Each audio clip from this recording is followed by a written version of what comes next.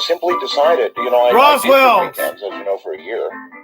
And I decided, well, that's not really giving me the break because look, if you do a talk program, you have got to live that program. You virtually have to live the program. And that means day and night. You're preparing for it if you're not doing it. Frankly, doing it is the easy part of it. And the professionals makes it sound very easy.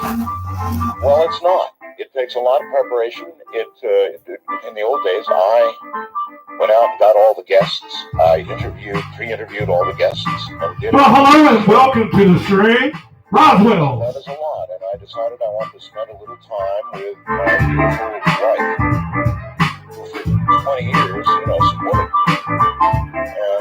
And so hello and welcome to the stream. Sundays a month, to be specific, the third and fourth Sundays of the month. Now, one exception to that will occur this month.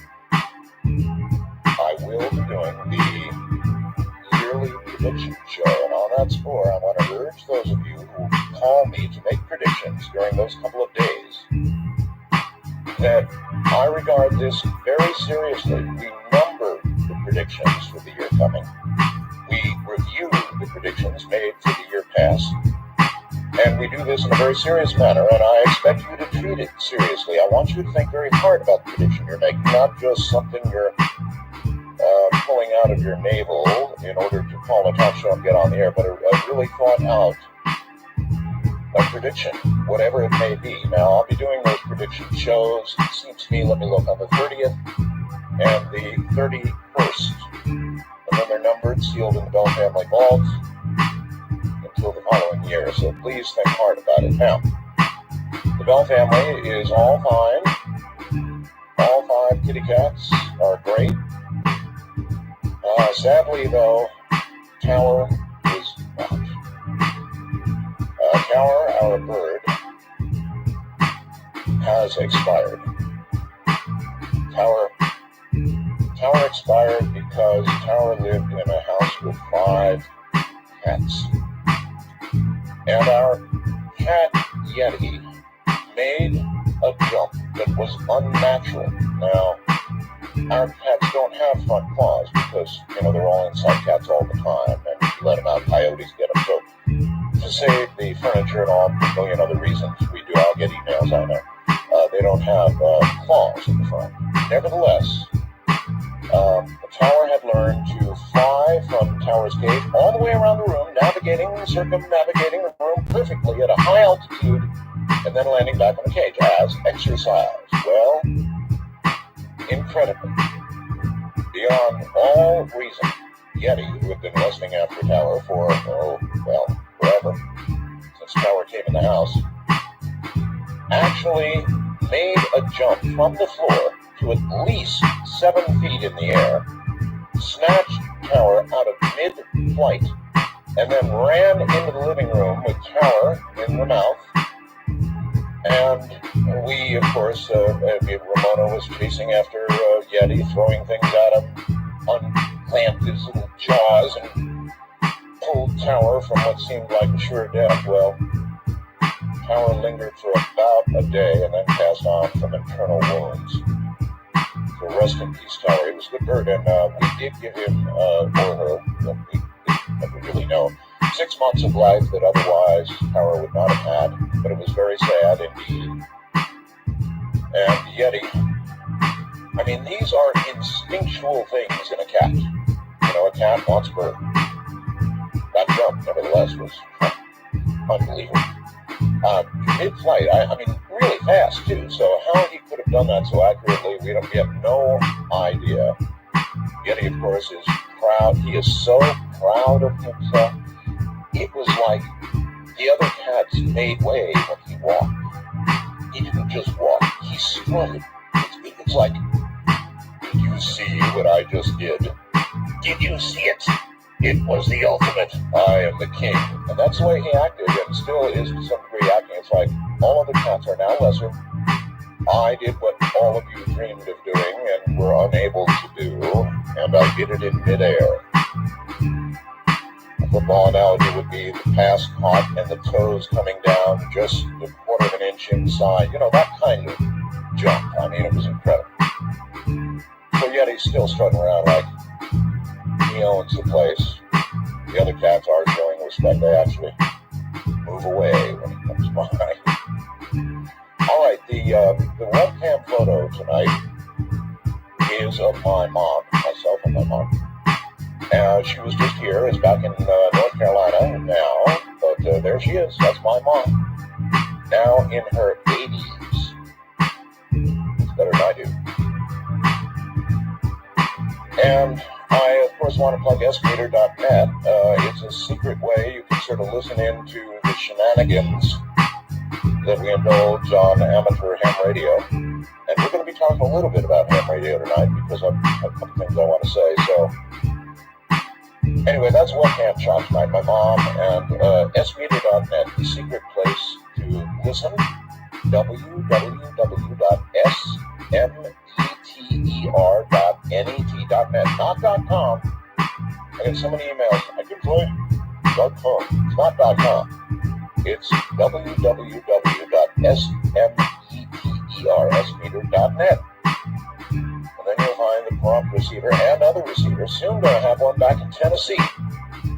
So you can listen to hams back east.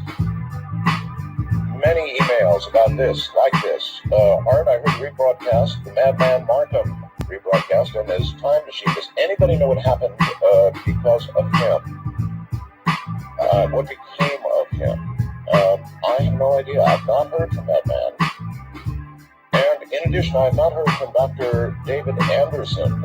He was another time travel expert, a real expert in the field, and I'll tell you something, it's been years now. He's just gone. For God's sakes, Dr. Anderson, if you're out there somewhere in our time, get hold of me, buddy, and we'll get you on the air. Same with Madman Markham. Love to have a follow-up, as with the rest of the audience, but both of the men who are really involved in time travel are, for all intents and purposes, gone. Draw your own conclusions. A quick look at the usually, and not to be disappointing, depressing national news. Bush asserts U.S. is winning the Iraq War. That's the first story. President Bush asserted Sunday that the United States is winning the war in Iraq, and he issued a plea to Americans divided by doubt: do not give in to despair, and do not give up on this fight for freedom. On time address, he said all this and more. Second story in the national news is analysis. Bush dropped rosy Iraq scenario. No more rosy scenarios after watching his credibility and approval ratings crumble over the course of 2005. The president completed a rhetorical shift Sunday night by abandoning his everything's okay pitch to Americans and coming clean. He was wrong about the rationale for going to war in Iraq. He underestimated the dangers. The country has suffered terrible loss, and the bad news is not over. Even with his high-profile display of candor, a step anxious Republican leaders have been demanding for weeks, Bush remained unyielding. Mexico's President Vicente Fox stepped up his attacks on the United States planned defense along the southern border on Sunday, saying it was, quote, shameful for us. A shameful initiative for democracy, he said. Barriers between nations belonged to the last century and had been torn down by popular uprisings, referring to the fall of the Berlin Wall in 1989. Build not a fence, keep our people out. The movie Kong made about $50 million in its debut, doing very well. You like monsters. And, of course, I watched with a big smile on my face while our San Diego Chargers ruined an undefeated season for the Colts. Score 26-17. It was a glorious game to observe, absolutely glorious. All right, we'll get to the rest of the news, as Paul would say, in a moment.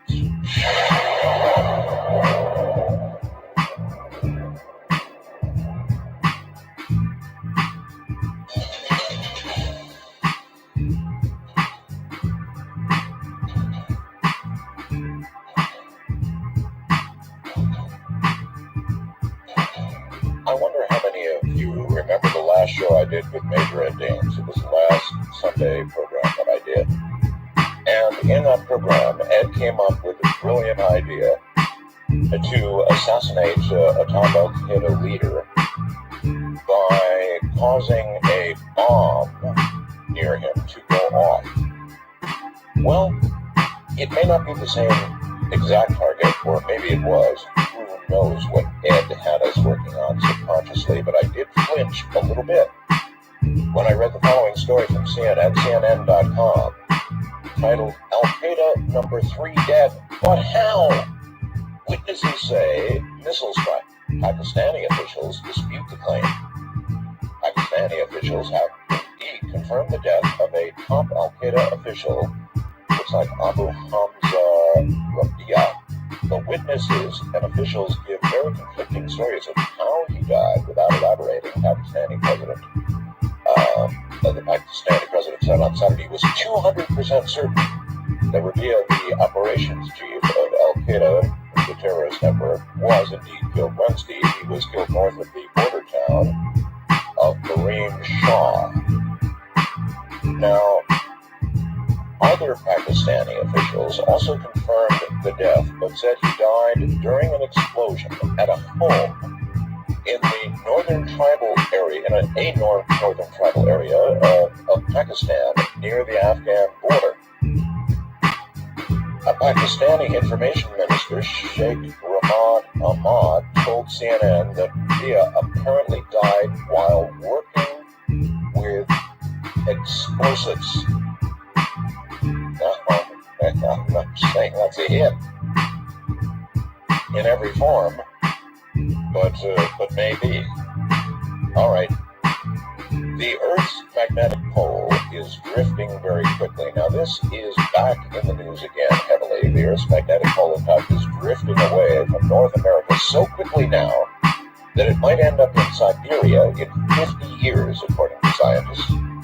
The shift could mean that Alaska will lose its northern lights, auroras, might even be more visible in areas of Siberia and Europe. The magnetic poles are different from geographic poles. The surface points marking the axis of the Earth's rotation. Magnetic poles are known to migrate and occasionally even swap places. This may be part of the normal oscillation, and eventually it may migrate right on back toward Canada. But it may not. It may flip completely, and we may be in the middle of something right now. In fact, let me stick my neck out. We really are in the middle of something big right now. It's happening. If you care to step back and look at what's happening around the world and on our Earth right now, there is no question about it. One of the effects of the magnetic movement would be occurring on shortwave radio. Here's an article, interesting article. What effect will all this have on radio propagation? Well, it's clear the regions for best VHF auroral propagation will move as the magnetic North Pole drifts. I'm not clear on how this would affect the United Kingdom, obviously written in that area, but some people speculate the drift of the magnetic pole into Siberia would increase visible auroras in parts of Europe. If the Earth's magnetic field collapsed during a flipover, we might see increases in incoming cosmic rays and particles in the solar wind, because, of course, the magnetic field protects us against all of that, which would normally be deflected by the Earth's magnetic field. This may well affect the ionosphere. Could we see increased ionosphere propagation at, say, 50, even 70 megahertz? Who knows? But one thing's for certain, we live in interesting times. That's from Ham, M5AKA, and he's sure right about that. We live in very interesting times.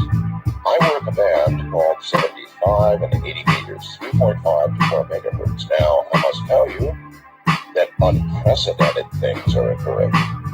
At this point, when the sun goes down at night, those people that we've been able to reliably hear at 100, 200, 300, 400 miles away, they're gone. And propagation is gone. Now, is this the result of the shifting Earth magnetic field, Earth's magnetic? I don't know. But I can tell you we are in the middle of a big sea change in almost every aspect of what's going on in the world. I called it quickening, and I maintain that what I wrote then is now manifestly becoming the truth. Since I only have a couple of Sundays a month, I've got a lot for you. Siberia is melting. It's part of it. A peat bog in western Siberia, about the size of France and Germany, began melting 3 or 4 years ago and will spark an irreversible ecological landslide and unleash billions of tons of methane gases. This is potentially awful. The New Scientist, very honorable, reliable, New Scientist reported in August. A Russian researcher visited the region, which is warmed faster than anywhere else on our planet. Temperatures increased 3 degrees Celsius in the past 40 years. Now bear in mind, this ecological area is existing on a very, very tiny temperature gradient. In other words, a very few degrees rise, and you begin to get a very great deal of melting. And so already we've got a 3 degrees Celsius a rise in the last 40 years alone. The findings followed a June report that said thousands of lakes in Siberia's east have dried up over 30 years.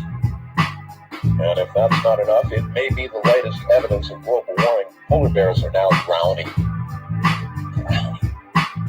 Scientists, for the first time, have documented multiple deaths of polar bears off Alaska, where they likely drowned after swimming very long distances in the ocean amid the melting of the Arctic ice shelf.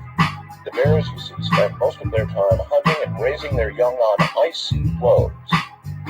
But as it gets warmer, the ice floes are melting. In a quarter century of aerial surveys of the Alaskan coastline before 2004, researchers from the U.S.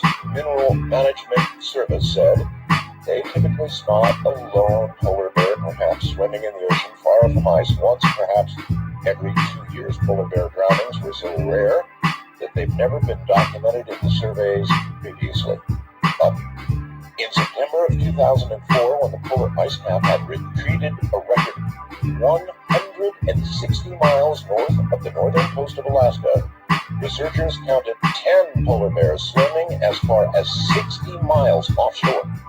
Polar bears can swim long distances, but have evolved to mainly swim between sheets of ice, if they're there. The researchers returned to the vicinity a few days after a fierce storm. They found 4 dead bears floating in the water.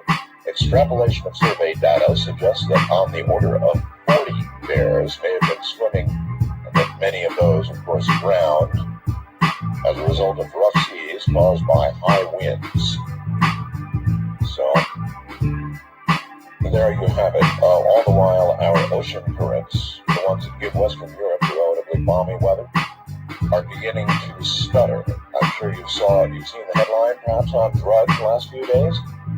And the fear is that they may halt, as in the coming global superstorm, or the day after tomorrow, the movie that was based in part on that. And, of course, we wrote that as well some time ago, and it sadly would appear to be coming true. So what we have going on in front of us is a ship.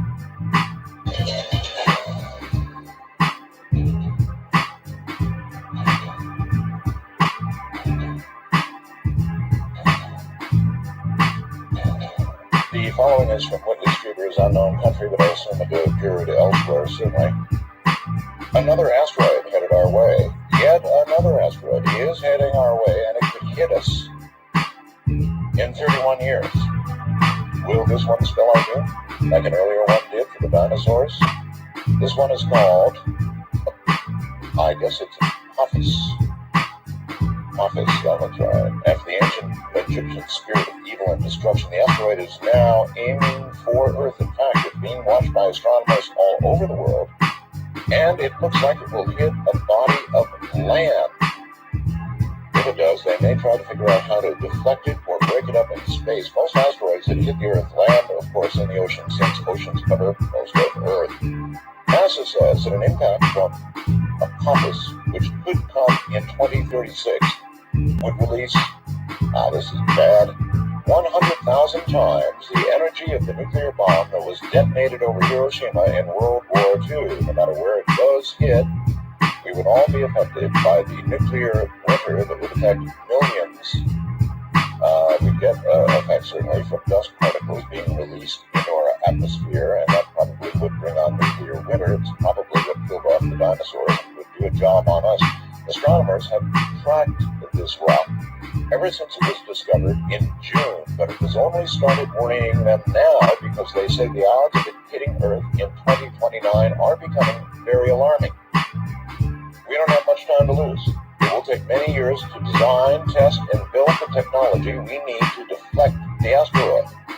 Meteor expert Monica Grady says an impact by this rock could cause mass extinction, and we're overdue for the big one. So that'll give the next generation something to worry about a little bit, huh? There's a legacy of the tsunami out there, and it's not a good one. There's a dead sea, a dead zone, devoid of all life, has been discovered at the exact epicenter of last year's tsunami, 4 kilometers beneath the surface of the Indian Ocean. Scientists taking part in the Worldwide Marine Survey made an 11-hour dive at the site 5 months after the disaster. They were shocked to find nary a sign of life around the epicenter, which opened up an 1,000-meter chasm on the ocean floor, a 1,000-meter chasm. Instead, there was nothing but eerie emptiness. The powerful light of the scientists' submersible vehicle piercing through the darkness showed no trace of anything living. A scientist working at on the Census of Marine Life Project, Ron Odor of Dalhousie University in Canada, said, quote, "You'd expect a site like this to be quickly recolonized, but it just hasn't happened. It's unprecedented." And speaking of unprecedented, that's the right word. I just got a fast blast from another ham operator, John, out there, who says, "Art, I have to disagree with the comment on the propagation on 80 meters of land isn't dead. It's just fantastically long. Conditions to Europe, especially Scandinavia, have been fantastic." Well, yes, John, I understand that. But that's not been the nature of 75 and 80 meters since I've been licensed in 58 up and down through a few sun cycles. It is unprecedented that on a regular basis, as soon as the sun goes down, propagation for the short range completely disappears.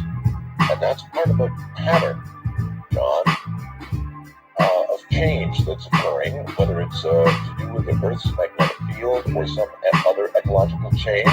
The sun cycle notwithstanding, I have never, ever seen anything like it in my life. And while it's great for talking to Europe, it's not so good for talking to your buds. And beyond that notably minor difference, change, I mean, it's not a big deal that we can't talk to our friends, but it is a big deal that it's changing like this, because I believe it has never done this before. And it's part of the larger change. It's just one small aspect that I'm able to observe as a radio person that I think points to what's going on in the bigger picture, that is to say, with our environmental changes.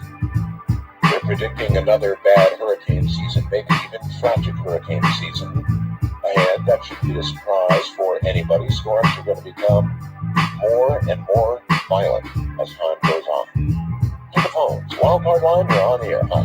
Hey, Art, how you doing? Quite well, sir. Thank you. I just want to jump right to the chase. I'm calling from, the area of WABC in New Jersey. 77. Yes, of course. Oh, no doubt. I got to tell you, Art, this is on the level. And around June or July, 03, yes, I was taking out the trash one night on a Sunday night. We pick up on Monday morning. I spotted a UFO above my neighbor's house, and that's how it appeared to me. I was setting the trash out with 2 other people. When I pointed the object out to them above the neighbor's roof, they both ran into the house and locked the door behind them. I was left out on the curb alone. And Art, I gotta tell you, when I was looking at this thing, I was tracing it with my index finger, pointing at it. It was moving so slow and changing color.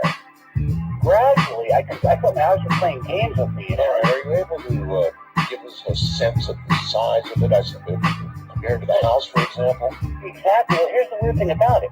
As it was above my neighbor's house and just floating around, no noise at all, it appeared to be right above their chimney, yet at the same time, it seemed to be way off on the horizon towards New York City. I mean, the visual was, it's here, but it's there. But at the same time, the weirdest feeling was all time kind of stood still as I was looking at it. Yes. And it drifted across the street into the wood line, and I was staring at it as it was just so slightly, gradually changing color.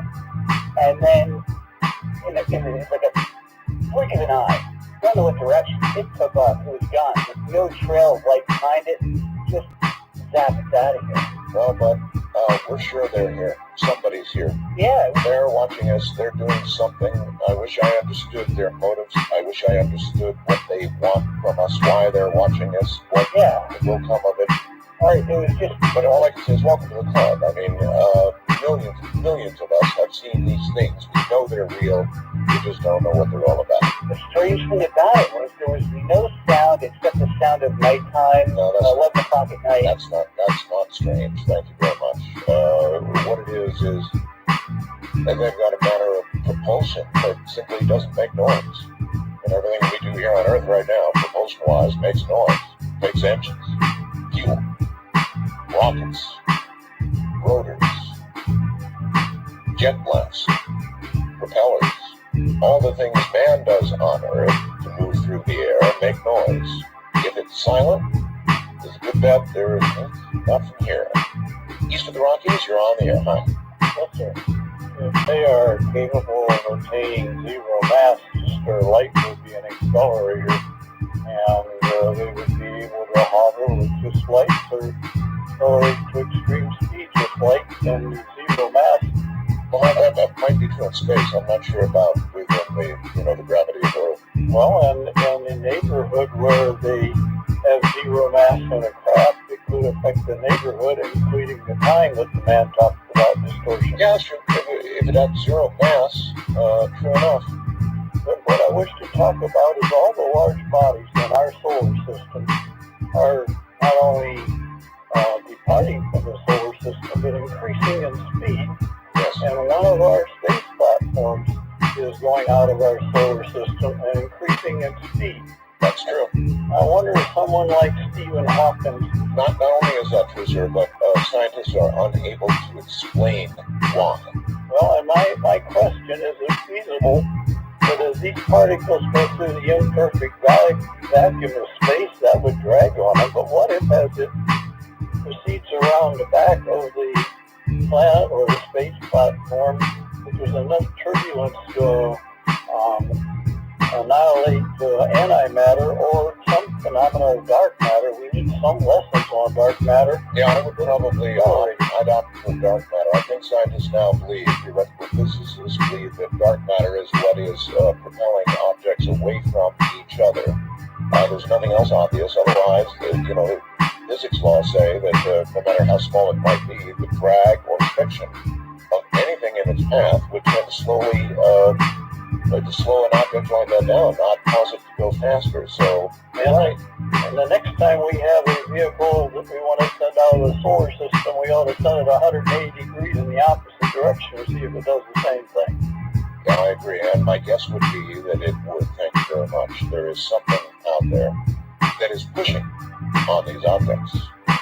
Pushing hard enough to get them going faster, not slower, but faster, away from us.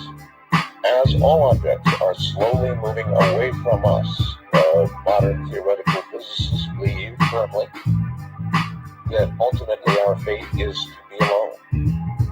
That other star systems, other planetary bodies are all moving away from us, so that the end, if Earth should, and man should be so lucky to live that long, the end would be a lonely, dark, cold existence. Man would go out of his house, if it could happen.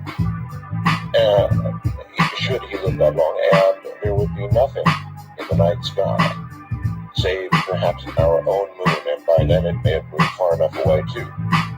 West of the Rockies, you're on the air. Good morning. Oh, how you doing? Very well, sir. Well, I wasn't talking exactly, or earlier I wasn't talking about this, but I found out something about, you guys were talking about the Vero chip earlier. We were? Well, not earlier today, but this was a couple days ago. We were talking about the Vero chip. Okay. And I found out that there was an emperor of Rome named Nero. And it's just kind of, and a lot of people think that was like the beast back then when they were talking about Revelations. And it's just funny how it sounds exactly like the same thing with Vero, meaning Nero. For buying and selling stuff. And so, you're referring, of course, to the mark of the beast. Right. And it's just funny how the Vero chip name sounds a lot like the emperor that they were thinking about was the beast. Back then, like 100 years ago. Well, let's try this out on this, sir. They say that eventually we shall all have to take the mark and perhaps have a chip implanted in ourselves to buy and sell things. Right. And without the chip, you cannot buy and sell. You cannot buy food. You cannot exist. You can't buy gasoline. You can't go down to 7-Eleven. You can't do anything. So, wait a minute. If it comes to that, and it comes your turn to take the chip, the mark, are you going to do it? No. You're not. No. You would starve to death first. Yeah. It's funny how Nero translates 616 and out to 666, and this was like an emperor that. But there was a Ronald Wilson Reagan, so I appreciate it. There's a lot of sixes out there if you look for them. But again, that's a classic test of a true believer. Would you take the chip? Would you take the mark? Not me. Maybe not. East of the Rockies, you're on the air. Hello. Yeah, no chips here either. No chips there either. You would starve to death. Pretty much so. Good evening. Good evening. I just wanted to bring up one thing about the pole shift that's been going on here. Edgar Casey brought that up a long time ago, and he also said that there would be, along with the pole shift, that there would be a change in consciousness kind of at the same time. I can believe that. Well, you know how birds, they seem to be losing their migratory pattern. Yes. What do you think it's doing to human consciousness? We kind of depend on, kind of the magnetism ourselves, don't we? You bet we do, sir. There's magnetite in the human brain as there is in other mammals. And that's how birds navigate. And so human beings could also be suddenly confused. We could become something else altogether. There could be that's why I said there could be a shift in consciousness. It could be true. Oh, yeah, Casey brought that up. No telling. No telling. But one thing, I kind of summed it up at the beginning of the program. There's so much going on right now that points to a profound shift of some kind going on right before our very eyes if we just take the time to look at it. People don't look at what the South and the North Pole looked like 40 years ago and now. They don't take the time to recognize the weather that's changing. They're like the little boiling frogs, getting hotter and hotter. And rarely do we take a moment out to look at what's going on around us, but that the change is happening now. I agree. Right now. I appreciate you calling. Yeah, take care. Take care. That's happening right now. All around us. Can't you feel it? It's a kind of a quickening feeling. And every news article leads you a little further down that trail if you're paying attention to what people have to say. But this change is occurring around us. Wildcard Line, you're on the air. Hi. Hello, how are you? I'm quite well, sir. I wanted to bring up an interesting point that you were talking about how the northern pole is going to be shifted in 50 years in Siberia. Well, if it continues its present pace, it will in fact be in Siberia within 50 years, yes. Okay, sir, how about the whole Mayan calendar? I mean, if it's going to be there in 50 years, that means that it's moving at a quite quickly pace. So wouldn't you think that the Mayans had some intelligence of that and introduced that into their calendar? All the catastrophic events that are going on with weather nowadays. Of course, it's entirely possible that the Mayans understood the cycles better than we do today. You know, I believe that I see a cycle, a change of a cycle right now, going on right now. But the Mayans may have known and may have seen and may have had access to history that goes far back beyond what we really understand, other than soil samples and ice cores and that sort of thing, and understood cycles that we don't yet understand. And that's why a lot of people do pay attention to the Mayan calendar and believe it does portend something. I think it does kind of talk a lot. I listen to your show quite frequently on Graveyard Shift, and it's just kind of weird that all the correlating facts and all the different subjects kind of come together into one point. You can feel it yourself, huh? I sure can. I appreciate your call, so thank you very much. Take care. Houston Rockies, you're on the air. Hi. Hi there, how are you? Quite well, sir. Where are you? I'm in Richmond Hill, which is just north of Toronto in Canada. Oh, way up in Canada, okay. Yeah. Fire away, we don't have a lot of time, but go ahead. Okay. What I wanted to let you know about, we've got a radio station up here that doesn't operate anymore. It's called CFM AM. Okay. And there's a gentleman that used to be on. His name was Ron Knight. It was the Ron Knight radio show. And it was a late night talk show. Yes. And they were talking about UFOs one night. I believe it goes back to 1975. It's possibly one of the producers who the audience tape. The gentleman called in saying he was looking at 3 UFOs over the lake in the back of his house. Yes. As he's describing these UFOs, they started to change. They were changing formation. Anyway, all the power went out in the radio station, and all the phone lines went down. Only in the radio station. The radio station was a small building above a pharmacy. The pharmacy still had power. The alarm never went off in the pharmacy because it was hooked into the phone lines. It's kind of fascinating. I can't remember all the details, but I did want to bring it to your attention. Well, that's quite all right. I appreciate the story. As you know, we've published many extremely credible stories.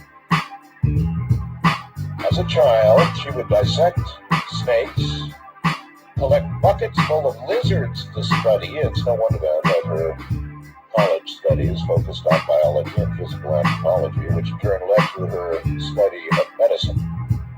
A Phi Beta Kappa graduate at Stanford University, she earned her BA in anthropology, then went on to receive her MD from the University of California, San Francisco. She completed her internal medicine residency in Honolulu, Hawaii, rough duty there, where she worked as a physician. Tess is the author of 8, count them now, 8 bestsellers, and in her free time, what free time, she continues to compile a weird biological facts file viewable on her webpage. We have a link up to that right now, www.tessgerritsen.com, and appropriately, the background to all her material appears to be black. Incidentally, my favorite color. In a moment, Dr. Tess Gerritsen.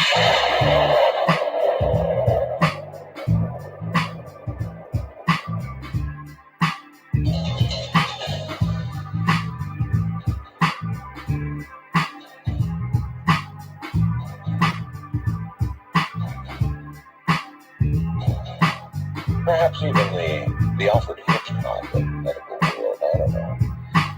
Dr. Tess Gerritsen, welcome back to the program.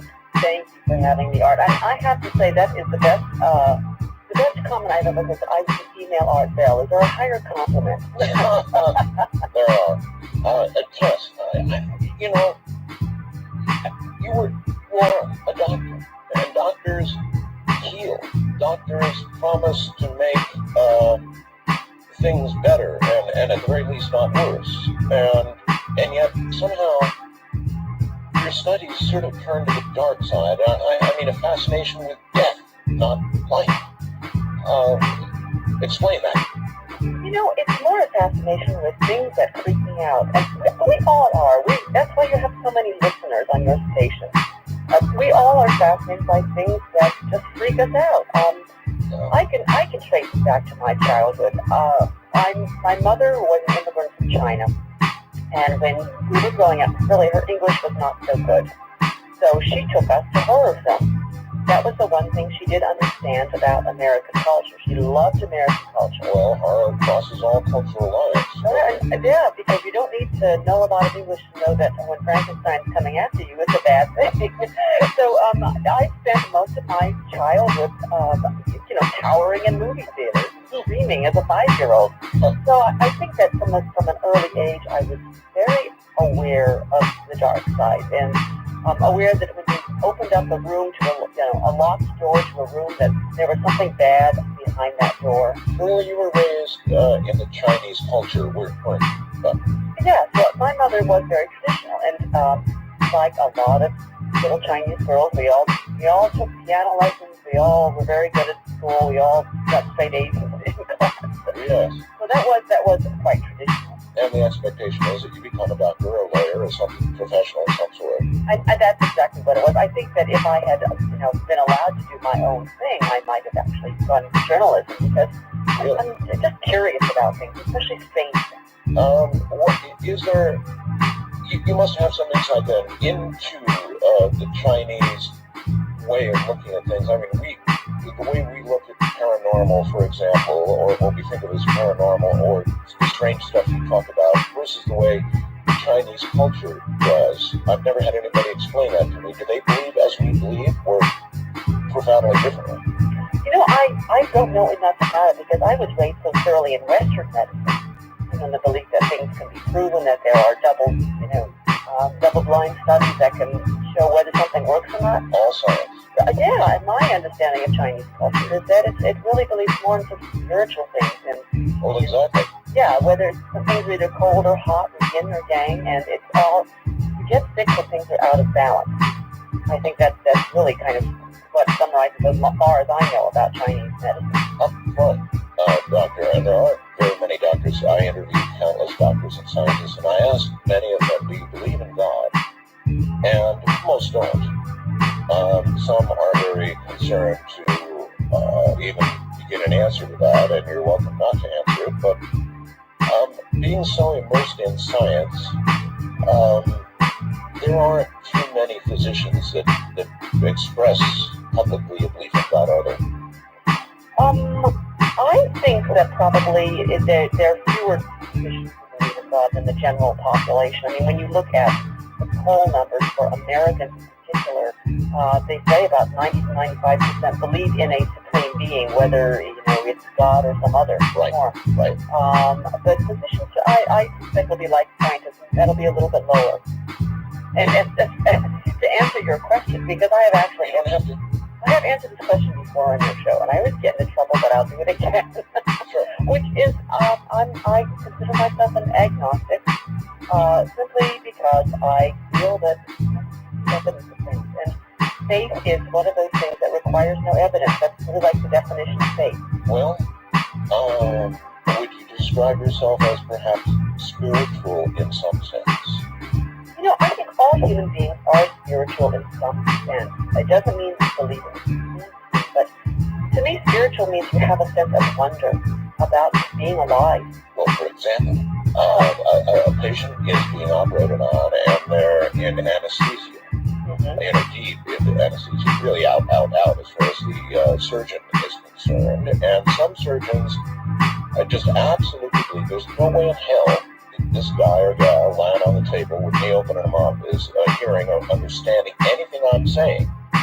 But some of the more spiritual surgeons are careful what they say during the surgery because they know or think or believe or have faith that the patient can in some way understand at some subconscious level what's being said. I mean, if the guy above says, man, this guy, look at that bleeder, he's not going to make it.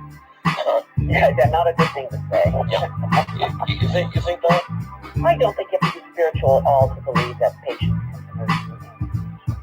I think it's just a matter of understanding neurological chemistry that there are some patients who do hear things. That perhaps the anesthesia wasn't as deep as you thought it was.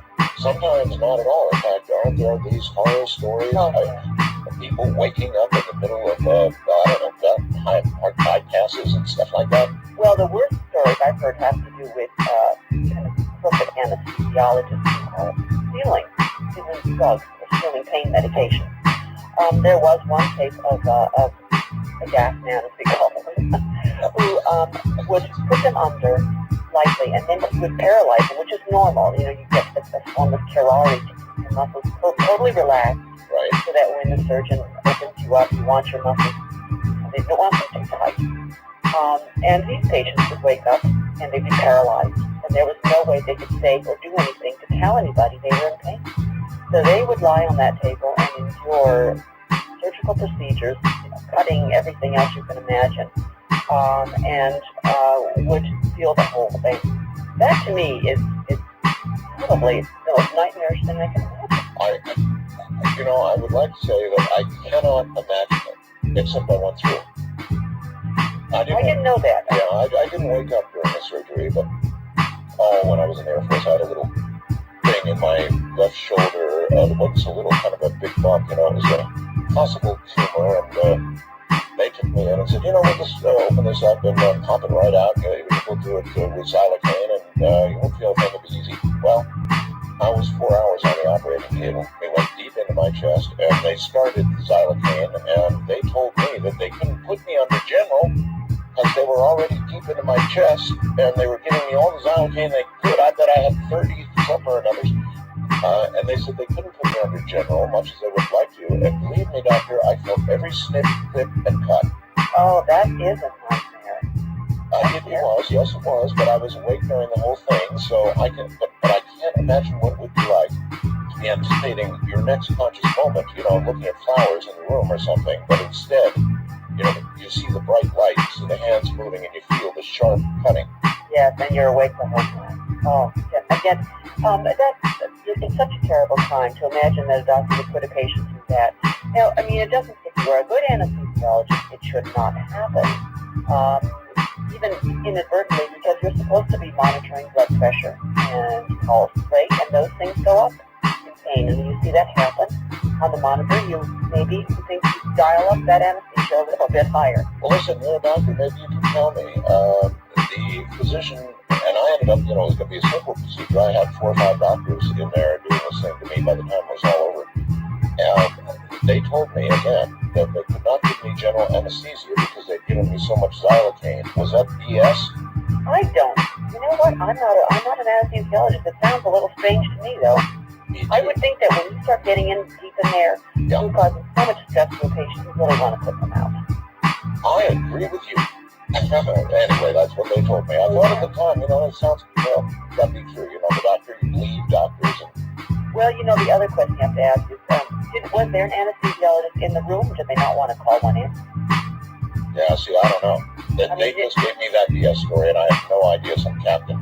And then to top the whole damn thing off, I worked in the hospital, and so when the report came back from Lackland Air Force Base, the test on this stuff they did on it came back and it was completely benign, but the doctor put me in there and told me I had 6 months. And then he cracked up and actually fell on the floor. We were pretty close. We all knew each other in the hospital, but I didn't think it was funny at all. That isn't funny at all. It wasn't, no. I hope you never have to go back for anything else. That was it. That was enough. Anyway, these things do happen. People do wake up, and the trouble is you get paralyzed, right? You be paralyzed, and then there is even a case of an anesthesiologist who tried to hide it by giving his patient a beta blocker, which suppresses the ability of your heart to beat up, so that nobody else in the room knows that the patient was awake, because they could not see the monitor and did not realize that the pulse should have been higher. But the patient's normal reaction of pain was muted because the anesthesiologist did that. There's got to be like a special place in hell for people there like has that. to be. If you believe in such things. Yeah, and I think he was just a drug addict. There's really no end of material for you for writing books, is there, in this field? No, there isn't. Right now I'm doing crime thrillers, but a lot of the fiction that I write about, I base it on true crime, things that have actually happened. I did notice you kind of did start down that line of crime, more crime than medicine. Well, I think it's because we're all fascinated by evil. And is there any better way to explore evil than with crime fiction? You know, what people do to each other, and that's the stuff that really freaks me out. And unfortunately, because of the subject matter, I am meeting a lot of very strange people. I bet you are. I'm getting a lot of strange correspondence. When I go out on book tour, I actually encourage people to tell me their own personal crime stories because I'm always fascinated by it, and I'm getting some real doozies that make you come home with nightmares. You want more of that material? I've got the audience for it. Well, you know what? I would love to put out just tell your audience if they have any personal weird crime stories. Let me know, because I collect these things. And by the way, while I'm on the radio with you, I just want to say hi to the Coast Riders. And say hello, and particularly to Tim, who has been corresponding with me. You have a lot of fans out there. We do indeed. With police, there is the great blue wall. You know, if something internally goes wrong, there's the great blue wall.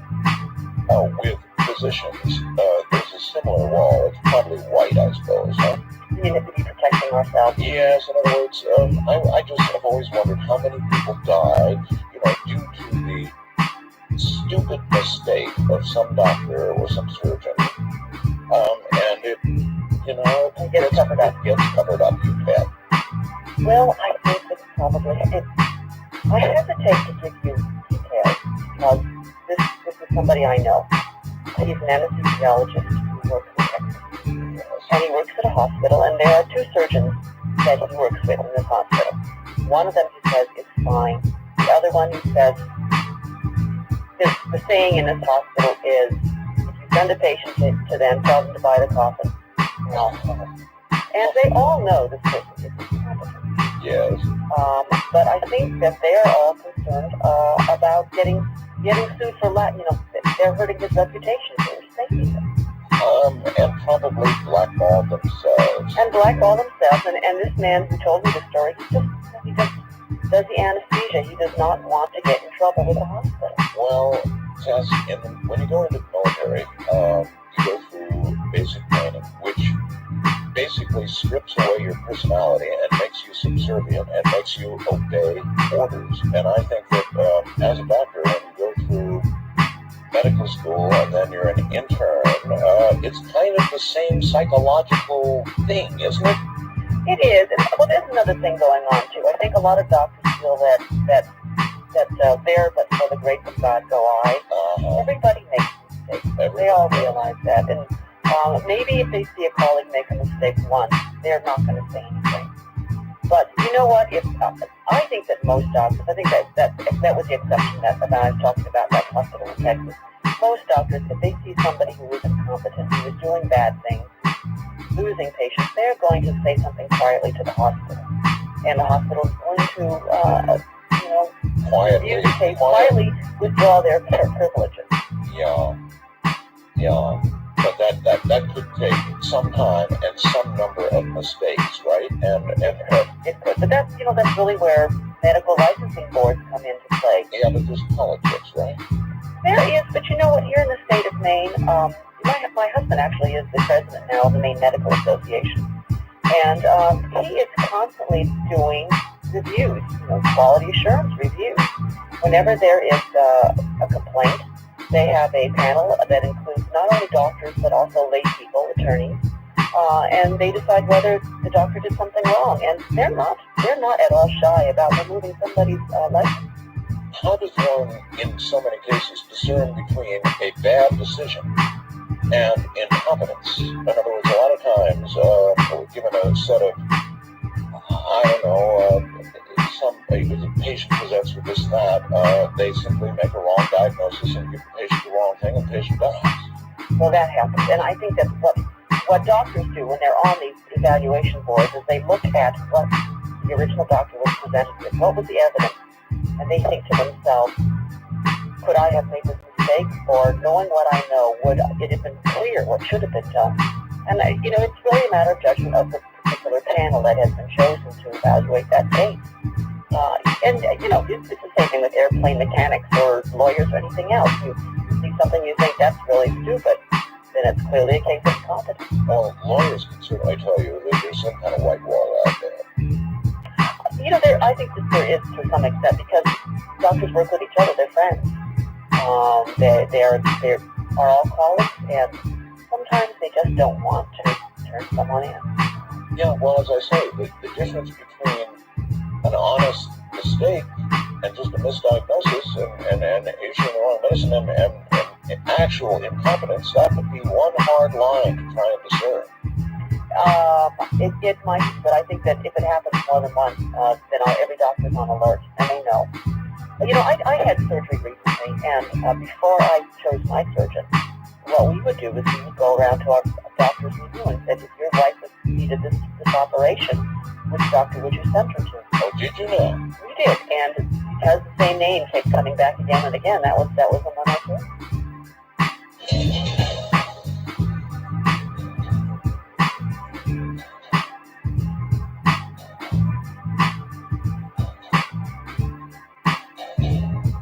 So, when is death not really death? This question actually came up in a news article that inspired my book Vanish. Here's the real story. It was in the suburbs of Boston, and a young woman was found dead in the bathtub.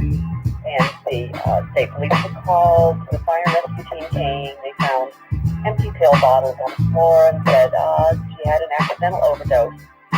They zipped her into a body bag and sent her off to the morgue. And a couple hours later, she woke up and walked out, apparently completely healthy, and with a 6-month follow-up later, it was fine. Oh, God. We get these stories every now and then. We really do. They're in the Associated Press, people waking up in morgues. Oh, God. And it happens so often that I have a friend that happened to. Oh? He was lying on the gurney. They had just declared him dead of an arrhythmia. He was being wheeled down to the hospital morgue when the orderly bumped up against the doorway. Yeah. And my friend woke up. And the orderly turned right around and brought back up to ICU. It's such a common story that I actually did a search on LexisNexis looking for some examples of how often it happens. I wonder if it ever happens to a coroner, scalpel in hand, ready to begin the autopsy, and the eyes blink, and oh my God, that could kill a coroner. It did. And it did once. In the 1980s in New York, there was a man who was about to be autopsied. The doctor had the scalpel in hand, he was about to make the cut, and the so-called dead man woke up and grabbed the doctor, and it was a pathologist who keeled over dead of a heart attack. I understand the man who was supposed to be autopsied survived that. So it does happen, especially, I think it probably happened quite a bit that people were buried alive in the days prior to involvement. Yeah, we've talked about that, of course, on past shows, but how can we get it so wrong? There's a criterion, right, for declaring somebody dead. They took this and that, hopefully. Pulses and respiration and, everything. Yeah. So how do we get it wrong? Well, in the case of the girl in the bathtub, she had taken an overdose of medications that probably depressed her respiration. She could not breathe very well. And whoever was listening to her heart, who knows what happened? I don't know how they could have missed it. But it does happen, and I can tell you as a doctor that it's not that out of the question that if you are in a very noisy room, if you have a lot of relatives who are flying around you, that maybe you don't hear the heart as well as you should. Or you don't watch them long enough to see whether there are any respirations. Speaking of that, when somebody codes, that is to say, I guess, when they code, their heart stops, they stop breathing, they are more or less dead, right? Yes, and if you were to check somebody's vital signs at that moment, they would appear dead, even though their brain cells may still be alive. Okay, so many times the paddles are applied and they're brought back, right? Yes. Are all patients who go through that, who code, are they told about it always? Afterwards? Yes. Well, they all know about it. We always tell them, we had a hard time with you yesterday, your heart stopped. I think that they all know about it. Okay, I always wondered. And the other case in which you may not know is drowning in cold water. I'm not sure you're aware of it. I am. The lowering of the body temperature, I guess.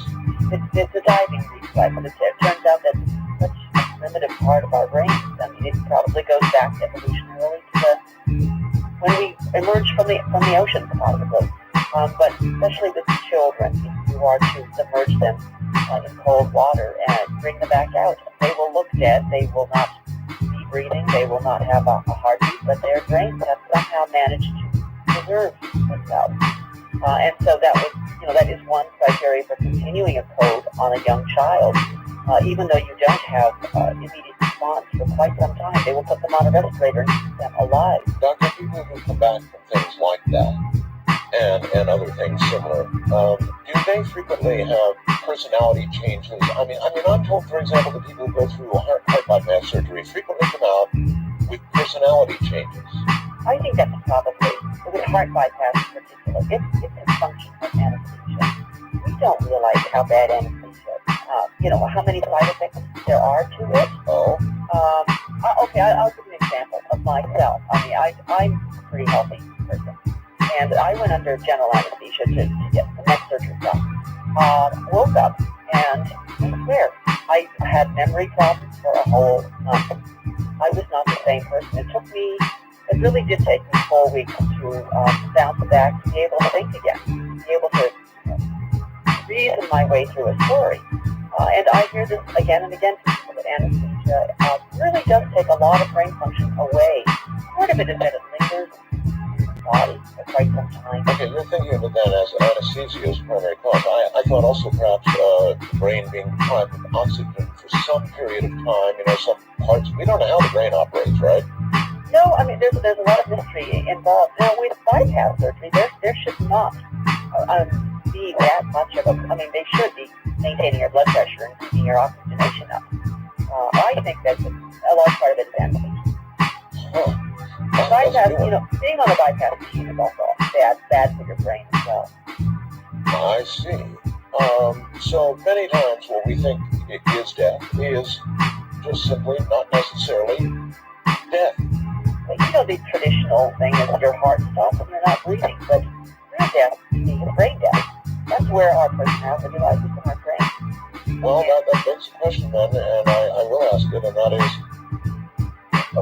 when we die, are you confident and comfortable that that's it, that there is no thinking process that's continuing after a parent declared biological death? I don't want to know when I'm being carried away in the bag, when I'm going into the ice chest. I don't want to know about that stuff. And I'm depending on the fact that we're gone, we're out, we're not, somehow the brain is not limping along at some percentage of saved up oxygen and still going. Well, you bring that up, and this is a nightmare that was actually awakened by my mother years ago. There are people who believe that after you die, you wait 3 days for cremation. Yes. And I think that of course, is one of the various ideas that maybe the brain, there's still something left in the brain when they put you in the crematorium. But I personally don't think that once you have gone without oxygen for that long, that there's much left. I don't think you're going to be aware. Okay, but what about right after you've expired? I mean, let's say you have a heart attack and your heart stops or whatever other manner of death, but your head is okay and your brain is still there. My question is, how quickly would all functions that are associated with any kind of consciousness, how quickly would they cease? Immediately? 2 minutes? 30 seconds? I would guess no longer than 2 minutes. Probably more like 15 seconds. Because you think about if somebody was to choke you, yes. How quickly do you lose consciousness? That happens within 20 seconds. Yes. So maybe there's a brain function, but you would not be conscious. Well, perhaps in that manner of death, but they're not all the same. I mean, there are many, many ways to die. Yes. There are. I mean, I know what you're saying. You are afraid of everything that we're all terrified of. Of course. And the cases of people who have near-death experiences are coded and but still feel they can hear things and still and see white light and see the hallucinations that are not unusual for near-death experiences. That's still brain function. I mean, it just means that some neurons are firing and maybe you're awakening memories in the brain, but it just means that you are still conscious on some level, even though you're undergoing CPR. And you attribute that. I've got a very good friend, Daniel Brinkley, struck by lightning, declared dead, by the way, had an incredible NDE, a couple of them actually, and where does that stuff come from? Is that NDE, according to what you believe, scientifically occurring either just as they're going down or just as they're coming back up, but not in that bottomless pit we call death? There is a theory that it's all related to lack of oxygen. That it's a hypoxic brain that comes up with what seems to be very consistent sorts of things, seeing light, seeing a bright light, seeing people who you love who have died and passed on. Don't those stories cause you to doubt a little? How would they not be? They're so common. I also interview all these folks who studied this at the top of their game, and they swear, how could any rational person listen to story after story after story and not at least have some doubt about what may be over there on the other side or not? Again, that's why I consider myself an agnostic. I do not say that it's not possible, that it's impossible. I think that it's near-death experience research is fascinating, but nobody has. It's one of those things you don't really have any way of proving it, do you, until you cross over. No. But a person of science does have to take into account all of these unaccountably similar stories and make something out of it. Well, one of the possibilities is, as I mentioned, it's a common hallucination for the hypoxic brain. I know, Art, I grew up in a paranormal household. I don't know if I ever told you this. No, you didn't. Yes, I did. My mother lived in a demon-haunted world, let's put it that way. We were members of the San Diego Parapsychology Association. No kidding. I grew up with mediums, psychic mediums, sitting around our dinner table, and we would go into trances over dessert in our house. and I was surrounded by them. My mother would always tell me stories about ghosts that she had seen in China. And she firmly believed in ghosts because she had seen them herself. And so have many of my listeners. I mean, it's another area of interest. Obviously there cannot be ghosts if there are not spirits who live beyond death. So I have a great interest in these ghost stories, and there are millions and millions of them. Again, there are, and I would love to see a ghost. I have been looking for a ghost all my life. And as a child, I always wanted to see one. I never did, because I think that were I to see a ghost, were I to be convinced of that, it would be a great deal of comfort to me that there is evidence of life after death. All right. We have been fascinated with the possibility of death not being the final toll for a long time. Actually, in reviving the dead, that was Frankenstein, and do you believe, Doctor, that it will ever be possible to revive the dead? Well, that's where cryogenics comes in, isn't it? That's the only real way. We do not have the technological capacity to truly revive the dead right now. Again, I've interviewed people who are paying substantial amounts of money to have either their head or whole body frozen upon their death to be brought back millennia in the future when whatever it is that killed them can be corrected. Are they crazy? I wouldn't say they're crazy. I would say that they have a great deal of faith in technology, but knowing the practical aspect of keeping the body frozen for that long, in terms of how many companies go out of business, I think they're probably wasting their money. I mean, just think about how here you have a giant freezer with 500 heads waiting to be awakened in some later century. Yes. And you go out of business, go bankrupt. What Well, happens? you're not going to keep those things frozen into a turner. You're just going to let them defrost. Well, that's certainly a breach of contract. It is a breach of contract, but once you're dead and gone, and 50 years, are you going to be able to say that your heirs will keep up the cryogenic lab? Well, I mean, people have this elaborate plan for invested funds, that will keep it all going. Well, you certainly hope that they would. So let's go back to it. I mean, is there at least a slim possibility that science may find a way to reanimate the dead if they were properly preserved? Yes, I think there probably is, assuming you did not let the brain cells die. It has to be, and this is part of, I think, their protocol is that they undergo cryogenics while they are still on life support before the brain actually goes. Once your brain is dead, there's no way to revive it. The courts won't let them do it. There have been several who have tried. They say, I know I'm terminally ill. I know I've got weeks or months or whatever. I want to go now. It's my only chance, and the courts have not let them do it. Well, no, because it leads to what appears to be premature death, right? It's almost like committing suicide in the eyes of a lot of courts. I suppose. Yeah. But you're telling me that to be, at least have a good hope of being revived, you would have to be put down. There's that term, put down. While your brain is still functioning. That's the choice. I mean, are you willing to give up, say, 6 months of extra life for the possibility of waking up a century from now? Would you be? You know what?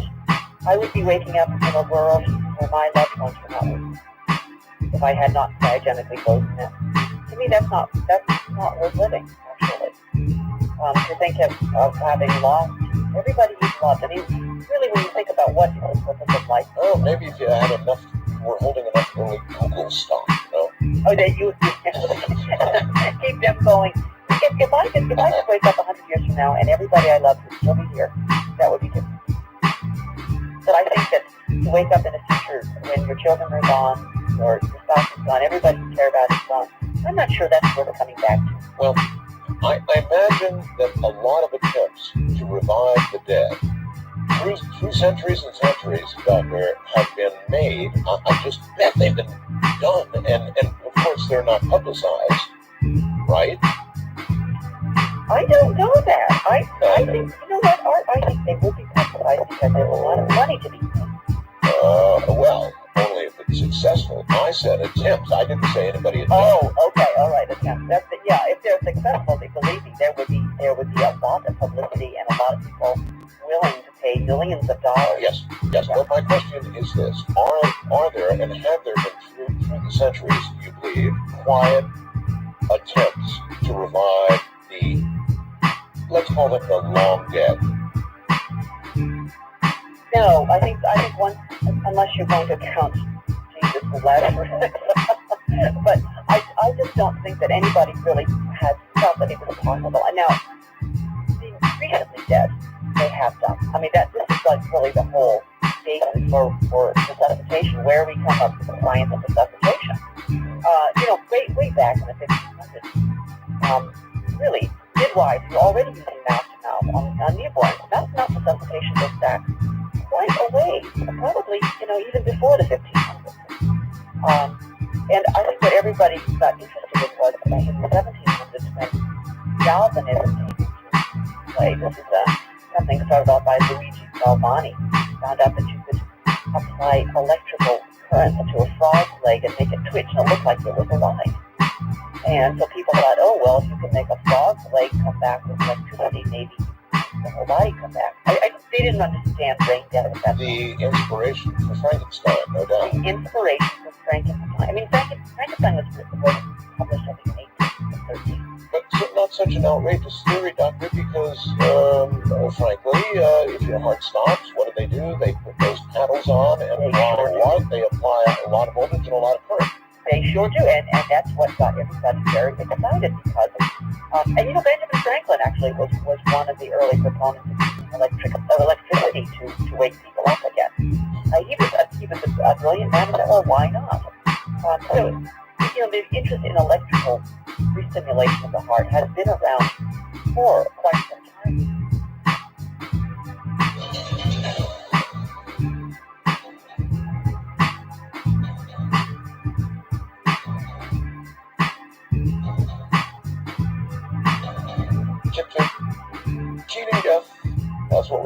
out, and when death really isn't death. And, doctor, welcome back. As a doctor, you explained already earlier that younger, you actually participated with your mom in trances, yes, and so as a doctor then, with that background, you must have had an eye out for the paranormal. Did you ever have an experience yourself that you would put in that category, or that you can't explain rationally? Oh, no, in medicine, these strange things. You're always dealing with people who are dying, have died, are about to die. And I worked in a hospital in Hawaii. You know, Hawaii is kind of a very spiritual place. People seem in tune with the afterlife, No doubt. ghosts and things, because there are just a lot of people there who believe in this stuff. I worked in a hospital that had, it was a Catholic hospital, and one of the nurses there was also a nun. And it was very creepy. Every so often she would walk into somebody's room and bless them, and walk out. Yes. And I asked somebody, well, how come she did it with that patient? And said, when she gives that blessing, she knows they're going to die. This woman, this nurse, and I'm not talking she was an angel of death. It's just that she had this ability to know somebody was going to come in and was not going to make it. And she would make sure they got their blessing ahead of time. Now, part of it is that, yeah, you see somebody and you think, yeah, they're pretty sick. Of course they're going to die. But she did it a couple times. People were perfectly healthy. She just had this sense. I asked her once, and she said, I can smell it. I can smell when somebody's going to die. Wow. And she couldn't explain. She just says they smell like death. There was a room on one particular ward in that same hospital. They tried never to put patients in that room. That room pretty much stayed empty until they got loaded to the gills. They had to put people in there. Yes. And the reason was the room was haunted, according to the nurses. Again and again, they would have patients who were in that room who would wake up, would call, ring the call button and say, who is that person standing over my bed? And the person that they would see would be a man in a hospital gown. That was the ghost. I never saw the ghost. I kept going in there looking for the ghost, never saw it. But it's Still, when you have experiences like that, with the one you just described with the nurse, how can you not be spiritual to some degree? In other words, have enough doubts that you're not just an agnostic, but kind of a spiritual person. It almost sounds as though you are in some ways. I mean, you tell these stories, and it has to have affected you. I'm curious. I'm agnostic about ghost stories as well. You know, I'm waiting. I'm waiting to see one myself. I'm open-minded enough to know that there are things out there we cannot explain. And that the idea of the haunted room in which patients again and again seem to have experienced the same thing. Yes. On the other hand, what if they're getting checked in and the nurse happens to say, "Oh, you're in the haunted room"? You know, that's going to affect what they dream about. Yeah, suggestion, I'm sure. But then you wouldn't think that the nurse or anybody else in the hospital would admit to any patient they're going into a haunted room. You would think not, but you never know. I mean, there may be a volunteer comes in, and it's just hard to know why this particular thing happens. It may be that a lot of patients wake up with hallucinations of seeing something in the room because they're in an unfamiliar room, and the nurses just happen to remember that it was this particular room that happened more than once, and it became legend, and it became embellished over the years. All right, maybe, but going back again to your first story and that sister. Yes. That has to affect you. Well, again, there's a theological explanation for that as well. Is it that she's just a very, very good clinician, and that she has an instinct? There is something that she is picking up on. Maybe she is able to see that they're a little paler than usual, or there is something about them that looks pre-terminal. And the other thing that's interesting is that people who have cancer do give off a certain odor. This is what I've heard that dogs are actually used sometimes because they're such, they have such acute senses of scent that they can. And I don't know what the scientific investigation on this is, but I have heard stories that sometimes dogs can detect when somebody is suffering from cancer. Well, is it possible that this particular nurse has an advanced olfactory system? Possibly. Certainly, it has been proven that dogs know when their owners are coming home. They did this experiment that ran on one of the primetime news shows where they kept cameras on dogs. Then they'd have the owners start home at an unusual time of day, and inevitably, and every time, the dog would know the owner's on the way and start rushing the door, getting agitated and waiting for the owner. They knew the owner was on the way. Now, I don't know how to explain that except ESP. well, I don't either, but it may mean that animals do have some senses that go beyond ours, it would seem. Dogs in particular are very attuned to things, incredibly attuned to domestic dogs. There's an interesting study about the difference between domesticated dogs and wolves who have never been domesticated. What is the difference between a wolf and a dog in terms of our relationship with them? And that's the only difference, I think. Well, okay, but domesticated dogs are used to paying much more attention to people's moods. Yes.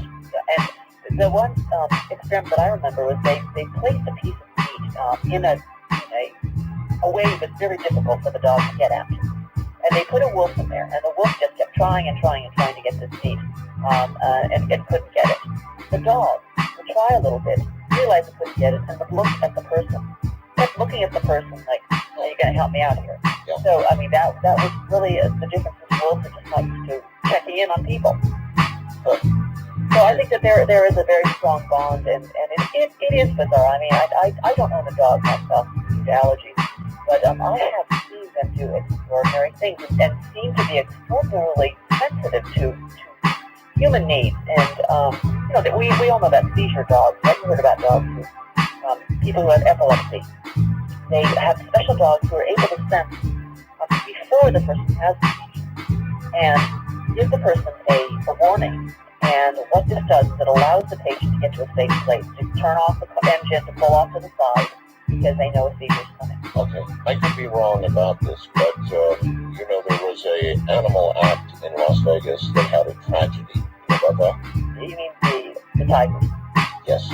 Yep. There's a story going around that tiger did not call him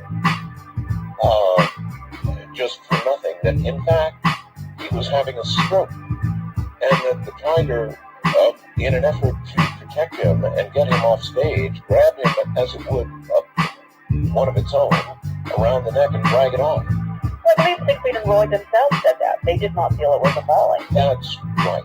Yeah, that something, well, whether it was he was having a stroke or there was a noise in the audience or something that made the tiger concerned about the training. Well, they did say that, and I would think that could be perhaps backed up medically, or maybe not, with all that happened, perhaps not, but... Well, the one thing is that tiger could have killed him. It didn't. I mean, could have really ripped him apart, and what it did was it grabbed him and pulled him off the stage, as if trying to take him to a safe place. So it could be a case of that? It could be a case of that, and I don't believe the tiger has been destroyed. I think the tiger is still right in their family. Okay. Now, we've got a long list to get through here. You have this thing down. I had no idea there was such a disease as perpetual fever? Oh, peripheral fever. Peripheral? Is that what it is, peripheral? Peripheral fever. It's childbirth fever. But what is fascinating about the reason I bring this up is I wanted to write a book about this subject. Childhood fever. Childbirth fever. Birth fever. Childbed fever.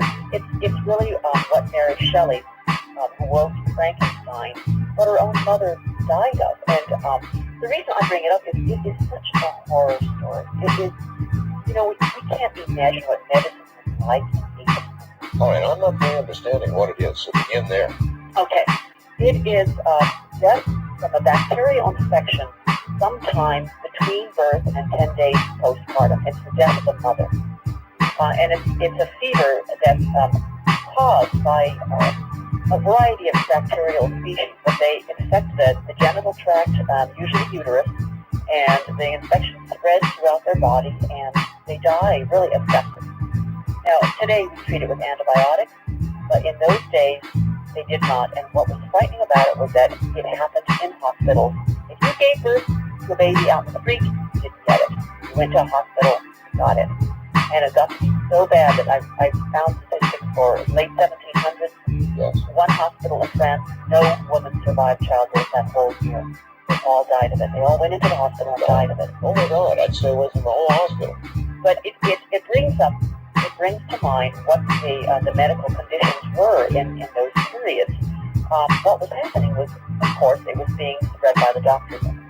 That's what was happening. There were no gloves there. So they would examine a woman who is in labor. They would go on to the next bed, examine the woman in labor without having washed their hands. I see. So, and they were really like death agents. And 10 to 20% of women were dying after coming into hospitals. But it's the conditions of the hospitals that reawaken the sense of, oh my God, we've gotten a long way. They would put women in hospital beds with the sheets that had not been changed since previous people had died. So you'd be lying in a bed that's soaked with blood, dry blood, or all the secretions of childbirth. They would put 4 patients to a bed. They would die so quickly, they didn't have enough coffins. They were throwing several people into coffins at a time. There was a description in Hungary of a hospital where the women's lying-in area was in a ward, and on one end they could look out the window and see the cemetery, and on the other end of the ward we saw the dissecting room where all the autopsies were being done.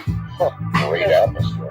Yeah, a great atmosphere, exactly. So, and things were dirty, and the reason women actually went into these hospitals is, number one, they maybe did not have enough money.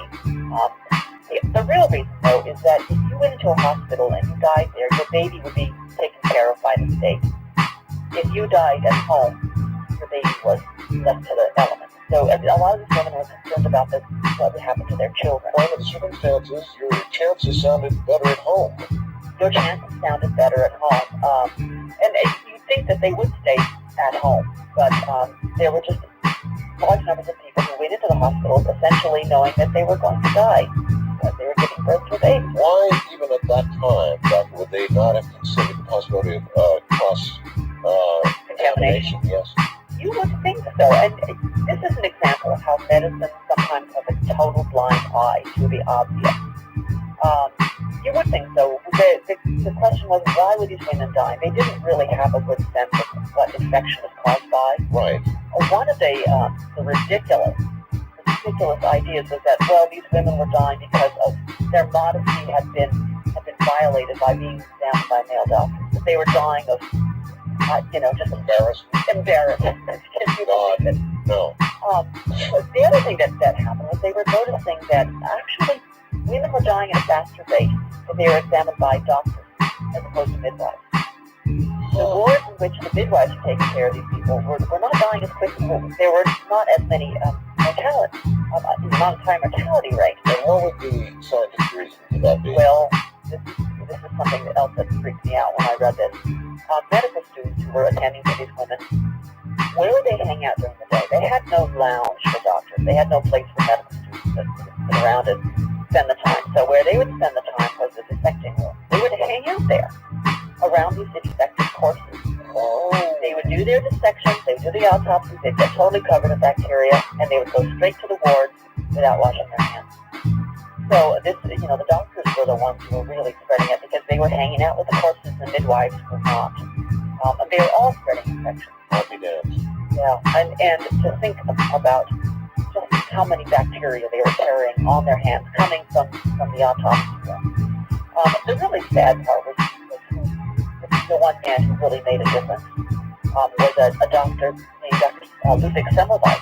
He was from Hungary, and he noticed that the midwives seemed to have a better rate of survival than the men, than the doctors. He began to wonder why, and didn't care about the so-called atmospheric conditions or noxious air idea that was killing women. He thought maybe it had something to do with the fact that the doctors were spending all this time in the autopsy room. It also impressed him that one of his friends punctured a finger while he was taking care of a woman, and that friend died of essentially sepsis. He thought, there's an infection going on. There's some kind of a bug that's being passed around. So all he did was tell everybody, wash your hands. He made everybody in this one hospital wash their hands. And the mortality rate dropped to 1/10 of what it used to be. And that, you think that was enough evidence to make doctors change their practice? One would think. One would think. It didn't. Doctors were so upset at the idea that they would have unclean hands, so they thought they were gentlemen. Doctors were gentlemen, and they did not want to be labeled as unclean. So they challenged him, Dr. Semmelweis, out of his practice. That's absolutely amazing. He ended up in an insane asylum. Oh my. He was so devastated by the attack, by the loss of his reputation, that he ended up in an institution where, ironically enough, I think he cut himself and he died of sepsis. The very disease that had been studying all those years. He did not demand that whoever treated him go first wash up. Well, I think at that point in a mental institution, what can you demand? They do what they're going to do to you. I suppose that's true. While we're on the category of things being passed like this, you know, I've been watching the headlines, Doctor, for some time now, about the possibility of a tiny little genetic change in this horrifying bird flu, and the possibility of it being, even some stories beginning to suggest they're seeing human-to-human transfer of this bird flu with a mortality rate through the roof. I mean, some incredible figure like 55%. Yes, it is. It's somewhere between 30 and 70%. Of the people who get it die, is what that means, folks. And I'm watching these stories very carefully, and they're kind of eerie, Doctor, because the stories sort of are saying it's not a matter of when or if, but rather when. In other words, it's going to happen. We are overdue for a pandemic of the flu, and I don't think there's anybody who doubts that there is going to be one. Whether it is this particular one, we don't know. Why do the scientists seem so damn convinced that this is the one? I mean, there are so many stories about it saying we're just, a hair's breadth away from it, and why are they so convinced in this particular case? Do you have any idea? Well, it's because it's already killed people. And we already, part of the problem, of course, is that, where its cradle is in Asia. It's Yes. because there's so much contact between people and birds. Yes. They live with their chickens and their ducks. And this is sort of like the perfect view to get this virus to mutate. It doesn't take very much. It just takes one person being infected with the avian flu. At the same time, they're infected with a more common person-to-person flu. And they somehow merge? They exchange genetic material. Yes. And that what it does is it changes the bird flu into something that's more easily transmissible between people. Like a sneeze. Like a sneeze. And that's of course, what scares us all. And, I've been worried about this for quite some time. I can't get it. It just seems to me that a lot of people are going around with their heads underwater, not caring about what's happening.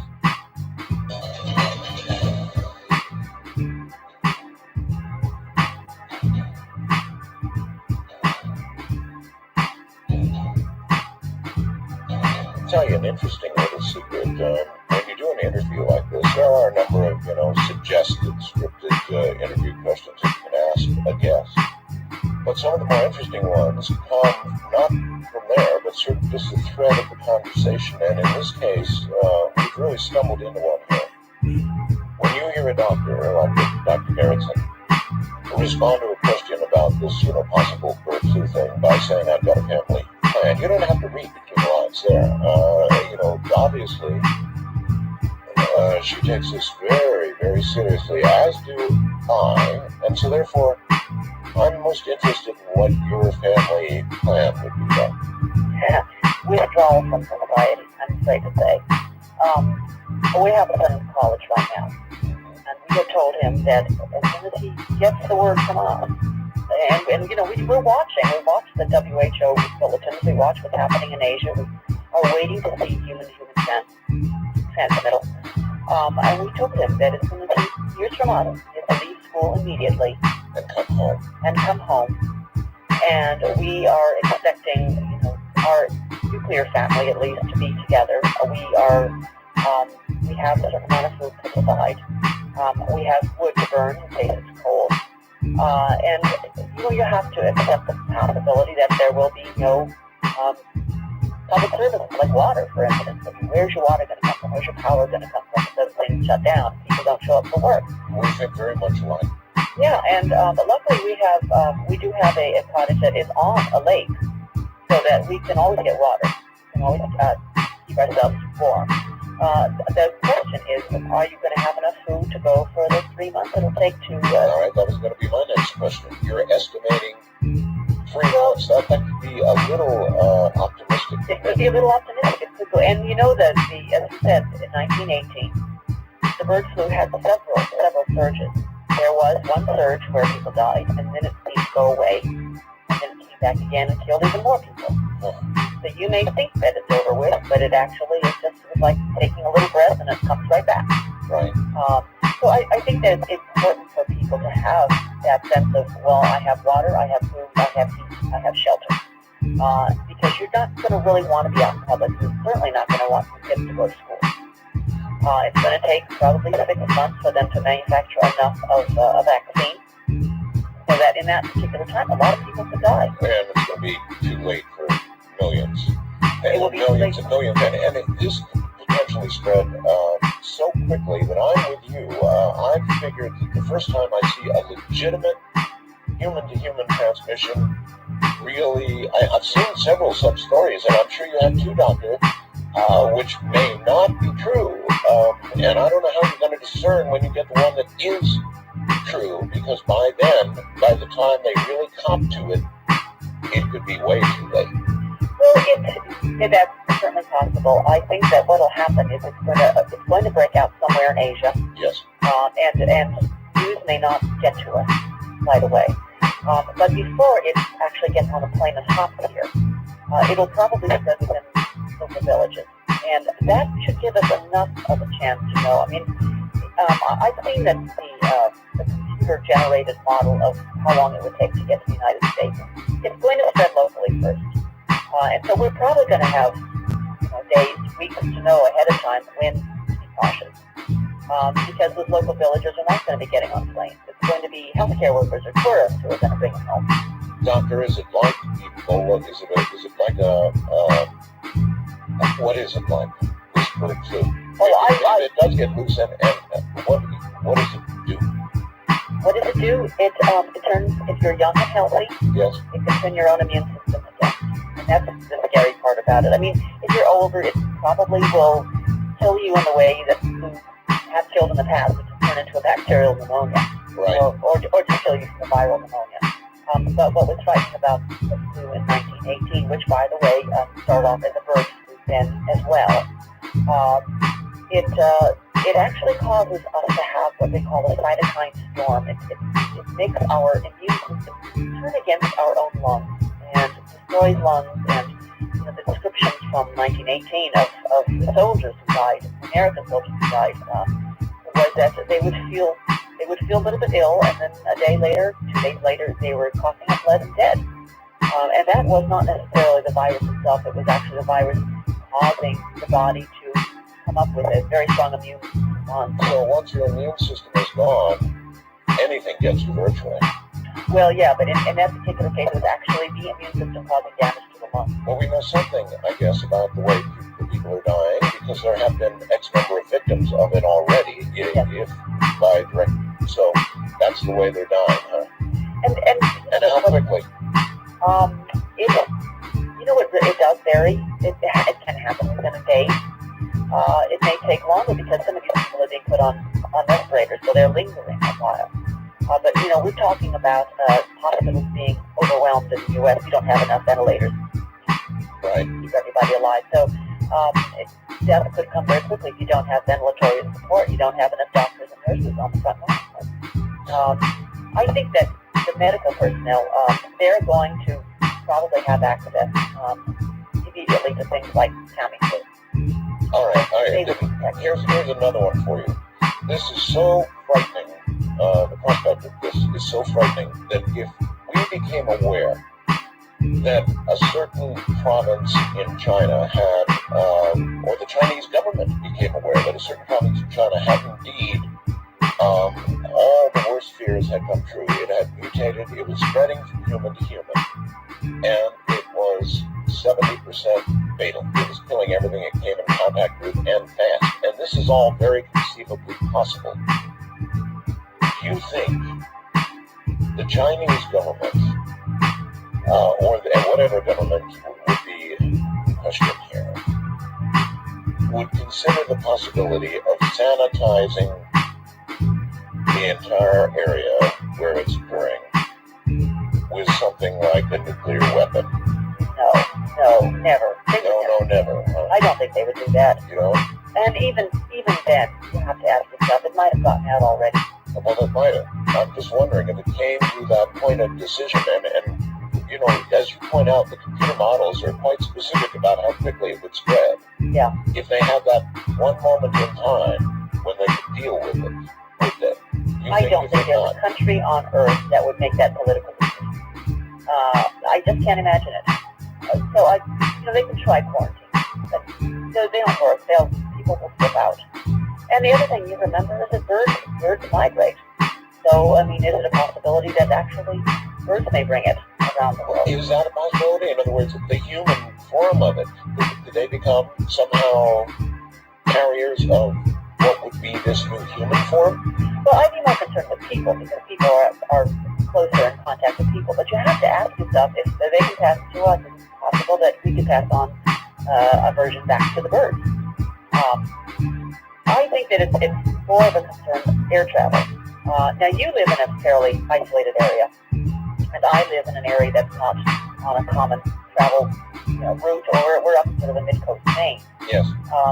So I think that we would have a little bit more warning than, say, somebody in New York City or Los Angeles or San Francisco. Perhaps so. Yeah. But you think, again, that 3 months would be a reasonable effort to make at absolutely closing yourself off from the world, and I mean nobody. I think that's a minimum. I think that's what sort of should happen at food for. And that's not hard. I mean, that's right. I mean, you could stock that away and be careful with your food. As long as you have water. I think that's in some areas of the country that's a tougher thing, to have access to water. And if you have all of those things, Doctor, you also probably should have a gun. Well, okay, that's a personal choice. It's a personal choice, but for the kind of woman who writes the kind of books you do, if that didn't occur to you, I would be very shocked indeed. Yeah, well, I'm not going to talk about guns. All right, that's fine. I'm not going to even That say whether I also have answers it just fine, thank you. Yeah. But getting back to evil for a moment, Doctor, I interviewed a great man named Father Malachi Martin. He was very close to 2 popes. He was a very fascinating, very deep, very believable man. He made done exorcisms, hasn't he? Oh, you betcha. Yeah. Yes. And he believed deeply, completely, absolutely in the presence of real evil. And I mean the real McCoy evil. Yeah.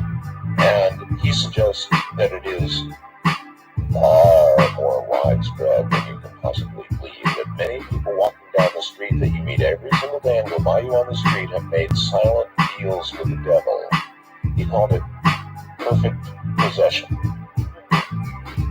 And so, what about that brand of evil, Doctor? You go that far with it?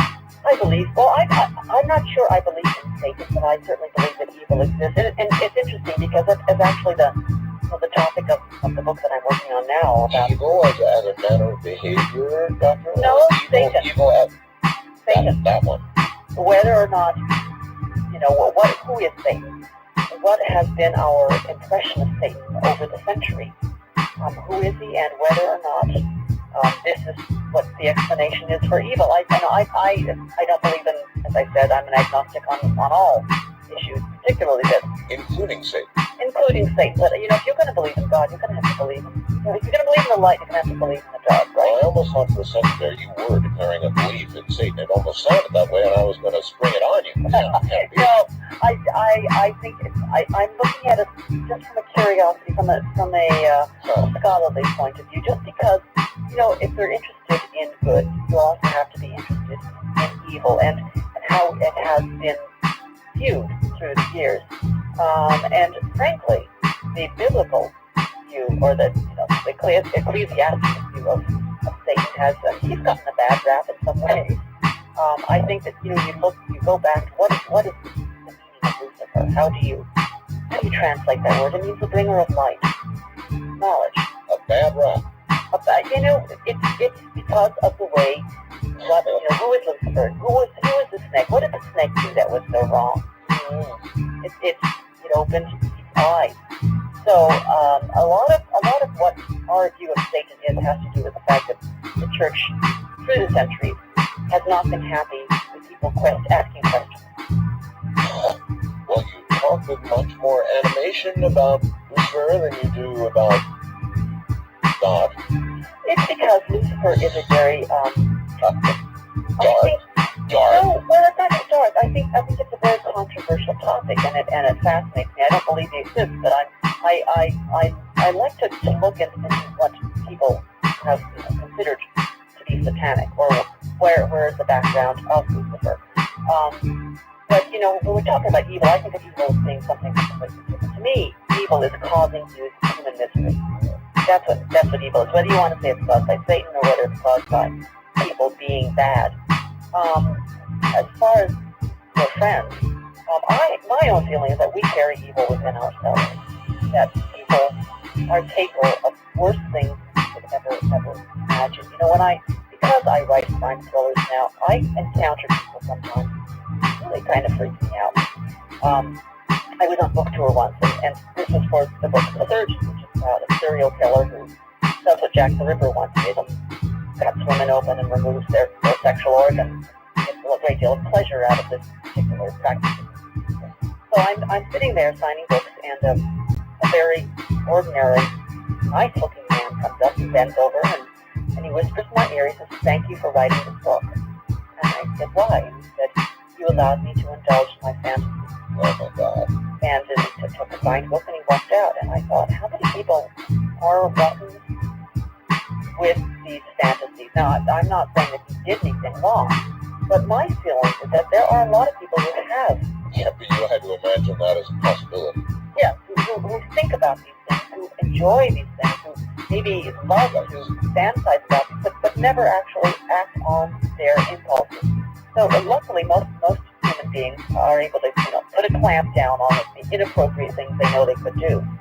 What is scary, though, is when you get into a situation such as after the bird flu, or when civilization breaks down, or when there are no police forces, and then these crazy people, or not necessarily crazy people, but evil people, feel free to do what they want to do.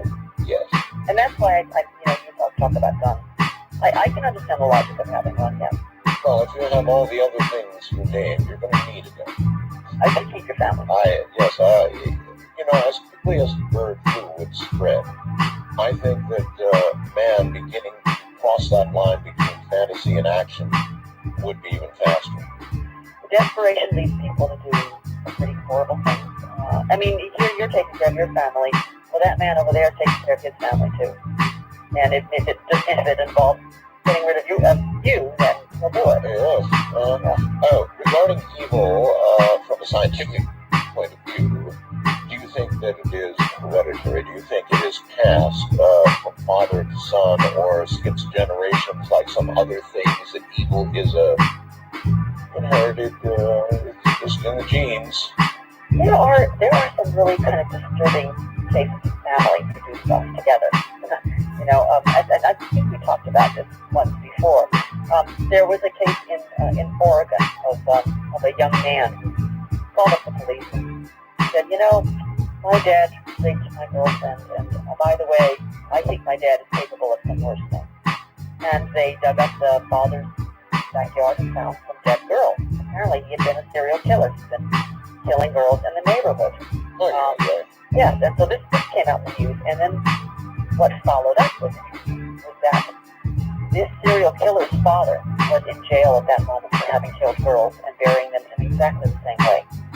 So here you are, this young man, your father's a serial killer, your grandfather's a serial killer. It's got to make you wonder about whether or not there's any genetic stuff going on. Well, do you wonder hard about that?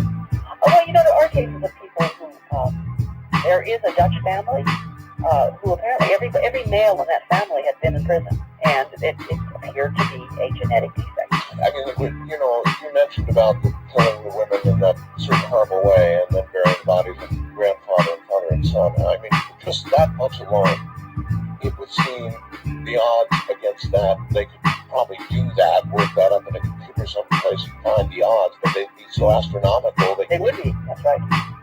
But, was it childhood influence or was it genetics? That's hard to tease apart, except for that one Dutch family.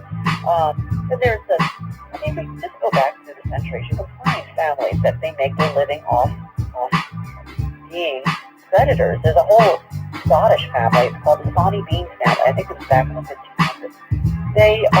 They would get people who were traveling. The family would just descend on these people, drag them back to their cave in Scotland. It was like on the seashore, so at high tide you could not see the mouth of the cave. And there were, I believe, like 70 members of this family living there. And they would rob these travelers and they would take them back and eat them. So they would eat them. And this was just the most feral kind of creatures you could imagine.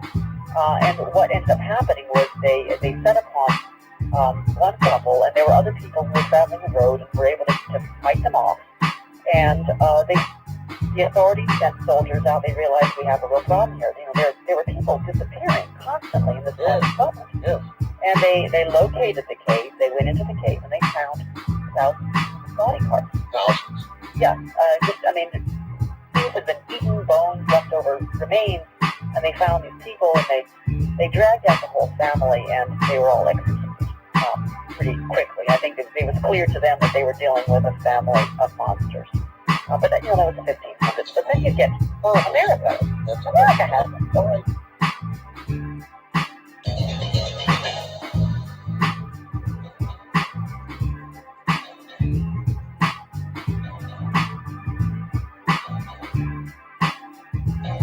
So, Dr. Gerritsen's books are, they're not just great, they're incredible. They're absolutely, Gravity for me was in the top 5 books, and near the top of that list indeed. Just a fantastic book, and I recommend everybody go get that. That's me. My wife has read your mysteries, some of them twice. So we love your work. Where are you going? Are you going to stick with mystery now? Are you going down that road for a little while? Will you eventually come back? Will you ever do anything on the paranormal? I am fascinated by the paranormal. You probably know that because I grew up with it. And I'm continuing with my crime thriller series. It stars 2 women who have lives changed since I wrote the first book about the Sturgeon. But this recent book that I'm writing, it is a crime thriller. It involves the same 2 characters, a forensic pathologist and a detective. But they are tracking down whether or not, as I said, Satan really exists. And it involves a number of crimes with sort of occult symbols that are left, and words in Latin left. And, that kind of stuff freaks me out. It just really does. Anything to do with history and the occult, right? It works on me. So that's the road you're going down for a while. Yes, I'm going to continue. I have to say the art, even though Gravity was probably my favorite book of all, it sold the fewest copies. I've learned that lesson in publishing, that if you write a book that is very technical, very scientific, it's kind of difficult for a lot of the general public to understand. And I have a lot of especially female readers who told me that there was too much technical stuff in that. That depresses me. It doesn't that depress me because I am such a fan of the space program, and there are a lot of people in America who don't care. That depresses me too. Yeah. It really does. Because I want more of that, and you're telling me it doesn't sell, and if it doesn't sell, it's dead. Yeah, and you know how I got started on the crime stuff is actually I was on book tour for Gravity. And a woman stood up at a book signing and she said, I really don't care about the space program. I want you to write about a book. Write a book about a subject I am interested in. And I said, what's that? And she said, serial killers and twisted sex. And I thought a long time about that, and I thought, well, maybe I should give that a try. And that's how the search came about. It was serial killers and twisted sex. All right. You said you described this family of cannibals in Scotland. Then you started to say something about America too. Yeah. America, well, we're a big country. We have a couple century history to have accumulated some pretty weird stories here. There's a family in Kansas, and it was in 1800. I don't know if you've ever heard of the Bloody Benders, but it was a family that, again, killed for its livelihood. No, I have not heard of them. Oh, well, apparently, I've never been to Kansas. I hope to go one of these days, but if you go down one of these highways, there's actually a Kansas historical marker on the highway showing where the Bloody Benders lived. It was on the prairie. They had a sort of a ramshackle inn. Yes. And if you were a traveler going down this inn, there was no place else to stay, and they would kind of wave you in and say, oh, why don't you spend the night here because you've got a long distance travel. So the traveler would come into the house. You checked in, but you didn't check out. Exactly. With a mother, a father, a daughter, a beautiful daughter now, and a son. Yes. And they would talk to him, and they would place him with his back to a curtain. And the daughter was the one apparently who did the killing. She would come up behind him and smack him over the head with a hammer, and they would finish him off, and they would just open a trap door and roll him into the cellar where he was left to rot. So there were a number of bodies that were found in the cellar when this was all done. The interesting thing about the whole Bloody Bender family... They weren't eating them. No, they were not eating. They were just stealing. They were just robbing travelers. But what was fascinating was a woman who actually got them, stopped the whole thing. Her husband had disappeared down this road months before. And so she went searching for her husband. She ended up in the same place and was led into the house. She was going to spend the night. They were going to kill her. And then she noticed a piece of jewelry on a table that belonged to her and realized that her husband had met an end there. Gotcha. So she excused herself and climbed out a window and ran across the prairie and got to authorities. And they came the next day, and the Benders disappeared. The family was gone. They were never seen again. But that was when they found the dead bodies in the cellar. They found more bodies buried. And they got away? You're telling me they got away? Well, that's the story. They got away. There is another story that townspeople took care of them, dispatched them, and they didn't tell anybody. It was a vigilante act. Which are you inclined to believe? I'm inclined to believe they got away. It sounds like they knew what they were doing. But they were never seen again. So, all of this suggests, Doctor, that this evil is hereditary. Well, this was a family. You don't know if you were to raise a child. You were raised a child saying that this is a normal way to live your life, to kill other people. Maybe they would grow up feeling that. Maybe they would. Maybe they would. Yeah. But I still say the odds against, say, 3 generations of one particular horrible kind of serial killer, the odds of that are just not calculable. Yeah, it's true. I think that what you need to do is look at serial killers who did not raise their own children and see if their kids ended up bad, despite the fact they had no contact with your old dad. If it proves out that it is genetic, what would you do? And there becomes a test for it, which inevitably there would, because once we've already unraveled the genome, and now we're looking at these smaller pieces parts, right? Within the genome, and eventually perhaps we'll discover it is a genetic thing, and then what? That's a good question. What does society do with it? Do you punish somebody before they've done anything wrong? Do you take away their civil liberties? Even if you're sure they're going to do well, you're not sure. Even if we become sure. You don't know until they actually do it. What you know, all you would know is that they have the genetic tendency towards violence. Now, that's to be controlled by other means to make sure that they are they're completely supervised, that they are told what the consequences are.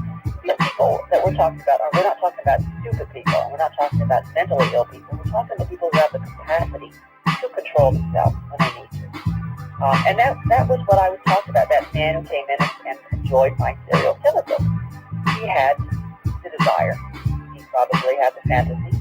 But he was well behaved enough to know that if he did something like that, there would be a consequence. And that is where society comes in. That's why we need our police force. That's why we need to be orderly. We need to have social controls on people because there is a certain sub-segment of human being who enjoys helping other human beings. How concerned are you that you will encounter the wrong kind of fan?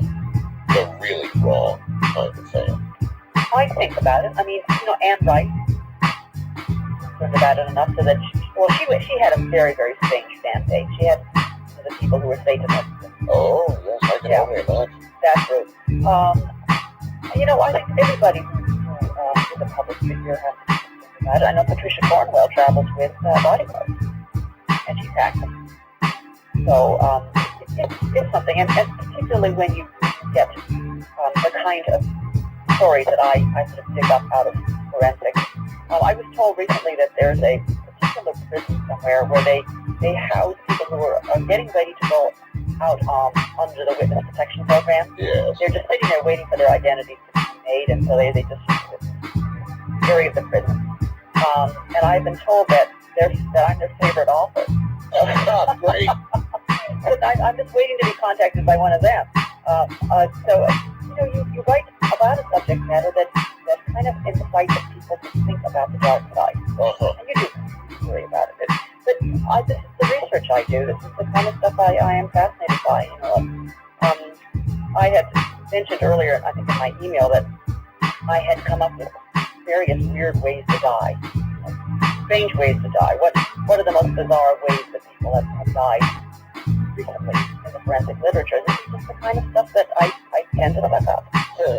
Well, I hate to say this, but I watch, for example, Law and Order on TV, and they've done a number of episodes about exactly the kind of author that you are, meeting her end in the most disagreeable way she ever wrote about. That somehow this interest, this association, even though you don't know it's happening, is made, and they feel they know you, and boy, what a scary life to lead. I mean, you've got to wonder every time you open up some email.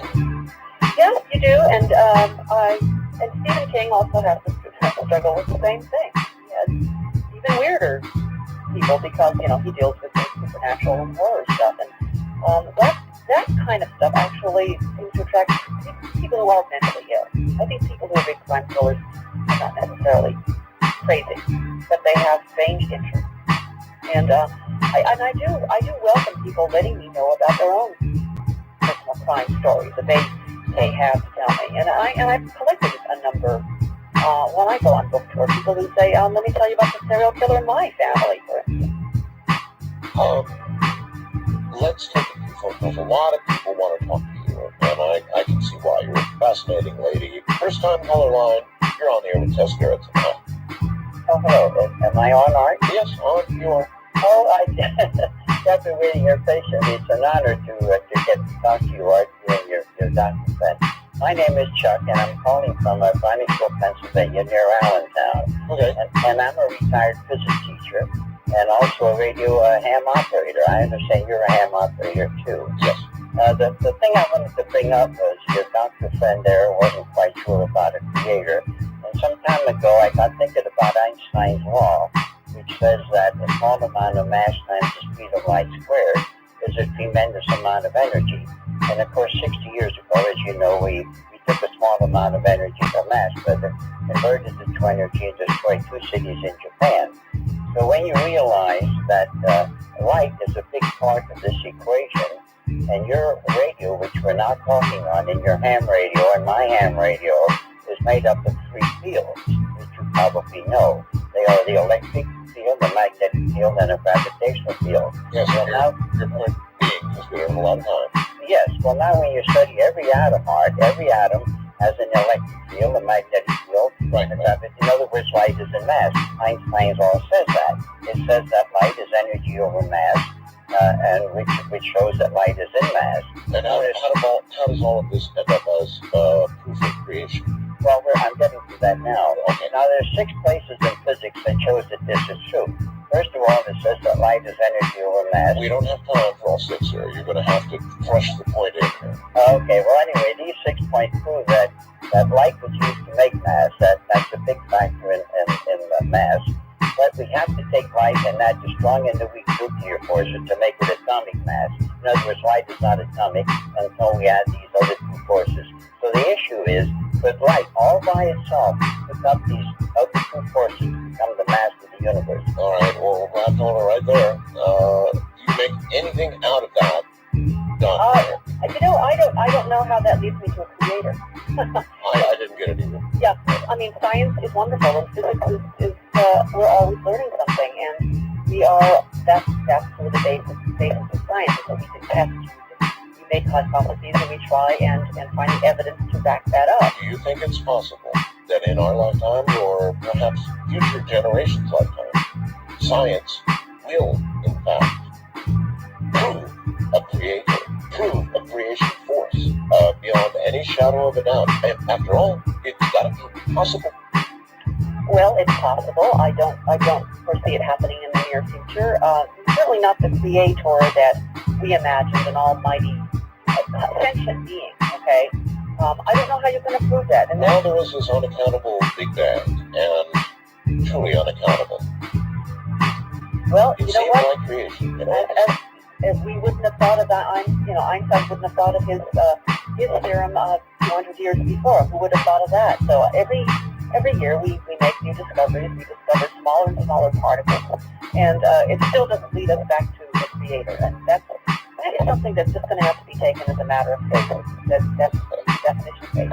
Until the right discovery is made. I mean, one never knows. Wildcard line, you're on the air with Dr. Garrettson. Hi. The reason I'm calling is when I was working in the medical school at a well-known university in Ohio, there was an incident in which two policemen, I don't want to knock off policemen, but they're bad apples in every discussion, and evil in a person and racism are a bad combination.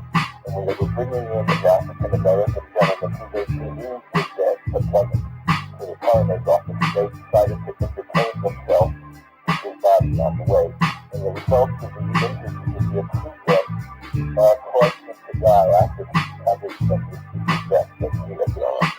The reason I bring this up is sometimes hormones, very close them out, are taken from bodies during autopsy, and then used by genetic engineering to be amplified in large quantities, and then used in therapy.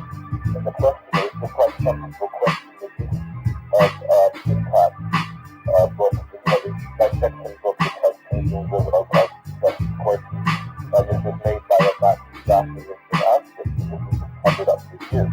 That's how the book was obtained, and now that you know, okay, even though you don't have to do further harm to get more copies of the book could be banned.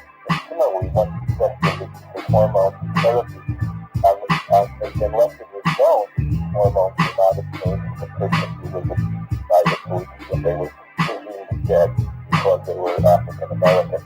And I brought this up to a doctor once and to do an operation on me to remove my thyroid because it had a tumor, it could be on hormones. They took for the rest of my life, and I said, where's the original sample come from?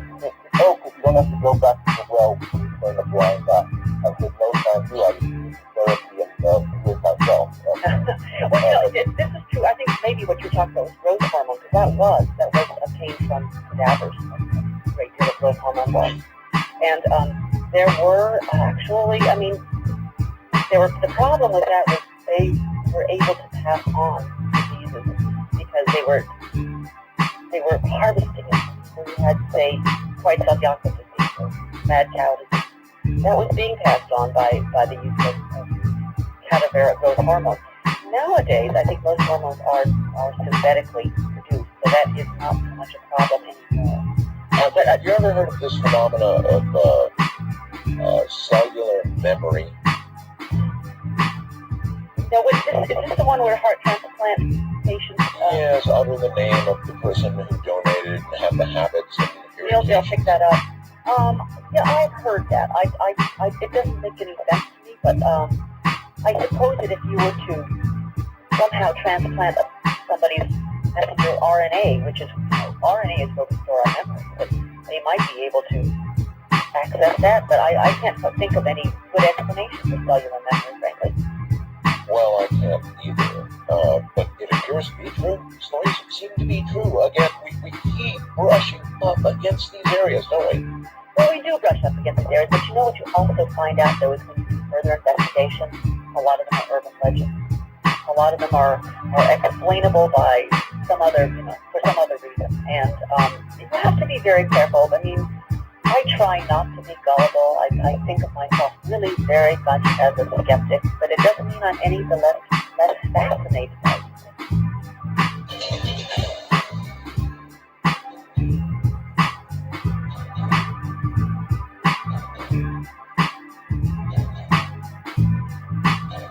Once again, Dr. Tess Garrett from Tess, welcome back. Good to be here. All right. Many people want to talk to you, but I do get these computer fast blasts, and I have a particular feeling about this one. I could be wrong, but it's just the way it reads or something. So I won't read the name, even though it's included. From Connecticut. Art, ask Tess Garrison what she would do if someone contacted her with, well, let's say, a crime committed. Would she get the story first? Would she then call the cops? Oh, would you call the cops right away? What if it was, say, 20 years ago, and the person got therapy, and the person was remorseful, and maybe even now dying of a disease? Twisted, I know, but... Oh, that's a tough question. I mean, if I felt that a crime had been committed, I would certainly tell the authorities. It's one of these things where I'm not their therapist. If I'm a therapist and somebody tells me about a crime, I really can't. I'm not supposed to break confidence unless there's somebody who is in danger. You mean confidence, doctor-patient? Doctor-patient. It would not apply here. It would not apply because I'm not their doctor. So I am free to call the police. And above all, I consider myself a good citizen. That was one of the first things that I did when I got my first idea for a medical thriller, which was way back with Harvest, and I had been talking to a cop who had heard rumors in Russia that there were children being kidnapped and sent to the Middle East as organ donors. Yes. And, that's a terrible thing. The first thing I thought was not, I was going to write a book about it. It was, oh my gosh, I've got to do something about this. It's got to be known. And so I called the press. I happened to have a friend who, the brother-in-law, was going to Russia to do a story for Newsweek. And immediately said, this has got to be uncovered. And it turned out that the press was already there looking into the whole allegation. But that's always my initial feeling, is that if I hear something that outrages me, I'm not going to just write a book about it. I'm going to try and do something about it. That mind. Wildcard Line, you're on the air with Dr. Garrett. Morning. Art, Doctor? Yes. This is Steve in Detroit. All right.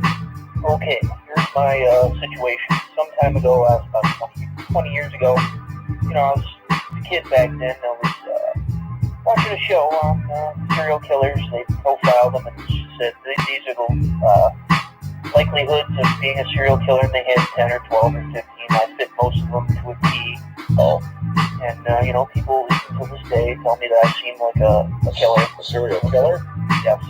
I look like it, I act like it. Hey, what's wrong with this guy? So I guess I'm just wondering, my brother, he's in and out of jail. My dad's a little crazy, refuses his children. So I'm just wondering, what is the triggering mechanism that would, make me snap? Am I going to go crazy someday and just start serial killing, or? That's a hell of a question. You have to remember that you are in control of your own life, that this is not something that's beyond your control, and that you don't have to do anything bad if you don't want to. So, really, you're concerned about this. You've come from a family that has had problems, and I'm not sure what you're talking, I do torture animals, set fires, this is the kind of thing that people have always considered dangerous business. Well, I did like setting fires. I never had any animals.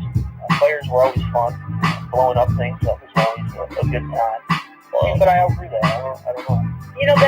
And again, I have to also know that boys in general are fascinated by stuff like that, by blowing up things, firecrackers, and fire has always been fascinating to a lot of people. So it doesn't necessarily mean that you carry the genetic propensity to kill somebody. Caller, do you think you do?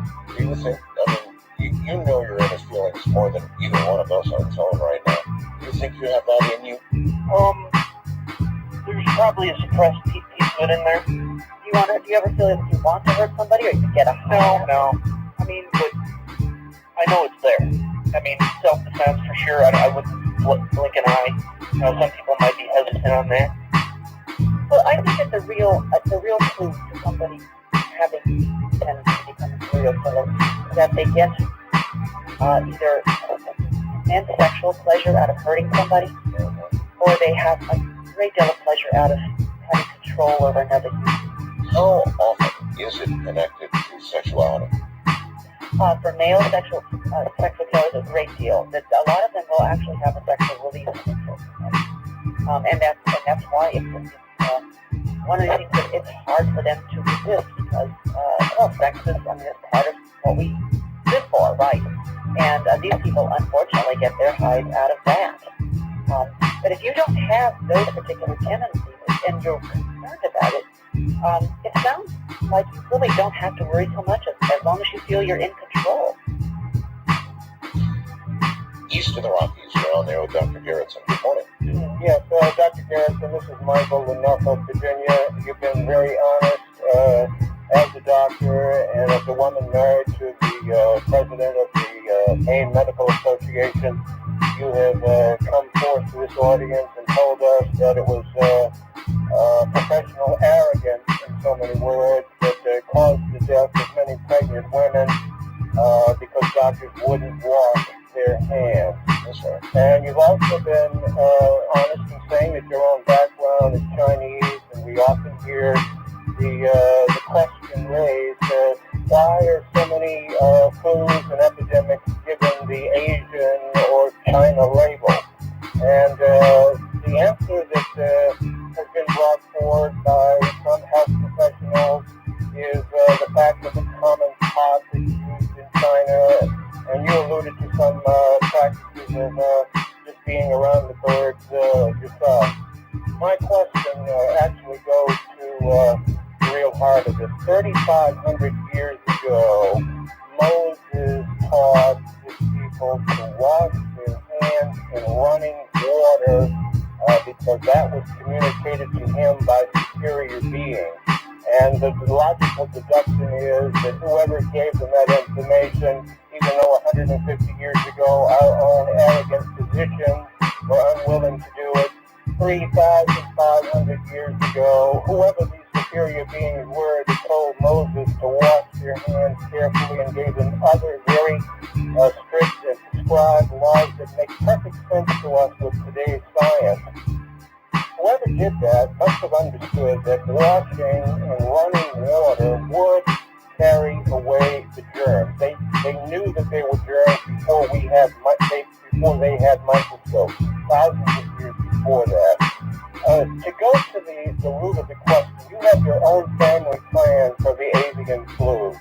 Why don't we go more to the root of customs, arrogance, not just in professional arrogance among doctors, but arrogance in communities and traditions, even churches that follow a practice of using a common cup where hundreds or thousands even of strangers will be taking food out of the same cup. He makes a good point. Why don't we come to the point of a kind of family plan for all mankind, a worldwide plan that will make sense, that will strip away the professional arrogance, the pride, the religious and traditional and superstitious pride. You don't ask for much. In South Africa, they have traditions that say, look, if they just have sex with a virgin, they'll get rid of AIDS. And so where do we have the great AIDS epidemic? Yeah. Let's have an authority on this earth that will bring common sense to all mankind and enforce laws in a rational way. Okay, we could call him a health. Okay. Well, first of all, mankind is not granted common sense automatically. And we do things because of tradition that have very often been very bad for us. For instance, the idea having sex with a virgin being able to cure AIDS. I mean, who knows where that came from? Some urban legend, but it is spread like wildfire. And you know what? It's not the doctor's responsibility for curing disease. The number one thing we can do to cure disease around this world is just to give people clean water. That doesn't require doctors. That requires a public health movement. And it's not the arrogance of doctors that causes bacterial diarrhea, for instance, which kills so many people. It's just a matter of resources are not, they're not spread around equally around the world. So I think that if we were just to go with public health measures, we would save a lot of people. I mean, look at what has killed people over the years. Malaria, that's still killing people. So it's simple measures like clean water and mosquito netting at nighttime. That would save a lot more than any number of doctors being in the third world. All right, all that said, the family plan still kicks in the moment you hear about it. Yes, it does. And you know, the reason that this stuff all rises in Asia is simply that they live with their livestock. Throughout mankind, the history of mankind, we've lived with our livestock. Think about Europe, we've slept with our pigs. It's interesting how many diseases we actually get from animals. You know, it's not just that. We get TB from cows, for instance, tuberculosis from drinking infected milk. There is some question about whether or not multiple sclerosis comes from the animal world as well. So, but on the other hand, too much cleanliness is a bad thing. There has been some recent, one little small piece of research that showed that people who have inflammatory bowel disease may actually be cured by giving them parasites, giving them the larvae of parasites, because the parasites hatch in your gut, and you get, say, a tapeworm, and that seems to calm down ulcerative colitis, for instance. Now, where does that come from? Well, it may be that the human gut has evolved so that we are used to having parasites. We're supposed to have parasites, but we become so clean. Yes. So we've gotten rid of that, and maybe inflammatory bowel disease is a result of too much cleanliness. If the bird flu in its worst form became spreading in the United States, how long, in your opinion, would our healthcare system stand up to it? You know, it depends. If you live in a large city where you're going to have a great deal of transmission, I have a feeling those hospitals are going to go down pretty quickly. You're going to completely fill your capacity of your intensive care unit beds. You're going to have patients lying and burning in hallways, and the other question is how many nurses are going to go down. That was a big problem during the so-called Spanish flu. Now the healthcare workers, it seems to me, would be the first to go. The nurses, yes, definitely, they were dying very quickly. Second. Yeah, but at least they will be prioritized for antivirals. So they'll be getting their down first. We hope that we have enough stockpiles for healthcare, and the other population, I think, which there are many stories going around right now questioning the effectiveness of Tamiflu. Well, we don't have anything else right now, do we? I mean, there are some antivirals, but the front line is still going to be Tamiflu until we get the vaccine up and running, and that's going to take a while. The trouble with Tamiflu is that there is a question of some resistance coming up. But until we come up with something else, that's all we've got. That and good hand washing and avoiding crowds and wearing masks and gloves. West of the Rockies, you're on the air with Dr. Gerritsen. Good morning. Good morning, Art. Yes. Hi. Hi. It's an honor to speak with you. Thank you. I'm listening to you in Northern California. I listen to you on KEX in Oregon. Portland, Oregon, yes, of course. Okay. I wish you'd get your show back. Well, listen, buddy, I had it 20 years. I made this decision because I wanted to spend more time with my family, and I'm extremely happy with the way it's going. Thank you. Go ahead if you have a question. I do. Dr. Gerritsen, in your younger days, when you were studying snakes and lizards, did you kill these creatures? No, I never killed them. I don't kill I'm them. so proud of you. Believe me, I lived in a sort of a big canyon was behind my house, and there were plenty of dead animals to find just lying around on the ground. The thing that I used to do with lizards, these are the kind of lizards that you agitated them, they would drop their tails just as an escape mechanism, and the tails would continue to wiggle because the muscles were still working. Yes. Probably not nice to the lizards, but I would grab a bunch of them and I would put them in a bucket, and then you'd shake the bucket and their tails would all fall off. And then you'd let the lizards go, and you'd have this bucket full of tails that would continue to wiggle for several minutes. And that, to me, was great fun, but I never killed an animal. How come they can grow them back? They're genetics. They just have the capacity of doing that. Wouldn't it be nice if we could do that with arms and limbs? Doesn't it imply that if we had the right genetic combination, or they flip the right switch, that we could grow a new arm or a It new certainly leg? does imply that, doesn't it? I mean, that's where genetic research come in. Yes. And regrow them. Do you flinch at all, Doctor, when you consider where we're going, and we're very close to right now with this genetic research? We can begin to, kind of play God.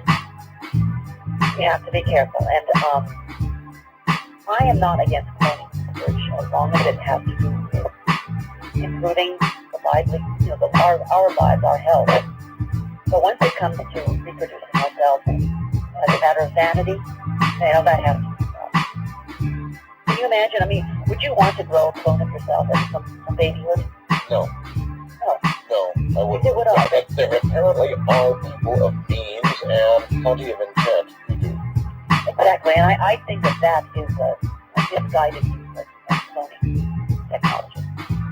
You don't really doubt it, though, do you? I mean, now... No, I don't doubt it. If you have your cat or your dog clone for, $50,000, whatever the current going price is. And think about how many pets you could have saved with that $50,000. How many pets you I'm could have... not going to get into that argument. I'm with you. I'm just saying, whether we like it or not. It's happening, and it's whoever has the money can pay for anything. So there are a lot of things that we know are wrong, and that people know are wrong, and we can't change things. Well, there's the obvious old thing about people cloning themselves for body parts. And I'm not saying that's going on either, but... You can see where they would do that.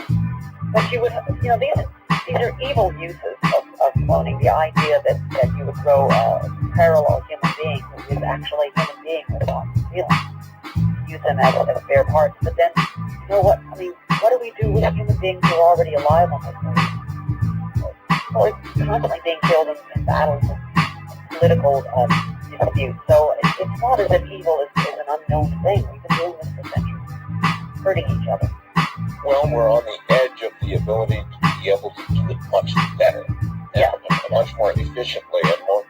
It'll seem like magic. We're on the edge of all this stuff, and I just wonder who's in control. Who's heading the committee who will make the decision about? Wait a minute, this is going too far. Well, we do have. There are prohibitions against human cloning and making embryos beyond a certain stage. Here in America. Well, in America, unfortunately, the laws against federal funding of cloning are very strict. Yes. You can still, I believe, California still has that you're able to do cloning research there. How about China? Do they have laws like that in China? I'm not aware of that. Certainly, they're doing a lot of research in Korea. That seems to be where a lot of the breakthroughs are happening. Hey, you know what? We're out of time. Just fly by. Look, your current book again is Vanished. And yes, it's about corpses waking up in the morgue. And you should be able to find it in Walmart, that sort of place, right? Any major bookstores, and all my titles are still on Amazon.com. You are a total pleasure to have on every time we do it. Thank you. Thank you very much.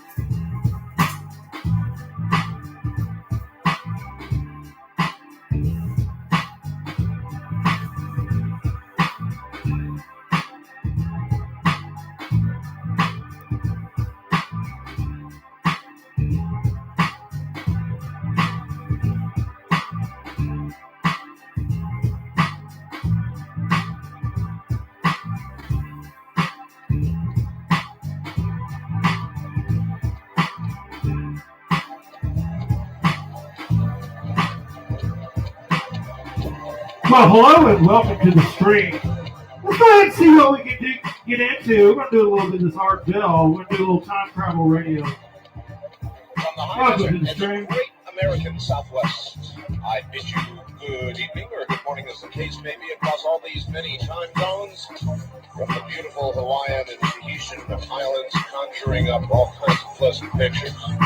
All the way across this great nation to the Caribbean and the U.S. Virgin Islands.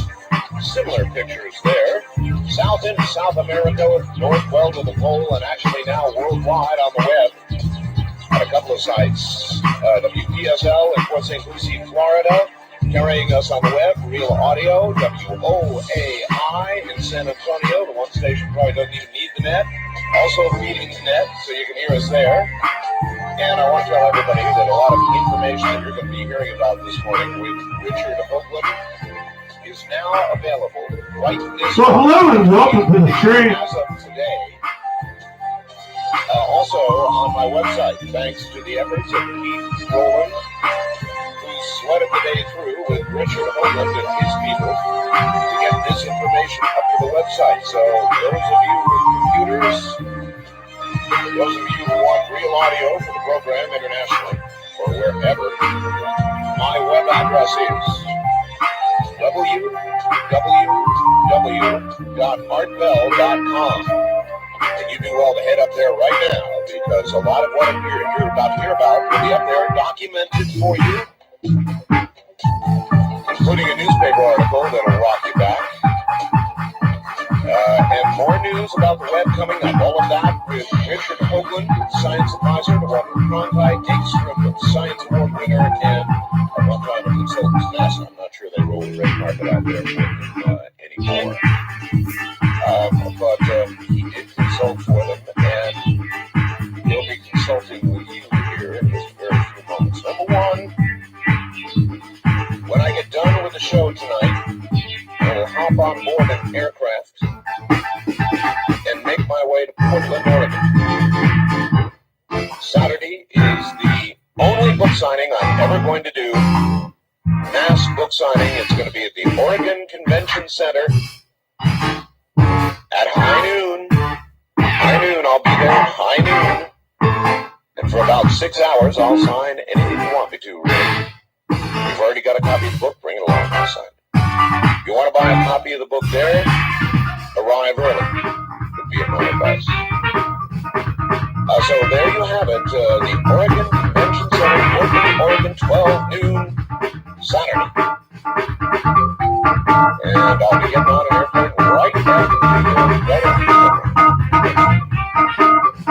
So I'm looking forward to seeing you all there. Oregon Convention Center. Actually, somebody sent me something about directions. Just in case someone gets lost in Portland, I'm going to tell you about the exact address of the Oregon Convention Center.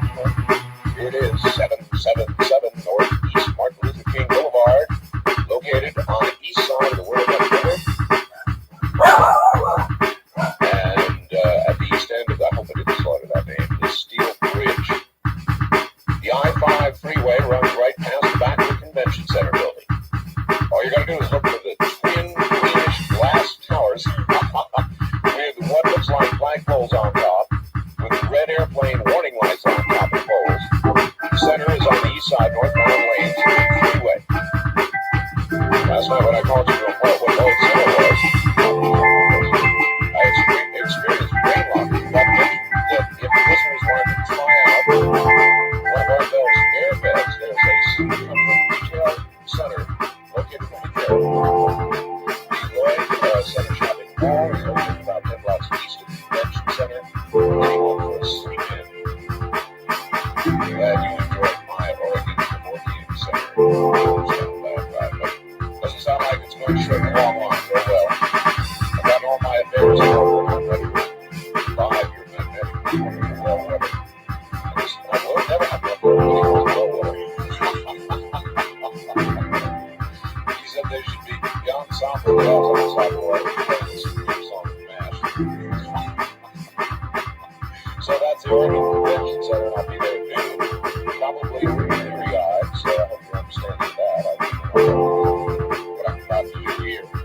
But it's the one big book signing, and it's coming up today. In a moment, Richard Hoagland with big news. I want to thank the people up at news sponsorships, because they sent me a door mark. They made with that machine. And it's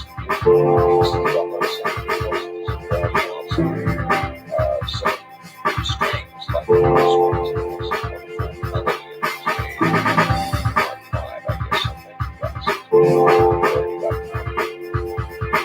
that way, I'll tell you, there's a famous saying in China,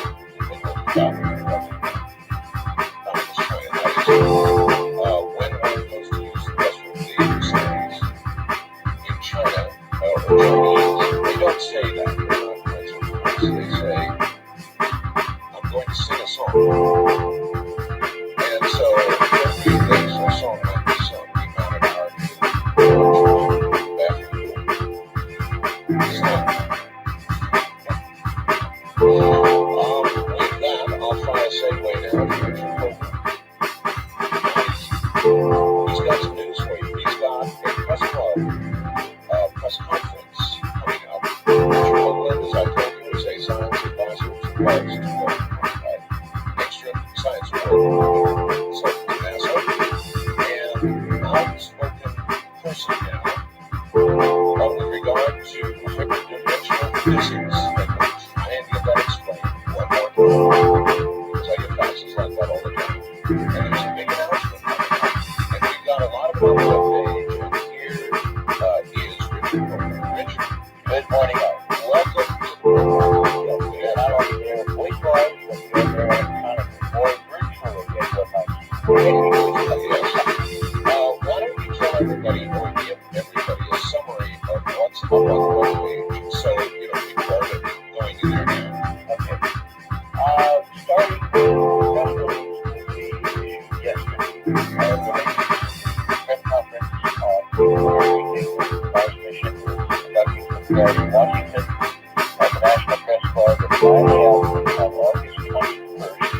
next Thursday, for 2 hours. Not off. I'm sorry, what is it? I'm in March 21st. Yeah. See what seems like I someplace here. You guys have meeting on 9 a.m. March 21st. Right. At the National Press Club. There is our on your website, in the release there is reference rather remarkable enough to the classic New York Times article which describes. Is the article actually up there? The article is also actually up Oh, that's great. in graphic form, actual page of the New York Times of December 15, 1960. And I will read you the headline, which will then relate us back to what this is all about. All right. Mankind is well prepared for the discovery of life in space.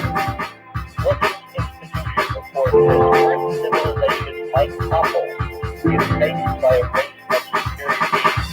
Statewide, Washington, December 14th, UPI. Discovery of life on other worlds will cause Earth civilization to collapse, federal report said today. And then there is about 89 columnists, including a very telling paragraph.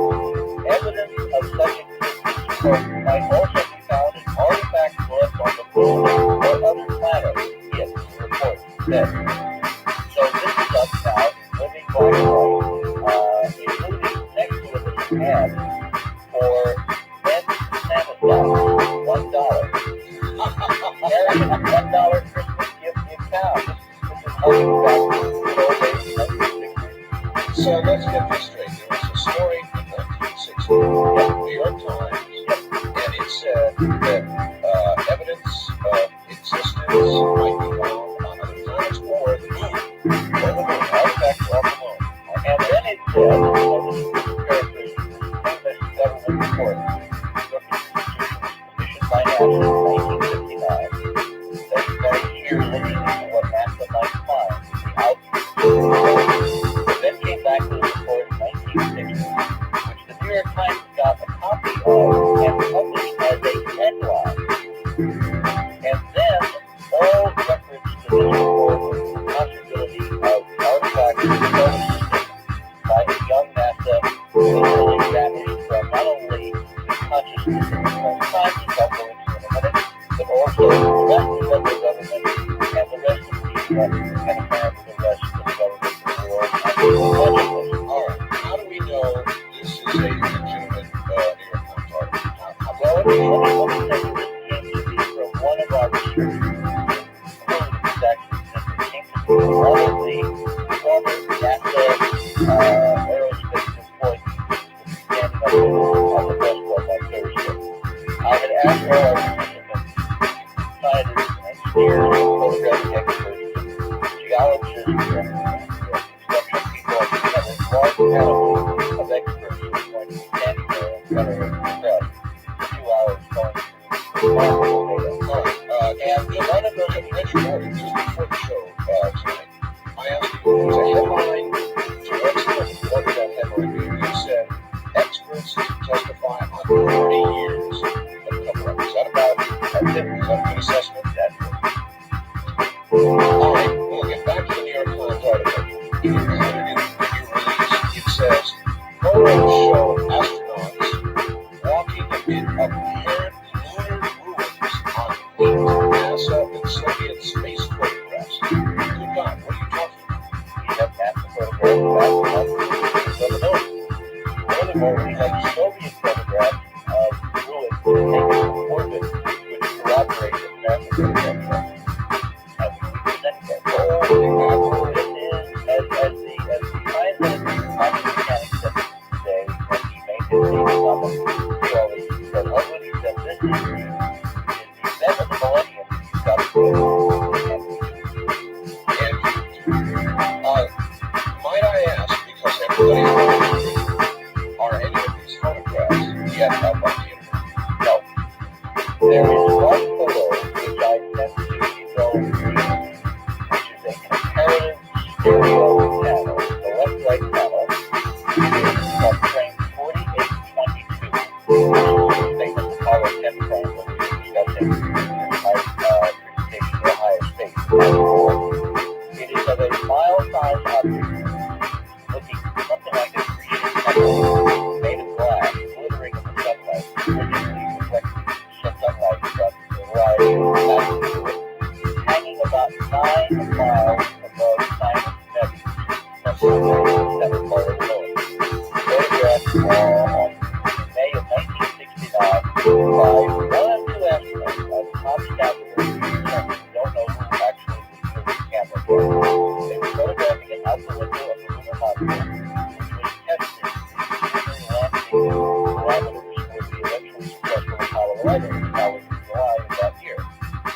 We originally got this photograph from one of my inside sources of the Goddard spaceflight study, and we found that it had this incredibly remarkable, intensely geometric, intensely artificial-looking thing, pinioned above the lunar surface against a relatively dark background.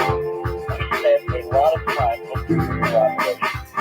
After Ohio State, I basically gave people, the internet, brings in the graph. Questions to try to get additional corroboration data from that, but I told them how to order the frames, how to order the NSAC, National Space Science Data Centers. A few weeks later, a young student named Alex Cook, who lives in the Northwest, called me very excited. He said, Mr. Harvey, he said, I've ordered 4802 and I've got it, and it looks like it has the castle on it. So I asked him to set up he made large sales, and not only is it a duplicate, it's another 4822. It's a different 4822. It's not the same picture. It's another frame given the same makeup by NASA, but it is a different version of the castle, and it turned out to be our first stereo table.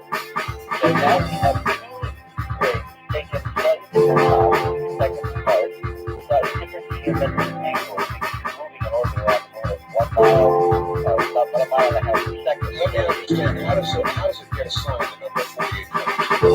How could it be more than, or should there be? There should not. There should not. These are supposed to be frames on roll and film on magazines and film and Hasselblad cameras, and it's documented when the film goes up to the astronauts and comes back down. It's documented frames taken by the astronauts when they come out from the moon, is when they went to the moon, and what we've got covered is there's a lot more photographs than you've ever seen. Anyway, Alex Cook provided me with an amazing large thing. Scanned it, sketched it. I have put both of these frames, enlargement of this striking thing called the castle, on a single image, graphic, about 1.2 megabytes long, with appropriate captions. I uploaded it to well this afternoon, sitting there attached to a little graphic to our website. These are the press of Thursday, and people can, now here's the thing, great venture. People can, download it. Download, I guess. Download. Oh man, I makes me want to be in my computer right now getting Now, what you do is you upload the need of the corresponding detail. But what's important for people to know about frame number 2, the one on the right, the frame, is that there's a time between the photo on the left and the one on the right. Something happened. Something intervened between the spacecraft window and the lunar surface, and where the thing is hanging about 9 miles above the Earth. So it looks on the second picture like you're looking through a shower glass, some kind of geometric obstruction. In fact, this is the little cubical obstruction element that we find in the lunar dome that we have constructed. So you believe they shot that second photograph? Those are has nothing to do with it. It's not opaque. It is translucent glass. Mostly translucent. It is much translucent. Now, what happens is when you shoot an object through glass, it distorts because the glass has a refractive index. That's correct, yes. So what you're going to see light scattering off the surface of the glass in the sun, and then you'll see light transmitting through the glass with an object illuminated completely inside the sun. The effect on the right-hand picture, capsule number 2, Cook 4822, is what this photograph is. Well, I really only the tip of the peripheral iceberg. We have enough ice here to think of Titanic. how did you get these Russian photographs? Now, this is interesting. The Russians, in the beginning of the space race, were very gung-ho. They were aggressive. They wanted to keep their pants off it. Khrushchev kept behind this international promenade, coincide with the space spectacular on the land. The war was the heart and soul of men and women of Earth. The space program was the Holy Grail. East versus West, communism, capitalism. I'm old enough to remember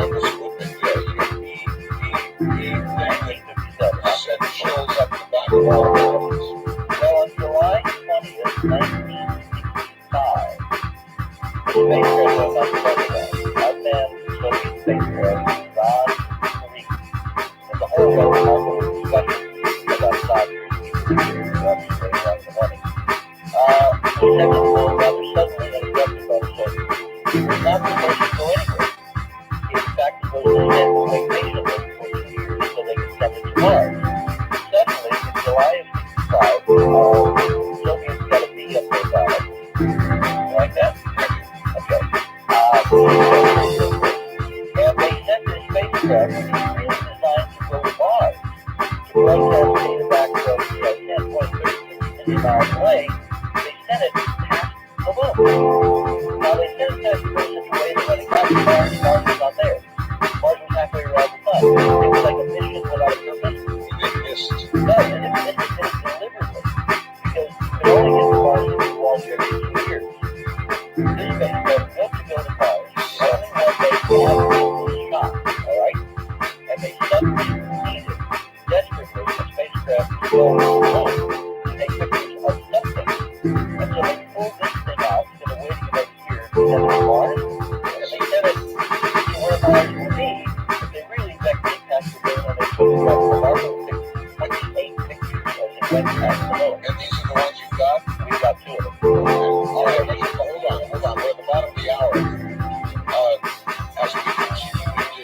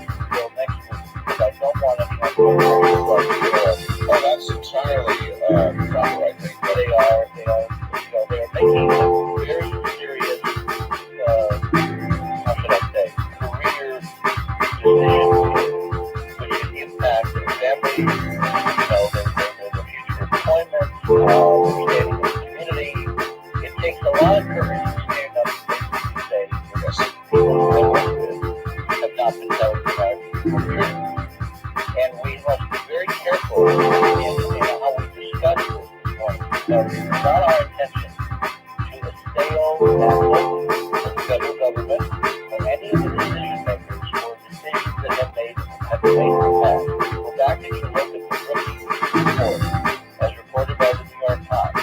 And it's understandable.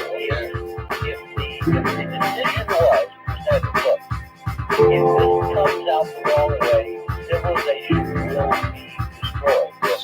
What man will in their right mind put their common sense judgment up against experts who spend a lifetime coming to such a weighty conclusion? I completely agree. I'm simply amazed that it made it into the New York Times. Now, let's circle back here for 2 seconds. Well, let me close this thought. We now have good conscience. All the going on tonight. Now understand a great deal more than is going on than didn't understand. We're following their orders. We're good soldiers. In common defense of the country and their culture and what they need to be. The wisdom of experts above their pay grade. And it is only recently, in the last several months, that they have seen our data and they have seen the evidence that things are not exactly as it was represented, as well as some anecdotal years. In fact, we now have television filled with discussions about the alien spacecraft visitation, whatever. And we're not exactly falling apart. All right, stop talking about let me hand over this. Except for those who are employed by Russian people who are jobs in other countries and stuff like that. The point is that they understand now that the reason that they were told 30 years ago was not in the 1990s. So they made a decision to stand up and tell the truth with us and to try to force the official establishment, absolute government, the White House, whoever's keeping the lid on. Our objective here is to force them to simply honor their commitment to the American people to tell the truth under the Space Act as it was conceived in 1958. All right. I can understand how all of this in the beginning happened without certain guidance. You can't say here, would you not? As really going to visit me on a couple of subjects that don't relate to this, but official type government stuff. And I can't talk about it. And they told me I can't talk about it, and I respect that. It's sort of this is a national security kind of thing, and we've got to ask for cooperation, and I cooperate. And now, again, it doesn't relate to me, so before everybody starts tossing me like crazy. But it is a national security thing, and frankly, you've got a couple guys sitting here in suits, from a named big agency, and you cooperate with it. I mean, if you're a good American, you cooperate. Now, we're down line for this thing with the NASA business a long way, and it may be that people have had some thoughts, and people, for their own reasons, have decided that it's time. But I'll tell you, that's a very brave thing to do. I think it is. Well, not to take away from courage and integrity of individuals stand up for themselves on Thursday. The fact is that I think they and many others are seeing the handwriting on the wall. It's only a matter of time before this comes out. The data which we have marshaled, the data we have put together, is comprehensive, different vision, different life, different geometry. It will overwhelm any rational person who decide that this can't be real. Who simply looks at the evidence. It's overwhelming. It's overwhelming. I mean, because a very simple evidence, which literally I've only figured out So this is the first time anywhere anybody has heard this being presented in the press, PBS, Wall Street Journal, Washington, Times, Washington Post, whatever, next Thursday, your audience, and you're going to hear it first. We have been discussing for months and months and months the presence of black, white, lunar yards on the moon. That's right, correct? Correct. Okay. What is the singular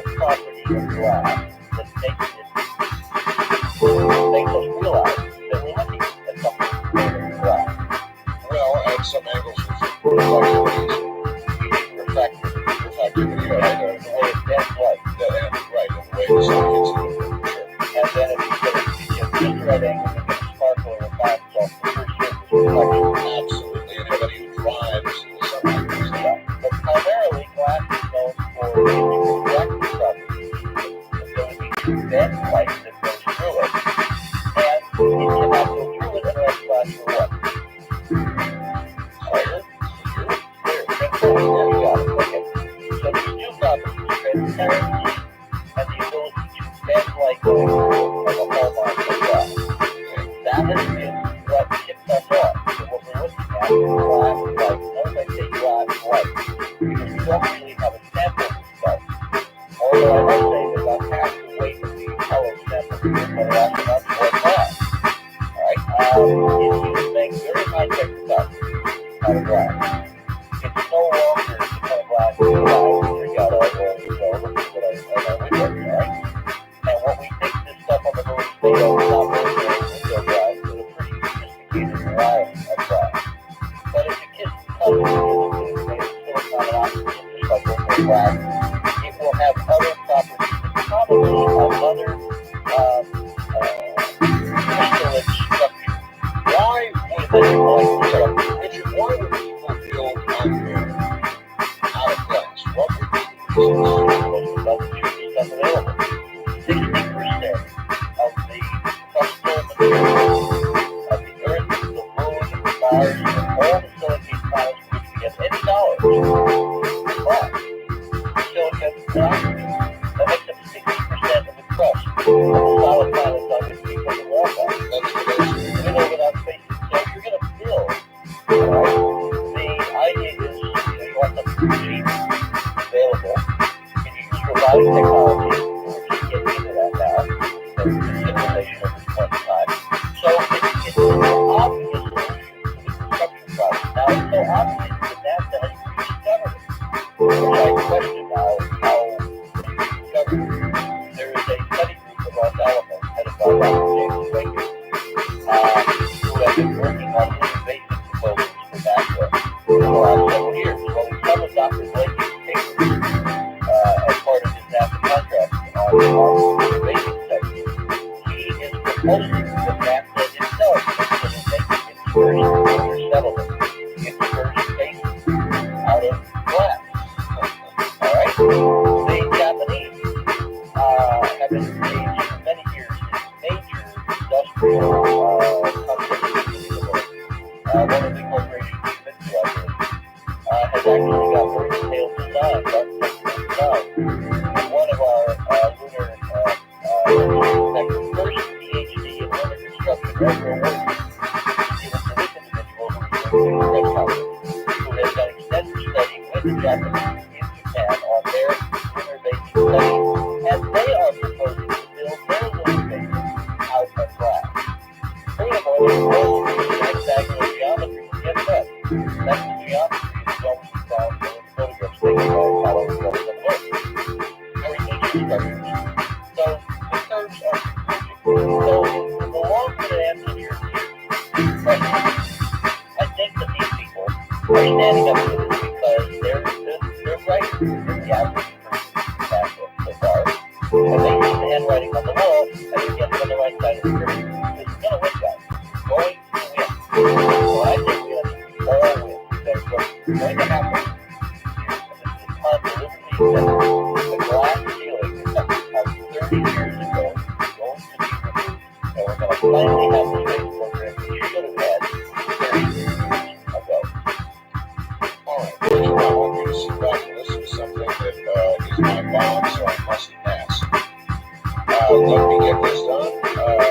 If Max arrives, says I'd say this for tomorrow. Thomas on the air, yes about this. I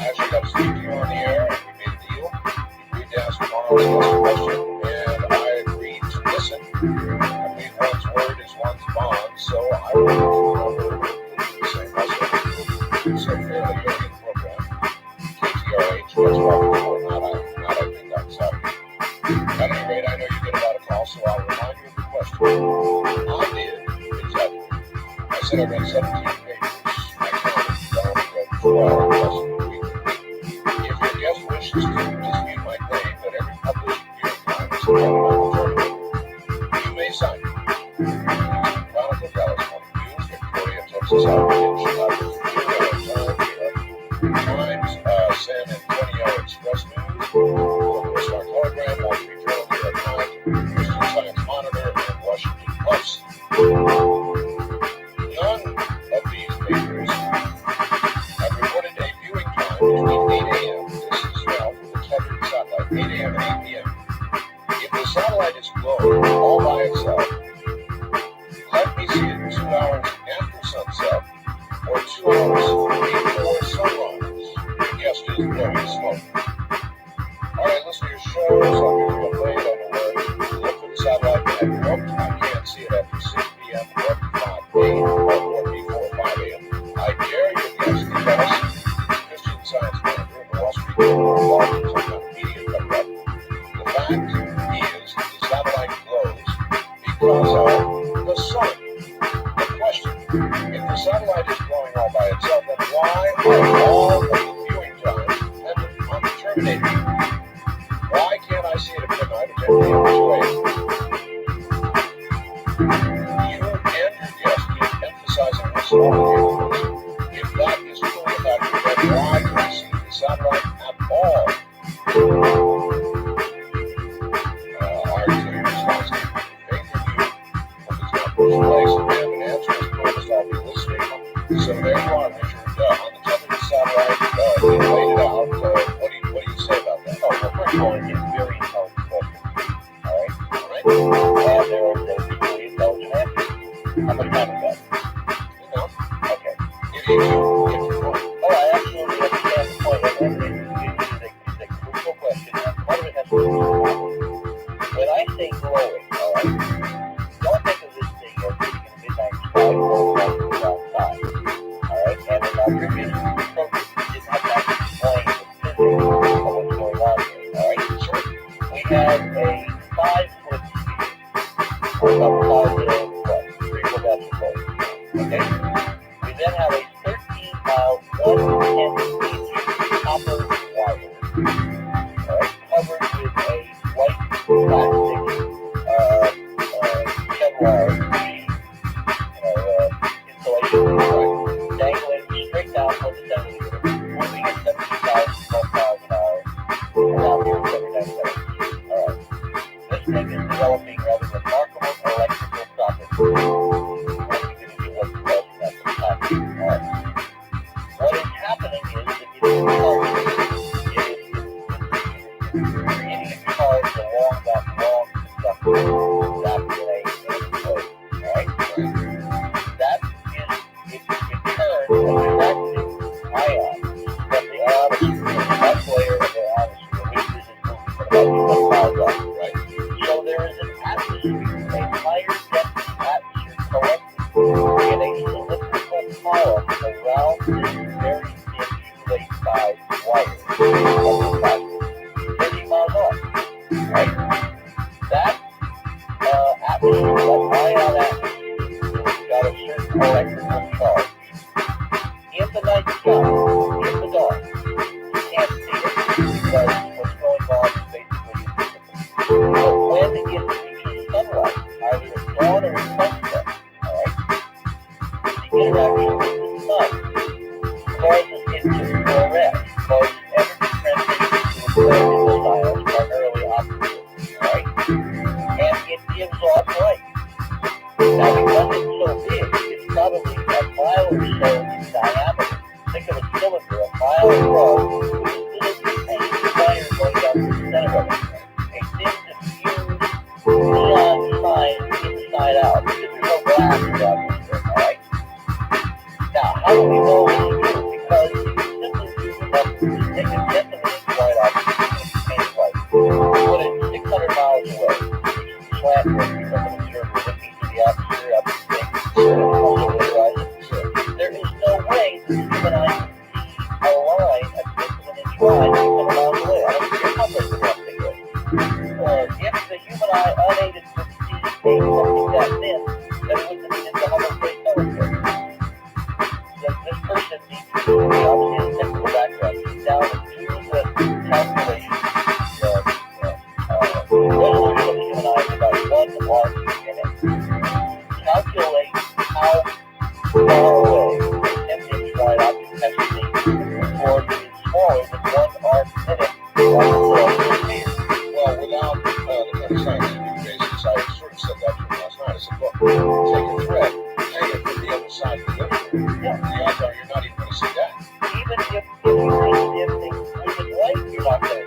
Otherwise, it would be Hubble.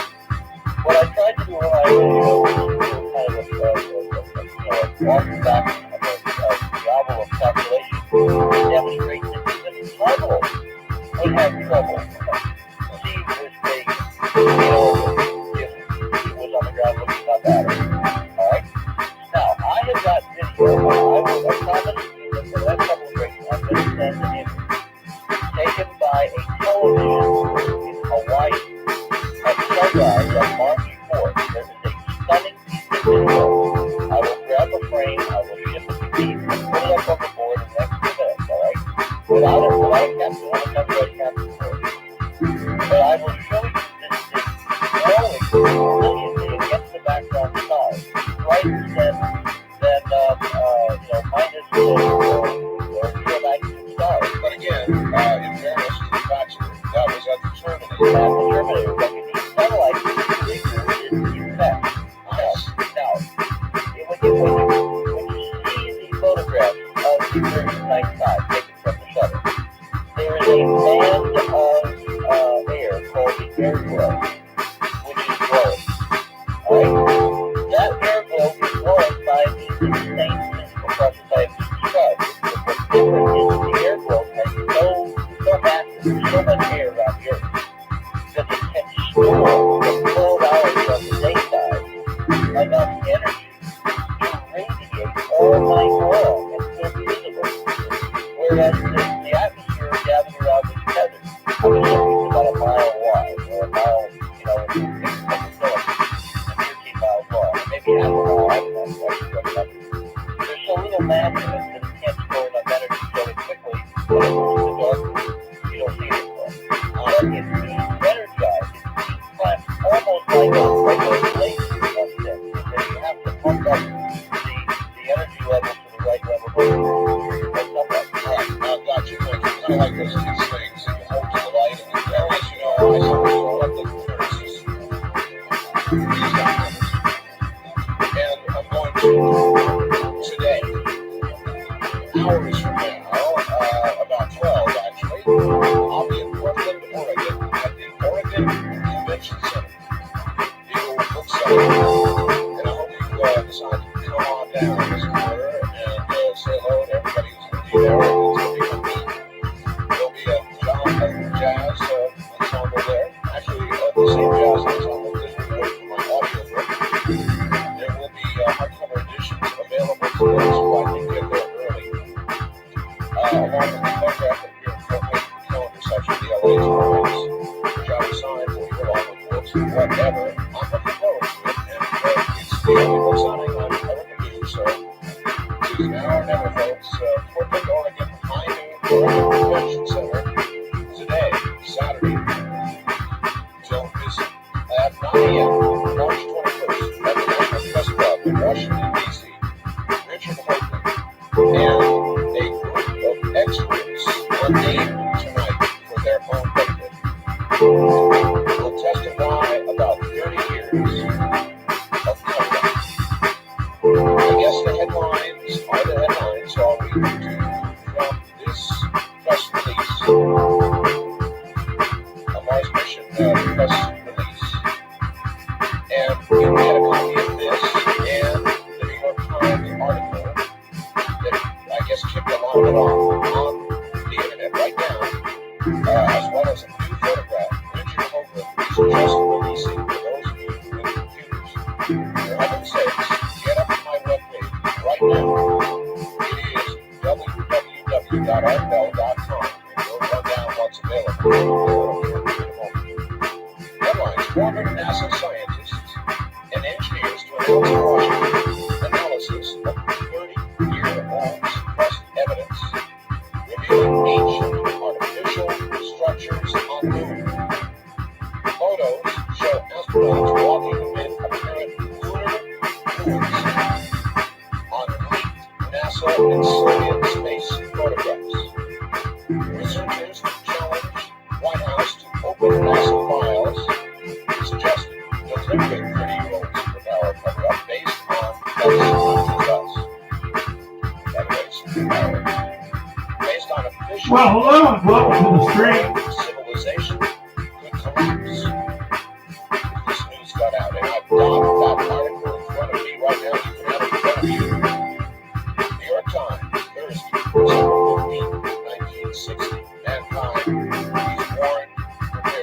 discovery of life in space. Brookings Institutional Court says Earth's civilization may topple if faced by a race of superior beings. And then finally, evidence throws new light on nagging question: what really happened? Richard, does that about sum it up? Richard, where are you? No? I think we're still here.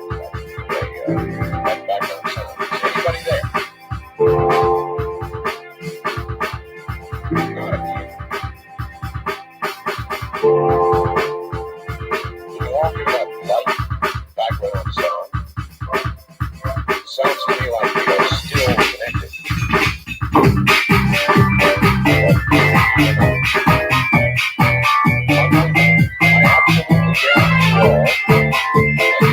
Well, hello and welcome to the stream.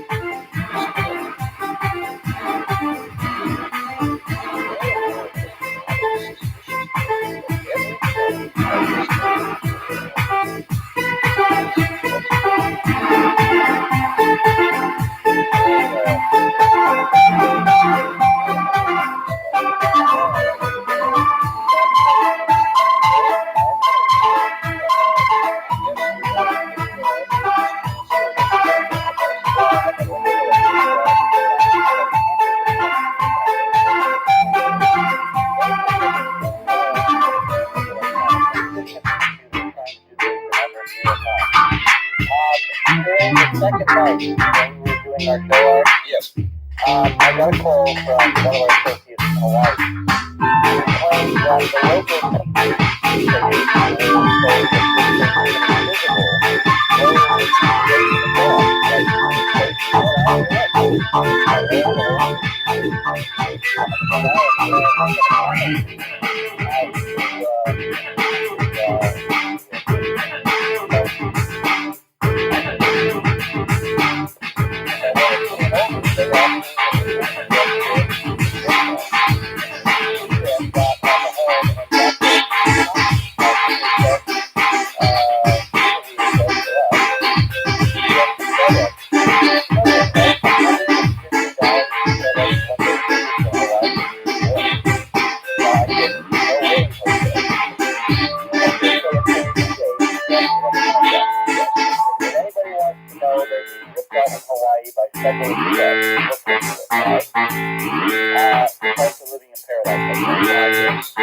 Well, hello and welcome to the stream.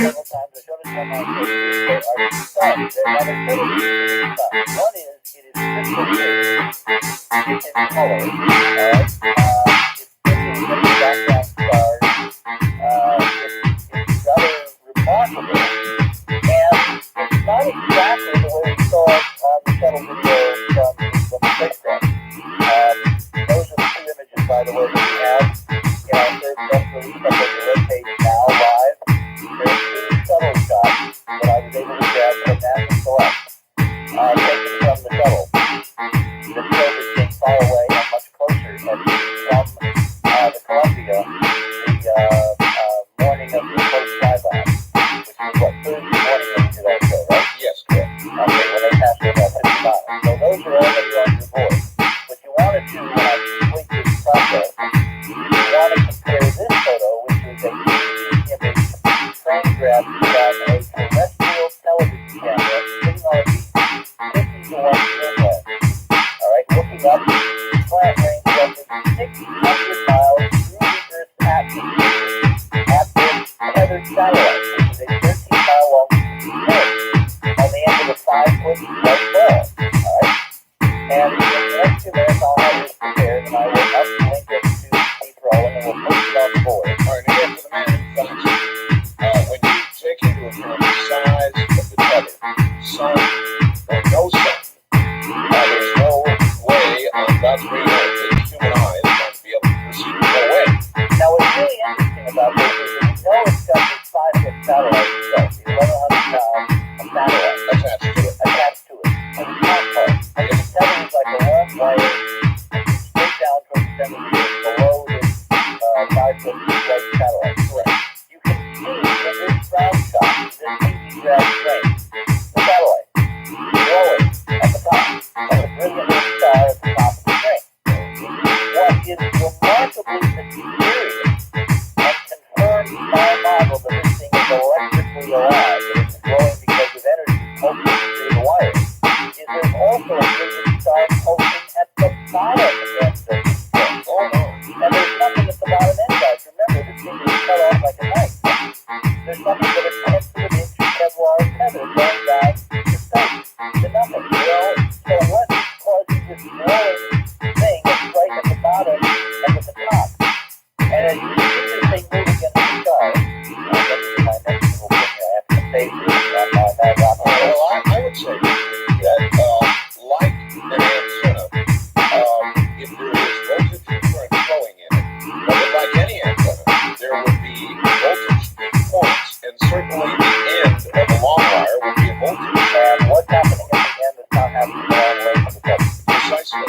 But what is happening at the end of this wire? Well, I would say in some way that energy in some corona-like effect is discharging in Very my close. It must be.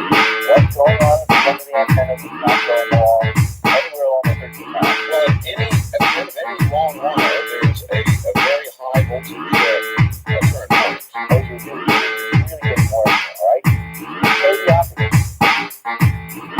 Well, I'm not sure I can. It's a bare wire. Oh, it's insulated for 13 miles. The only place where the bare wire shoots out is at the damn end of it. Well, it probably burned the insulation off. Of course it did. But even if it didn't, if the wire is gutted at the end, like let's say if somebody's cut a wire and cut it with an iron Yes. you get a round black piece, you get a bright copper thing in the center. That's the wire. Yes. The only place where it can see space, it can see the ion cloud of the whole 13 miles is the end of the tether. That's the other spark, brilliantly glowing as bright as the 5-foot satellite at the top 13 miles above it. I rest my case. Now, in a few minutes, we will get a shot. Get it up there. If I can do the next thing I need to do is get out of this file. All right, I'm going to tell everybody the World Wide Web page again, and how to get there, blah, blah, blah, and then you're going to tell them what's up there. It is www.artbell.com on the web.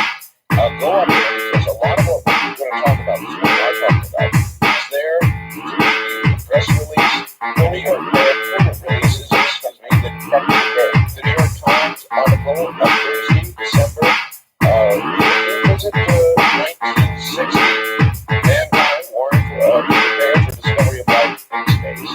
That civilization would collapse. And yes, and Richard's contention is that based on this and the study that generated this story, that we had to cover it up all of this time, and now it's time for that to come to an end. All right, good. And here's a fact for you, Richard Howard. If Richard has the evidence he claims he has, then I predict two things will happen. One will be a release that discredits him, and the second is he will be stopped from presenting the facts at all. And so, which one of those things do you consider more likely? I mean, you're on the air, you're blowing this all over the place now, so you're not stopped yet. What about somebody stepping forward to throw a sort of a to do what they did in Cotton Bennett, in essence? Oh, I'm sure they will try. Alright, but remember, this is a cascade event. Where there's one or two honest people, there's a lot more. We'll know what's going on. And the stakes here are not trivial. If we are correct, then there's a whole series of technological advances, discoveries,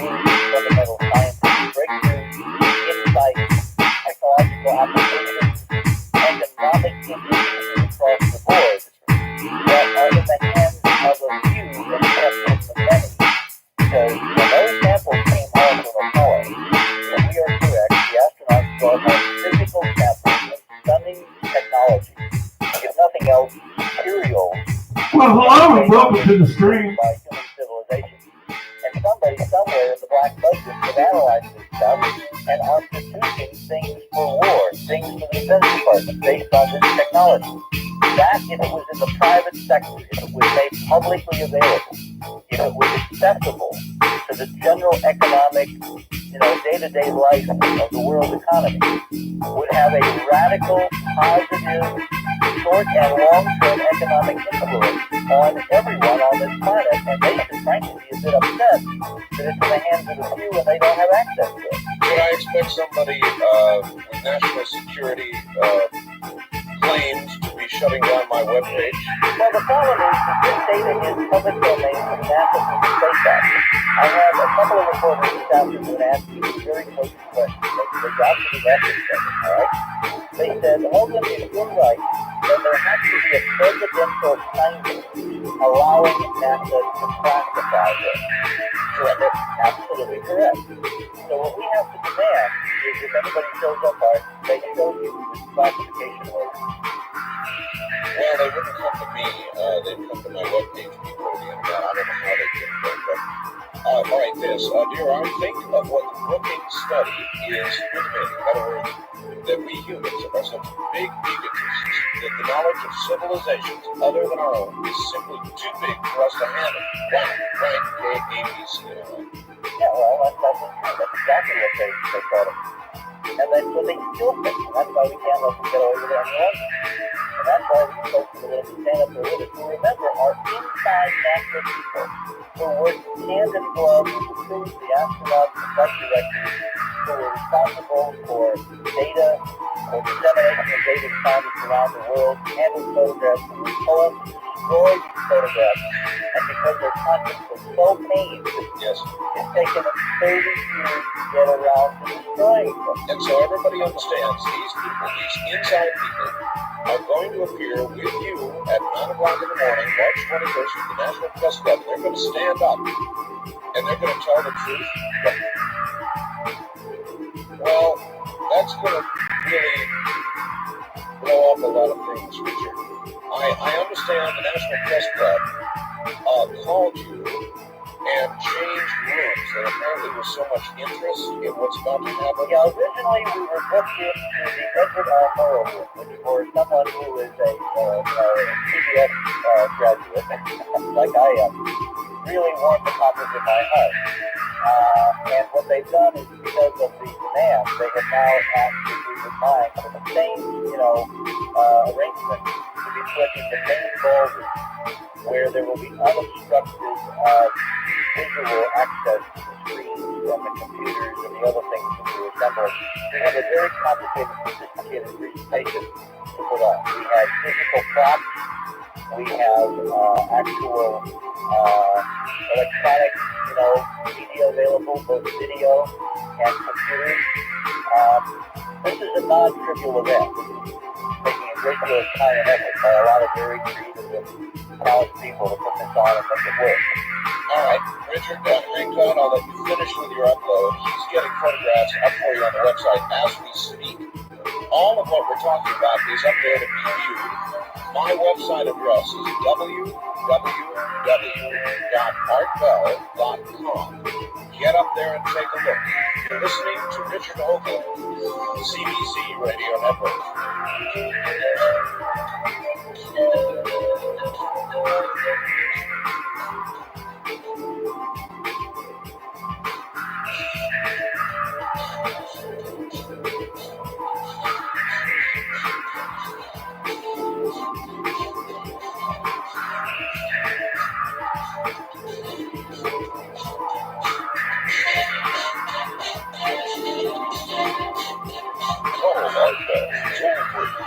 West of the Rockies at 1-800-618-8255. 1-800-618-8255. East of the Rockies at 1-800-825-5033. 1-800-825-5033. This is the CBC Radio Network. It is ancient buildings on the moon. Could it really be true? Listening, Richard Hoagland about the television. It is, and he's got the goods. Maybe this is a good lead-in. There are a number of years ago, I was asking myself, what the hell happened? 27 years ago, we put a man on the moon, then nothing. For 15 years, we've been messing around with the shuttle, but we haven't used it to gain a real presence in space. To me, it was kind of like putting space off limits. I guess now we know what happened. Is that fair, Richard? That is just exactly what we think has happened. It really is true. I remember the moon, and then suddenly it's like the steel door came down. Yep. Remember, I was science advisor to what some people have been the most tested man in America. I was covering the Apollo mission with Walter Cronkite when we were going to look from the moon. And if anybody had told me then, in the late 60s, that in fact, we were not being told the whole truth, Yes. if there was something wrong, something rotten in Denmark, something that, we needed to look into, I would have considered it, for a part crazy. We have the arrogance to think that we knew everything, that we saw everything. In fact, it seems now that this was part of a skillful deception by people who really believe that New York Times headline. When you really think that if you tell people the truth, you will destroy everything you value, everything you know, every loved one that you care about is put in peril by telling someone there's a bunch of ancient ruins on a place that, no one can live now. Would you put the truth about that up against even one, pet, one house pet, one cat, one dog? Of course not. So these people, I believe, were making very cogent, rational decisions based on the fact that they were abrogating their responsibilities and they were letting other people make decisions for them. All right, tell me what has changed today about the rationale of this knowledge becoming public. Well, for one thing, the Cold War is over. This can no longer be, viewed as some kind of East-West confrontation. All right? That's the first thing. The second thing is that, we know more. We're much more sophisticated now. We know the government does not tell us the truth. We know that, this thing is simple. All right? And people tell me momentarily whether it's successful. We know that government has lied to us consistently and with great abandon on a whole range of issues, not just on space, but on the economy, on politics, on, secret programs, on the black budget, on taxes, on everything. The government has not told us the truth.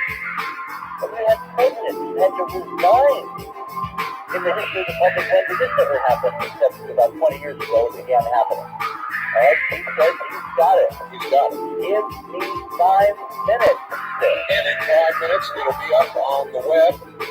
This is the latest photograph. It is a colored disc style. Right. It is a frame grab from a video sent to me by FedEx, 2-day delivery, from Hawaii.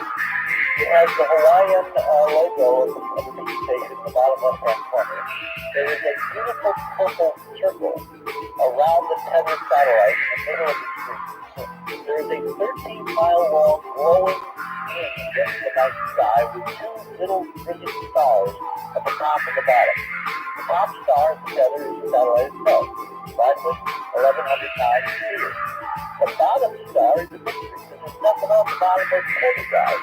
It's just a naked piece of wire where it tore loose from the shuttle on Sunday night on February 25th.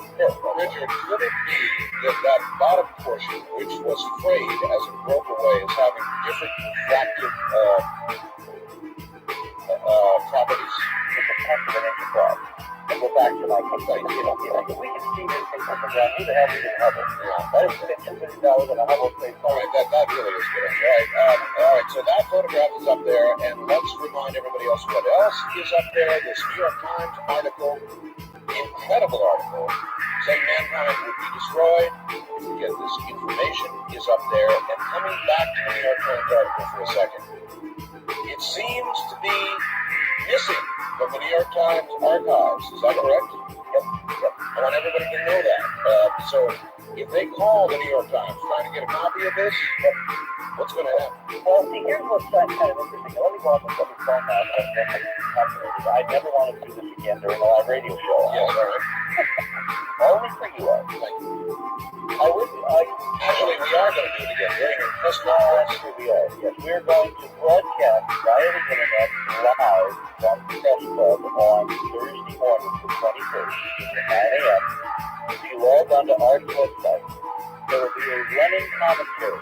One of the daytime things, Washington, 9:05 a.m. That's presenting. Right. Susan Caravan, who is our esteemed editor of Martian Horizon, is going to take her little laptop and is going to sit there in the grand ballroom surrounded by the creme of the national and world press corps and type things furiously. We'll try to keep up with the data stream and what's being presented and the questions are going to be thrown at us at the end. And we will capture everything on your board, so there'll be a complete monologue of how this flowed during those 2 hours. Right? She asked me a question this evening before she was smart enough to go to bed. She said, how will we be able to get questions from our audience back into the press conference? And that is a Keith Rowland question.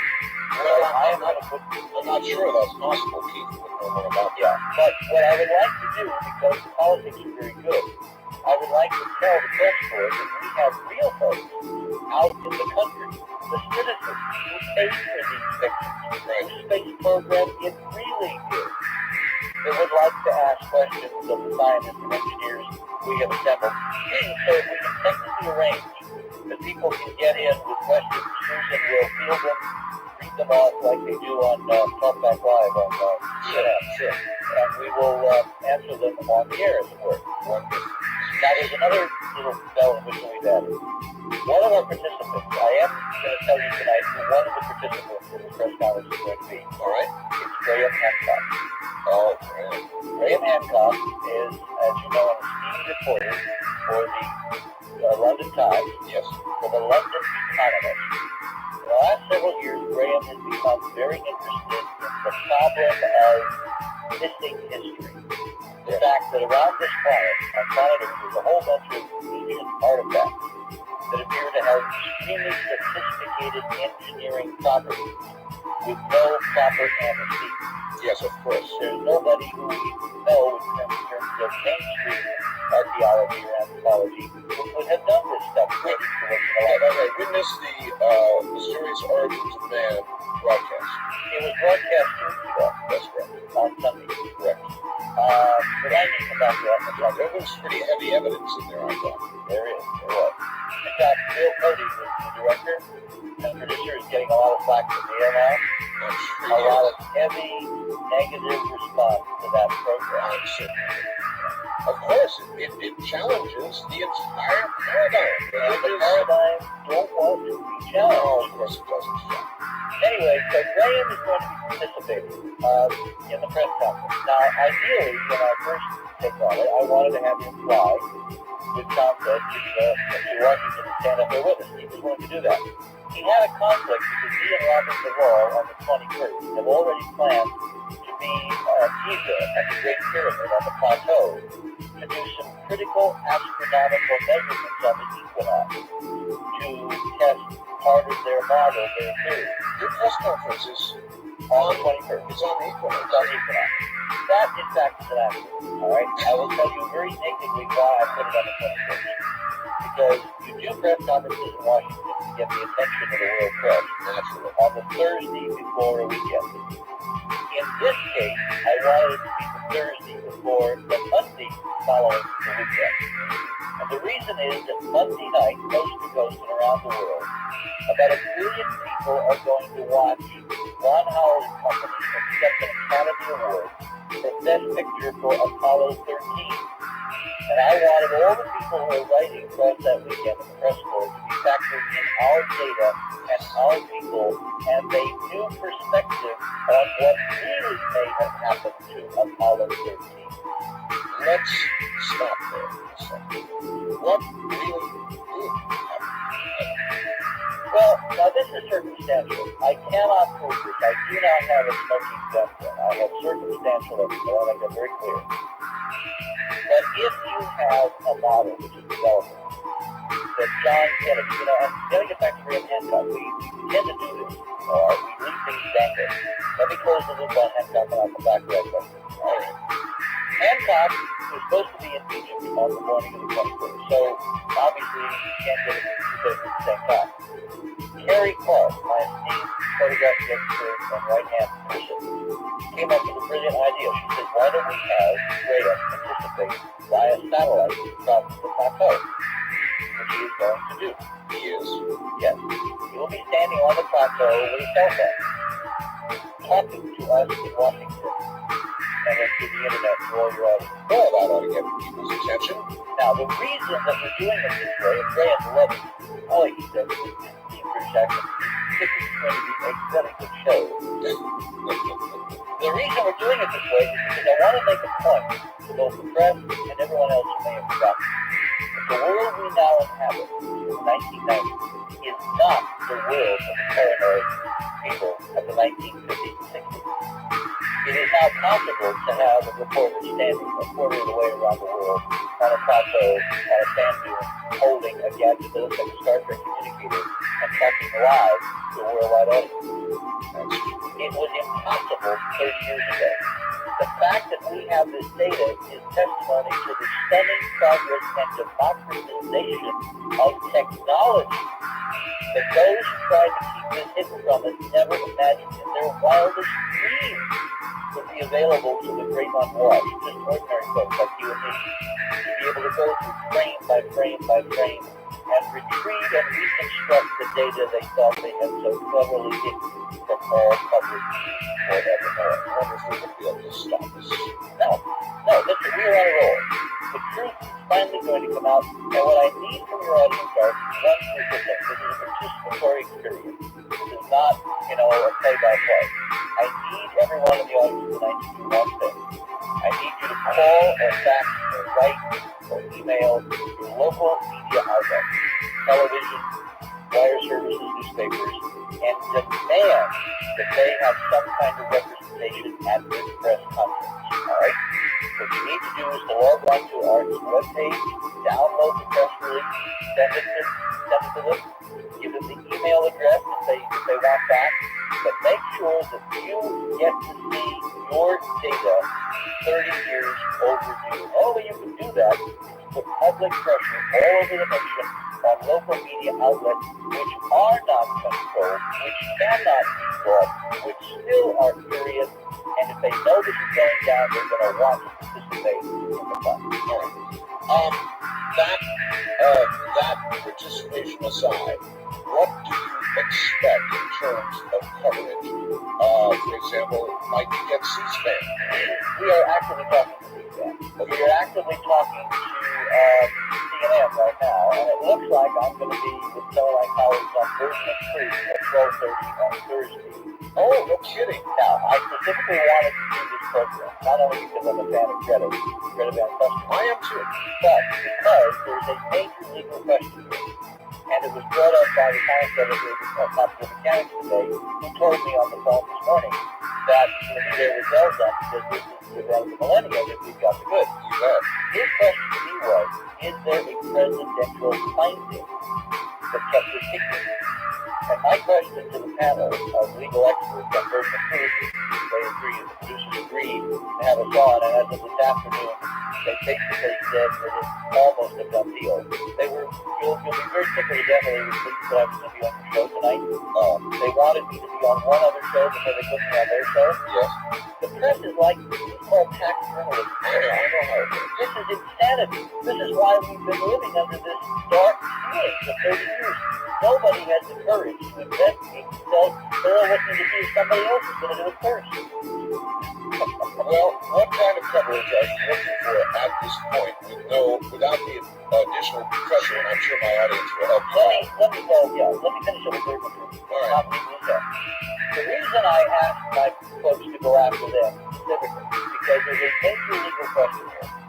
And the President of the United States, Dwight David Eisenhower, drafted with Sam Rayburn, the Space Act, creating an open civilian space agency, where in the law, all the data and the technology and the mechanisms whereby it was acquired is to be made available to the folks who own it, Yes, the American people. correct. There was one section of this Space Act, which I've got, which lists one exception. That is, one little loophole, and that is if the administrator of NASA deems data or technology to be relevant to national security, those words again, at which point he has to go to the President of the United States in the law, and there has to be a finding by the President. There has to be a document, a piece of paper, Right. to make it all legal. Now here's the catch-22. If NASA is pressed by legal scholars and lawyers and whatever that I hope to be talking to on Thursday afternoon, to show them this piece of paper whereby they were able to withhold photographs of structures on the moon, then obviously we got them. If they're doing this, they could never have gotten the piece of paper, because if the paper ever came out, it would be tantamount to admitting there were structures on the moon. Of course. So it's like when you leave, you tell the babysitter, now, by the way, don't let the kids put beans up their nose. The very idea that you plant in their mind is enough to cause the thing you don't want to have happen. So when the New York Times published the Brookings warning that this kind of data could destroy civilization, at that point, the administrator of NASA and the president, whoever the president was going to be, who came across this stuff, was in a terrible double bind. If they went through the letter of the law, they would destroy civilization if it ever came out, because why else would you classify stuff on the moon? Obviously. If they don't go to the letter of the law, then somebody is going to be hung because they didn't do it according to the Constitution. You see why there will probably be some effort to keep us from going through with this on Thursday? I do, yes. So I need your troops. I need folks out there to pay close attention, to watch us, to make sure we don't disappear from the radar screen, and they don't suddenly misplace our room key at the National Press Club. Well, that would be a little obvious. Yeah, well, sometimes things happen that are obvious. I will tell you that we had started out, as I said before, booked in the Murrow room. And as of this afternoon, they called up, actually yesterday, and they asked if we would switch rooms to the ballroom because of the demand and the number of calls they were getting, which will allow for unobscured sightlines. Because we're going to have a lot of people sitting around drinking coffee and eating croissants, watching stunning lunar pictures. Well, see, but that's why I asked you. I wonder if they're going to be able to stop us. And you said, well, no, but now you're almost saying, but I'm worried that they might. No, it's perfect. Whatever can go wrong will go wrong. I just, forewarned is forearmed. This is too important, and there's too many other people's reputations and careers and integrity on the line for us to drop a stitch now. And the main thing we don't want to have happen is that, it's the old joke, if a tree falls in the forest and there's nobody around to hear it, doesn't fall. Right. It would be really terrible if we throw this whole very elaborate party and nobody shows up because they think it's a joke.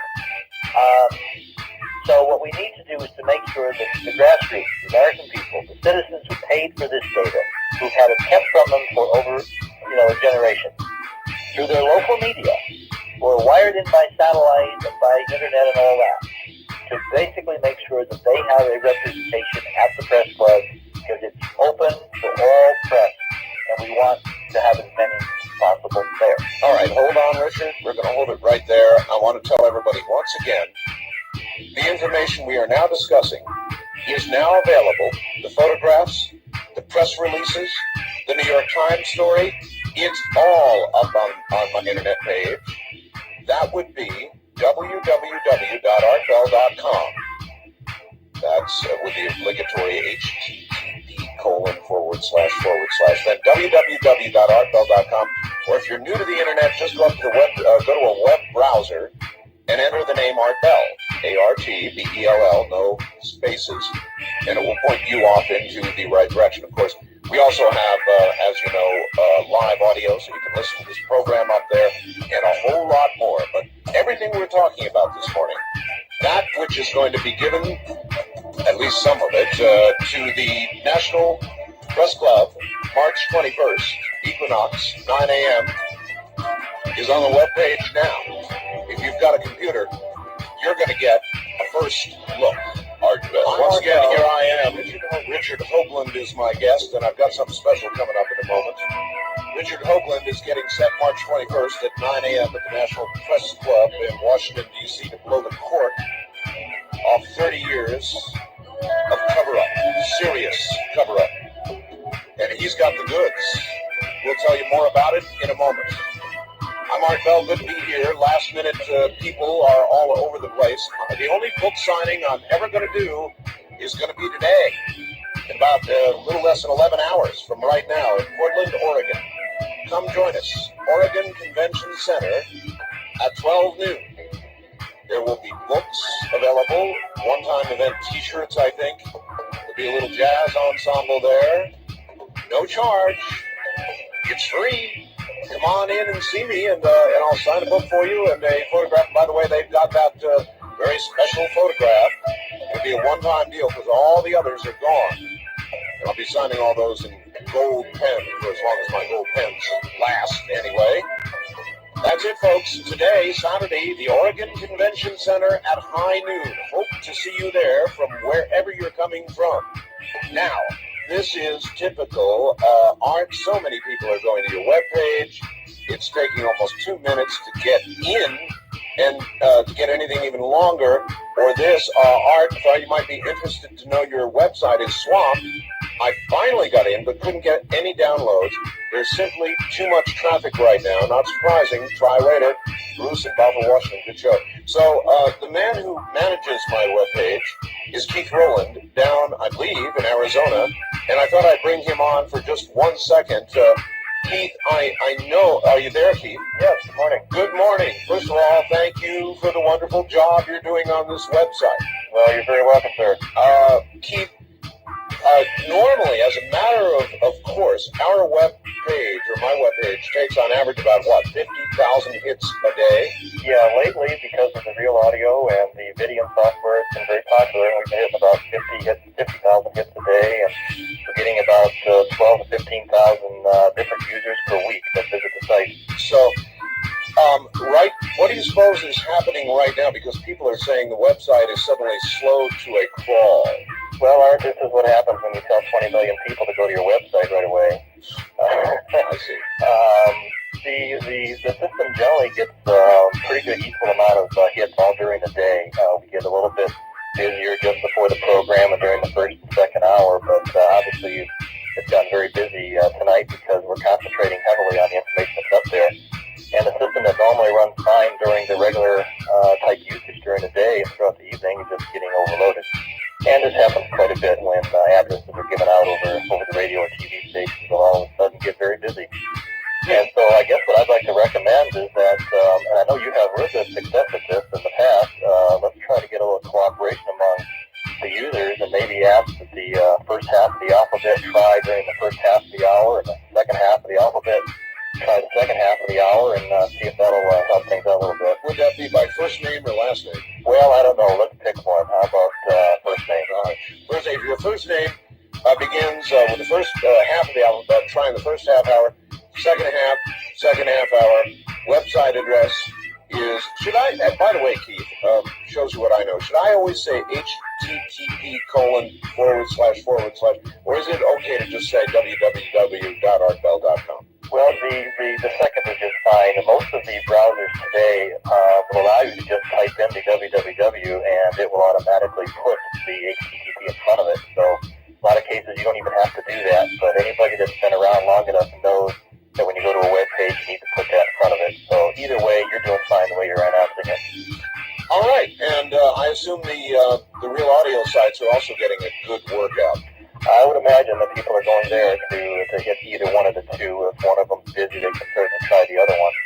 And it's been working out real well, as far as I know. All right, Keith, my friend, thank you for all the good work you have done, and Myron as well. Okay, thank you very much. Thank you both, and take care. They take care of the webpage, and they are now processing to many of you all at once are trying to. The information Richard Hoagland has for those of you joining us at this hour. There's going to be a big press conference in Washington, D.C., March 31st. And if there's a headline from it, it would be experts to testify on 30 years of cover-up. Now, about what? And what does Richard have? He's got photographs. Former NASA scientists and engineers to announce in Washington analysis of 30-year-old suppressed evidence by revealing ancient artificial structures on the moon. Photographs showing astronauts walking amid apparent lunar ruins on leaked NASA and Soviet space photographs. Researchers to challenge White House to open NASA files suggest deliberate 30-year-old superpower cover-up based on official government reports which warned that civilizations would collapse. The Brookings Institution report that generated an article in the New York Times, and yes, you can get that article right now on my webpage. Also, evidence throws new light on nagging question, what really happened to Apollo 13? And just one last time, my website address is www.artbell.com. That information is up there now, along with photographs of the tethered satellite as seen from Hawaii, along with, well, I'll let Richard tell us what is on the website. What can they go get? Okay, one correction. It's March 21st. I'm sorry. What did I say? You said 31st. Did I really? Well, because it was the 30 years and all that. Oh, I see. Well, come on, folks. It's a movable feast. And it is going to be a feast, all right? Let me get to the specifics for a second here, but someone sent in some fast questions. We're getting faxes here as well. Of course. They want to know if the news cameras will be videotaped. Yes, we are actually having a full camera crew with 3 cameras to shoot this for the Mars mission. We are going to be producing volume, 4, within a couple of months, based around this news conference, and it will be available through our website, which we'll have up by then, through our 800 number. As you know, we have a series of videos that are the background of this whole story, 1-800-424-0031, and it will be available through our Bell site. It will be a video of the press conference. It will probably be 2 hours, one tape, and it will be something for the history books, because not only are you going to have the world's press there, but the scientists and engineers we now, encourage to stand up and be counted.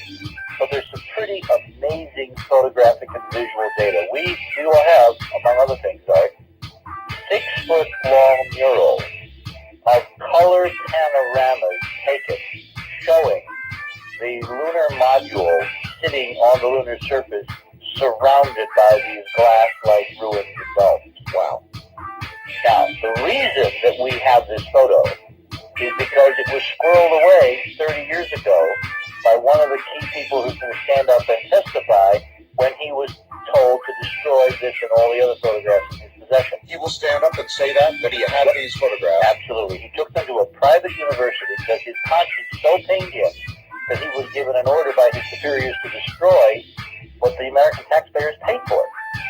So he took them and put them in a private file, and he gave them to this investigation after he saw a presentation in a major city. And he works for a major aerospace company, and he saw our Clementine data, and he invited us to his home, and we saw, what he had been accumulating for 30 years. And that's when he told us, well, in addition to all this, guys, I've got some photographs I gave to my alma mater, and we gave him an airplane ticket to go and get them, and he brought them back, and they turned out to be surface photographs taken of Apollo 14, Alan Shepard's flight. And that, of course, throws light on what happened to 13, because, remember, 14 was retargeted to go to the same landing site as Apollo 13. Yes, and while now you talk about forgetting things, let's come back for a second to Apollo 13. Yes. You said all the evidence is not in, but what is it you think really happened? Okay, let me lay out a thumbnail scenario for what I think has gone down and what this evidence now is building brick by brick toward. Yes. Okay. Has it ever struck anybody that's kind of weird that out of the blue, suddenly, a young president will commit this nation to go where no man has gone before, to drop everything, to commit to what was called a DX priority, meaning the highest priority in the land, over and above even military requirements? The Apollo program had the highest procurement and readiness and brain accessibility of any project conducted by this government at any time in the 1960s. It was number one. For instance, if there was a conflict at some aerospace company between some contractors building, let's say a tank, all right, and a part for Apollo, Yes. Apollo 1. A civilian project won over military. Doesn't it strike you as kind of curious? Anyway, Apollo was suddenly announced, we're going to go within 10 years, safely land Americans on the moon and bring them, safely home to Earth. That was what John Kennedy enunciated in May of 1961 before a joint session of Congress. I remember. We went, we dashed, we turned the best and the brightest and the sterling, stunning talent of the American industrial might loose on this enterprise. We crafted within the deadline the ships, the rockets, the spacecraft, the backpacks, the suits, everything. We fly 6 missions. We land at 6 sites scattered around the lunar surface, 15 million square miles. And then we stop it suddenly, abruptly. We come home.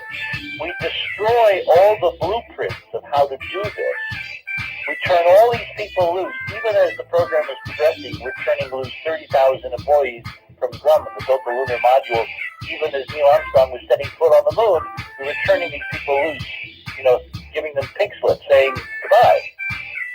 And the Soviets on the other side of the world were simultaneously getting rid of their boosters and cutting them up with acetylene torches and making sure they could never even get to the moon. Something so horrible or so important or potentially changing of civilization, and that harkens back to the New York Times headline. That means there had to be. Oh, yes, it does. And again, folks, and I've got to bring you back to this one too. In that context, I'm going to close the loop now. In that context, if this is the most important thing on the board, and you can't tell anybody, imagine how you have to lie to your own people. Imagine the layering of deception. Remember, NASA was built on trust. The thing I love about Apollo 13 is that it so reprises the esprit de corps and the feeling of NASA in the good old days, in the years when we all thought it was honest, when we were going where no one had gone before, when we were looking at visions, limitless boundaries, and the high frontier, the new frontier of Kennedy. Apparently, the stars were not the limit. I know, apparently the problem was we saw something nobody had ever seen. Yeah, we freaked out. And the policy people said, holy fill in the blank. Yep. This is exactly what Brookings warned us against. Oh my God, the New York Times has told us we're going to destroy civilization. And so they sat on it, and they took great pains to construct a mechanism so they could release a version of the data publicly that passes casual inspection. But they did not release the really interesting information, and it's only by the grace of God and technology that we are now able to, with a few honest men and women from the inside, retrace the steps and figure out what really happened and to demonstrate what we really retrieved from the Apollo program. And we're going to present that Thursday morning, March 21 at 9 a.m. What do you think will happen to these people after they stand and tell what they're Nothing. If anything happened, it would be like Big Foster. The reason that Bill Clinton is in trouble is because there was a body found, a few miles from the White House. Right. If anything were to happen, if anybody were to try to shut this down, if anybody really starts making noises that these people, are not who they claim to be and are not telling the truth, that a lot of people in Washington in the press corps who are kind of ho-hum, bored, oh, cynical, Yeah. they'll suddenly see it in a venue they can understand. And a lot more attention we focus on this than I'm sure some people would like tonight. Mm-hmm. So we basically have it between the rock and the proverbial hard place. All right, look, I've got this article in front of me from the New York Times, Thursday, December 15th. It's on the internet. They can get it. Richard, I've got to bring you back to this again. I want an answer to this. You said... Well, let me finish the story then. Well, then please If Apollo was designed to go and bring home the bacon, and if there were folks within the government, not only our government, perhaps, the Soviet government, the West German government, the English, I can't imagine that there are secrets that we only know. Then, obviously, on every question there are two sides. There's folks that probably felt that even going to the moon and bringing this stuff home for a few would be risking everything. Well, sure. And under those circumstances, it is not beyond rational expectation that maybe someone would try to sabotage Apollo so that it could never bring home anything and the secret would never be out and civilization would never be threatened. It is my speculation, I want to be clearly frame this, it is my speculation that there is a reasonable probability that Apollo 13 was sabotaged. It was deliberately designed to kill those astronauts, to publicly humiliate NASA, to basically make the American people freak out at heroic men dying so horribly, strangling for lack of oxygen halfway between Earth and Moon. If that had succeeded, if Apollo 13 had failed, if Jim Lovell and his comrades had died that way on national television, with Walter covering it, me and Jules Bergman and all the others who were following the space program and reporting blow by blow at that point, then the whole space program would have collapsed. We would have stopped going anywhere. There would have been no further missions to the moon. There would have been no missions to Mars, no missions to the outer planets. NASA would have folded its tents. We would have all come home, and the secret would have been perfectly safe forever. So it's the NASA that they built so well that we owe the fact that we know. Because all the honest folks who worked day and night against all odds and saved Jim Lovell and Fred Hayes, Jack Schweikert, and brought them safely home, as memorialized in Ron Howard's brilliant movie. Those honest people, Gene Kranz on down, they deserve our incredible accolades because without them, we would not know what brilliant, priceless treasure Apollo really found on the moon and brought back to Earth. That's quite an allegation. That's quite an allegation. All right. When we come back from this break, Richard, please, I want to know about this New York Times story. Okay? Because it's something in hand, it's something I've got in my hand, and I want to know why it is that somehow these files, or files actually covering a number of years from the New York Times back then, apparently are not available or missing. This appears to be the real thing. Is it? We'll ask Richard Hoagland when we come back. Absolutely an incredible story. You're listening to the CBC Radio Network. I'm Art Bell from the High Desert in Portland, Oregon, later today.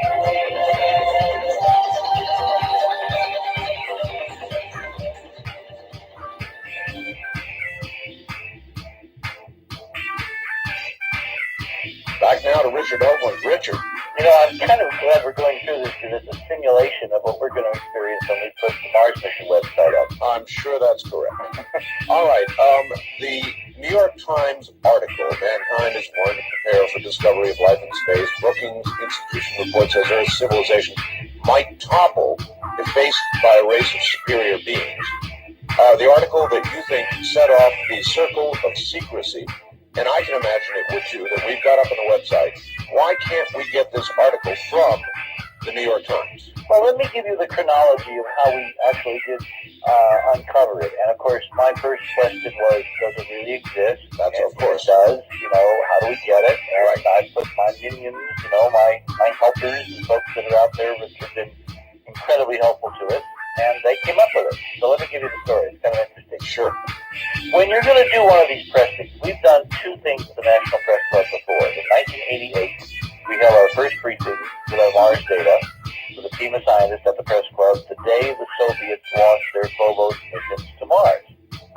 And we had briefed the Soviets by way of former astronaut Brian O'Leary in Moscow a year before as to what they might find when they got there, and would they keep their eyes open for Cydonia, and et cetera, et cetera. We held a press conference on the day they launched, and a month later their first spacecraft disappeared. Kind of like Mars Observer was going to do someday. 8 or 9 months later, when they get to Mars with the second Phobos mission, it lasts a month plus in orbit, and then it disappears, which is beginning to set a trend curve. So, of course, my immediate question is, have they really disappeared?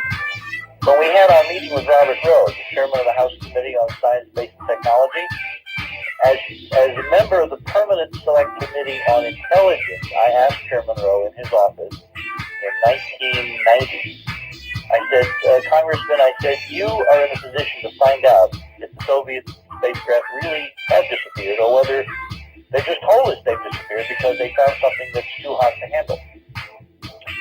Shortly after I had that conversation, Robert Rowe resigned from chairman of the committee and then resigned as a member of the House of Representatives under very interesting circumstances.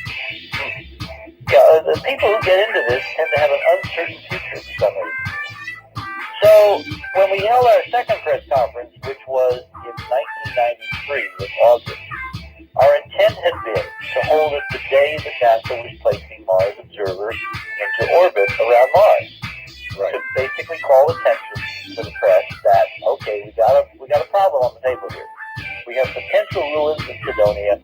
We got a spacecraft with a camera that can take pictures down on the surface of Mars now 50 times better than Viking. We can test the theory, hold their feet to the fire, and let's get an honest test here. And I did Good Morning America with Devin French, the Mars Observer Program scientist, on Sunday, the 22nd, 2 days before the press conference. Right. Half an hour after I concluded the interview with Devin French and the host of Good Morning America, NASA announced they had lost Mars Observer. I recall. And it was never heard from again. We went through with the press conference. We had about 100 of the best and the brightest show up. And inevitably they said, well, what do you think happened to it? And I suggested at that point that because of the Brookings report, which we had just found, and I actually had a copy of the report in the press kit, that there was a rogue group within NASA which had been there for some time, which had taken it upon itself to hide this kind of information because of fear that civilization would collapse, which is what Brookings warned. Right. The press reacted with a resounding yawn and went away. And nobody ever does and ask NASA, did you really lose the spacecraft? And in the final addition to the Monuments of Mars, I lay out blow by blow in a chronology in the update, in the 4th edition, what NASA's amazing inconsistencies in NASA's story about what happened from the Mars Observer, but nobody in the press is paying attention, is following up, is doing their homework, so we never get to know. Sure. What I find amazing is that when I got wind of that, in addition to the report, the New York Times had actually published a story on the Brookings document. It was obvious to me that for this press conference, and we only found this out a couple weeks ago, I had to get a copy of the New York Times article. We live in a world, Art, where we won't believe the government, but we will believe the New York Times. It's like having the actual report in their hands didn't mean anything. But if I can show reporters on Thursday morning, the 21st, that the New York Times said civilization would collapse, we've got them. And I already know this is true because that's the reports I'm getting back is how the heck, I mean, your response itself is very indicative of how in awe and reverence we hold the New York Times. How did the New York Times ever get to be God? You know, who made them God to decide our reality? That issue aside. Okay. I mean, here is the article. A, where did you get it? Okay, so I put one of my press people, Rowena Martin, who was on the press release, by the way, all the facts and inquiries should come to these people and not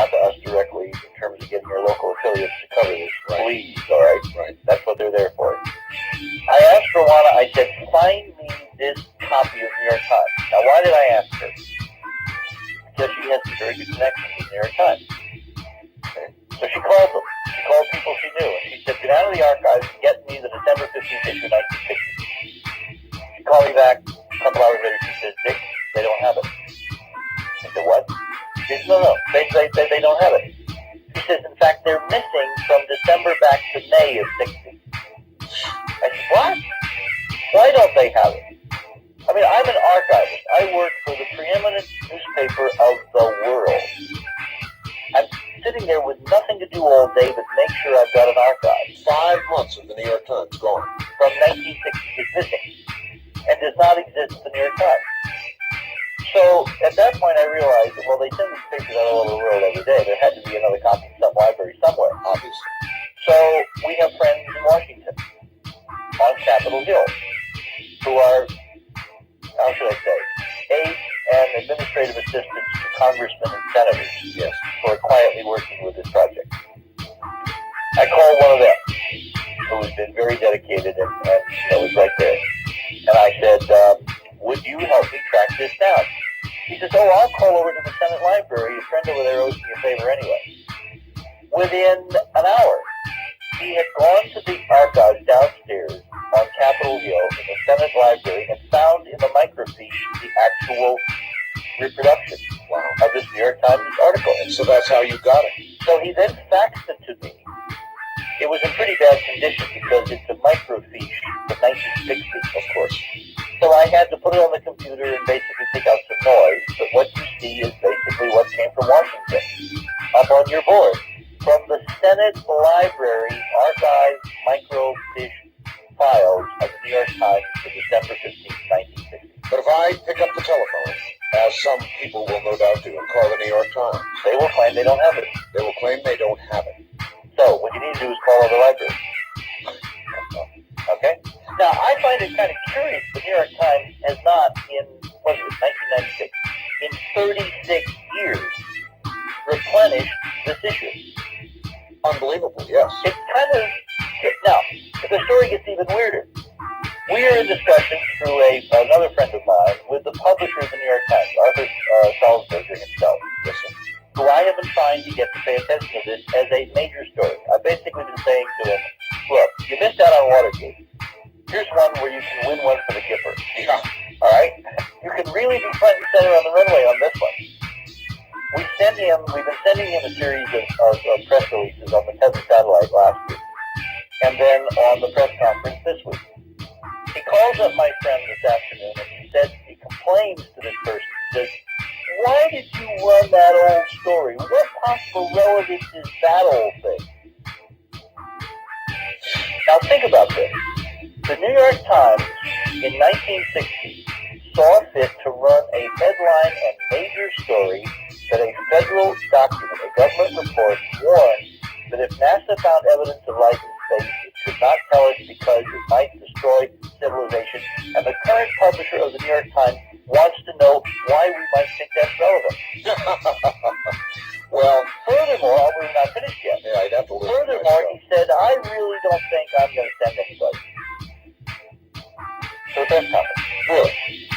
Now, what I said to him back to my friend was, well, Arthur, are you part of the problem or part of the solution? If you don't send someone, even to see us fall flat on our keister because we can't come forth on any of the data or evidence or people. Remember, we're talking about insiders, NASA insiders who claim that this is what's been going on. Of course. And the publisher of the New York Times doesn't think there's a story here. And he published a headline 30 years ago, actually it was his father who published it, claiming that civilization would be destroyed if this came out. Does one begin to suspect maybe that Mr. Salzberger might believe the headline and is trying to do whatever he can to keep people from being interested in this thing? That's one. Would that be a leaping to a conclusion here? Well, it might be a little bit of a leap because we don't know for sure. No, of course. But It's it really might be a logical speculation. So let me tell you what happened after that phone call. Sure. I got a call from a reporter friend of mine in Florida who works for Florida Today, which is the parent newspaper of USA Today. Right. And I basically, I sent him the fact that I wanted to come to the press conference. He saw that I worked for years. He's been very good at doing stories on this. And I told him this story about the conversation with my friend who was the publisher of the New York Times. Right. His immediate reaction as a reporter was, holy hell, that stinks to high heaven. Yeah. So I then told him to call Mr. Salzberger's friend.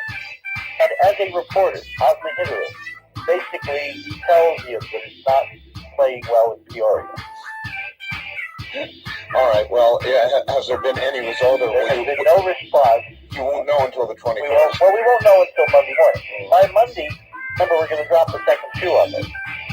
Monday, we're going to release the next press release, which will list who the participants are, their backgrounds, which is pretty damn impressive, and a couple of other surprises. Good. All right, I've got a fax here I think you ought to hear. Here it is. Hi, Art and Richard. While working in the aerospace industry for a defense contractor, I was told something that was rather hard to believe. In retrospect, this story now rings with a strange sound of truth. I was in hopes that your guest tonight could provide input on the matter. A respected engineer in our work group told us of photographs, pictures that were taken while a U.S. craft orbited the moon. These pictures were carefully screened prior to being released to the public.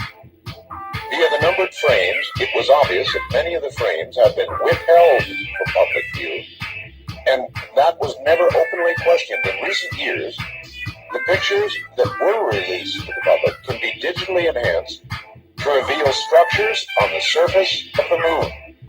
These structures are clearly not natural formations and resemble a city left in ruins. Now, with powerful computers at the public's fingertips, these pictures have become sensitive information. Needless to say, the pictures that have been released are no longer available to the public. This is supposedly due to a loss of archived films. Now, I find the engineer's story easier to accept, and the story of missing archived films more difficult.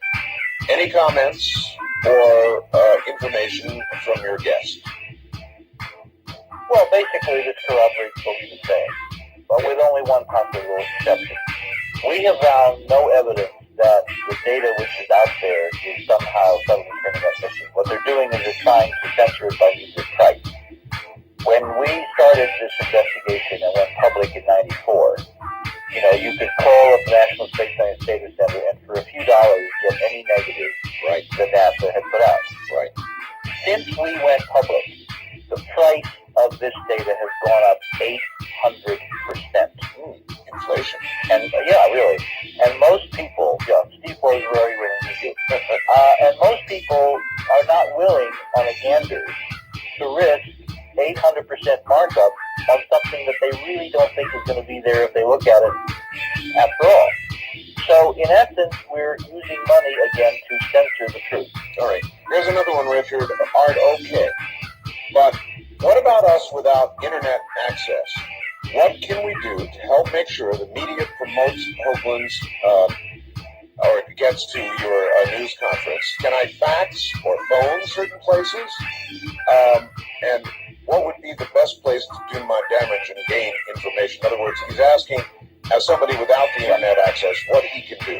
Okay, what you do is you call up your local media, newspaper, radio, television, and you tell them this event is going to happen at 9 o'clock at the National Press Club in Washington on the 21st. They then will want to see a press release on it. You then direct them to Art Bell's webpage, because all these media have computers and they're all on the web. That's true. And you give them the www.artbell.com. www.artbell.com. And you give them that address, and you'll give it to them again. And they can log on and download the press release and then go from there. All right. Hey, Art, ask Hoagland about the properties of glass made in zero gravity. Is it not true that glass made in zero gravity is stronger than steel? It's not the zero gravity, it's the vacuum. On Earth, water attacks glass in a way that weakens it radically. What Blakey and others at Los Alamos discovered in their simulations for lunar basic studies for NASA was that if you create glass in a vacuum and then you coat it an oxygen atmosphere and water vapor inside to contain people Yes. that can't get to the glass. The simple fact of producing a vacuum without water makes it about as strong as steel. Now, if you do other things to it, all right, other than just ordinary, glass, it can be even stronger than steel. So, you're at the beginning of the learning curve here. All right. Now, let me tell you one of the interesting things. We got a call from Popular Mechanics this morning. They're coming. And when I started laying out the model, which is this stuff is made of glass and all that, and it's stronger than steel on the moon, etc., the guy said, he says, we're doing a feature on building bridges out of glass here on Earth. So engineering on Earth is catching up. All right, before we leave the subject of glass, one more. Listening to Richard, I'm reminded that ancient Egyptian glass beads were found in a pyramid whose diameter of the beads hole is so small that we could not reproduce it today, or that a large glass telescope lens was found intact at an Israeli archaeological dig. Have you heard of that? Yeah, there's a lens actually was found in Baghdad, and it's in some museum, either in Germany, in Berlin, or maybe it's back in Baghdad now. But there was a glass lens found that actually was a refracting lens that was several thousand years old. And yes, I know about the beads, and they're what they call phenon beads. And the hole is microns wide down through the center of it. And there's no way with primitive twirling technology, a little guy, you know how Indians are supposed to start fires by twirling a stick between their hands? Yes, of course. Well, if you think of drilling through a hard substance, like an obsidian bead or something, with that kind of technique, it just won't work with the fineness. So it's these little clues that we're looking at scraps and bits and pieces of a former high-tech civilization here on Earth, which of course is why I'm bringing in Graham Hancock live by satellite from the Giza Plateau, because he is going to address the idea that the stuff on the moon may be part of a continuum. It may be our stuff. Our era so old we have literally forgotten. All right, Richard, hold on. One note for everybody. Tonight on KLAS in Las Vegas, it was announced that 60 Minutes is going to be doing a segment on Area 51. Leslie Stahl coming up this Sunday at 7. And I thought the audience ought to get that. All right, everybody, we're going to break, and then we'll get to the phones. Don't forget, the only book signing I'm never going to do later today in Oregon. Just hours from now, on my way to Portland. Zoom, zoom. Up to the Oregon Convention Center, we're going to have a book signing and sort of a meet, I guess. Any of you within range of Portland, see at high noon at the Oregon Convention Center. Be there, as they say in the car commercials. Here we go again. This hour I'm going to get the phone lines open, and we will let you ask Richard some questions. Art just talked with WNEP in Scranton, Pennsylvania, which is owned by the New York Times. They refuse to cover the story. They say, though, the National Hookup ABC might carry it. That's from somebody in Scranton, Pennsylvania. There you go, Richard. Interesting? Interesting? Well, see, it's interesting. If the New York Times is not there, and everybody else is, they'll kind of look, because they're the ones that published in the 60s, that if this stuff was out there, It's their own article, yeah. found, then it would destroy civilization. They're going to definitely look like they're part of the problem. Now, let me tell you where they fell down. What I think is going on here, and has been going on for 30 years, is we're not dealing with conspiracy. We're dealing with something even worse. Dumbness. All right?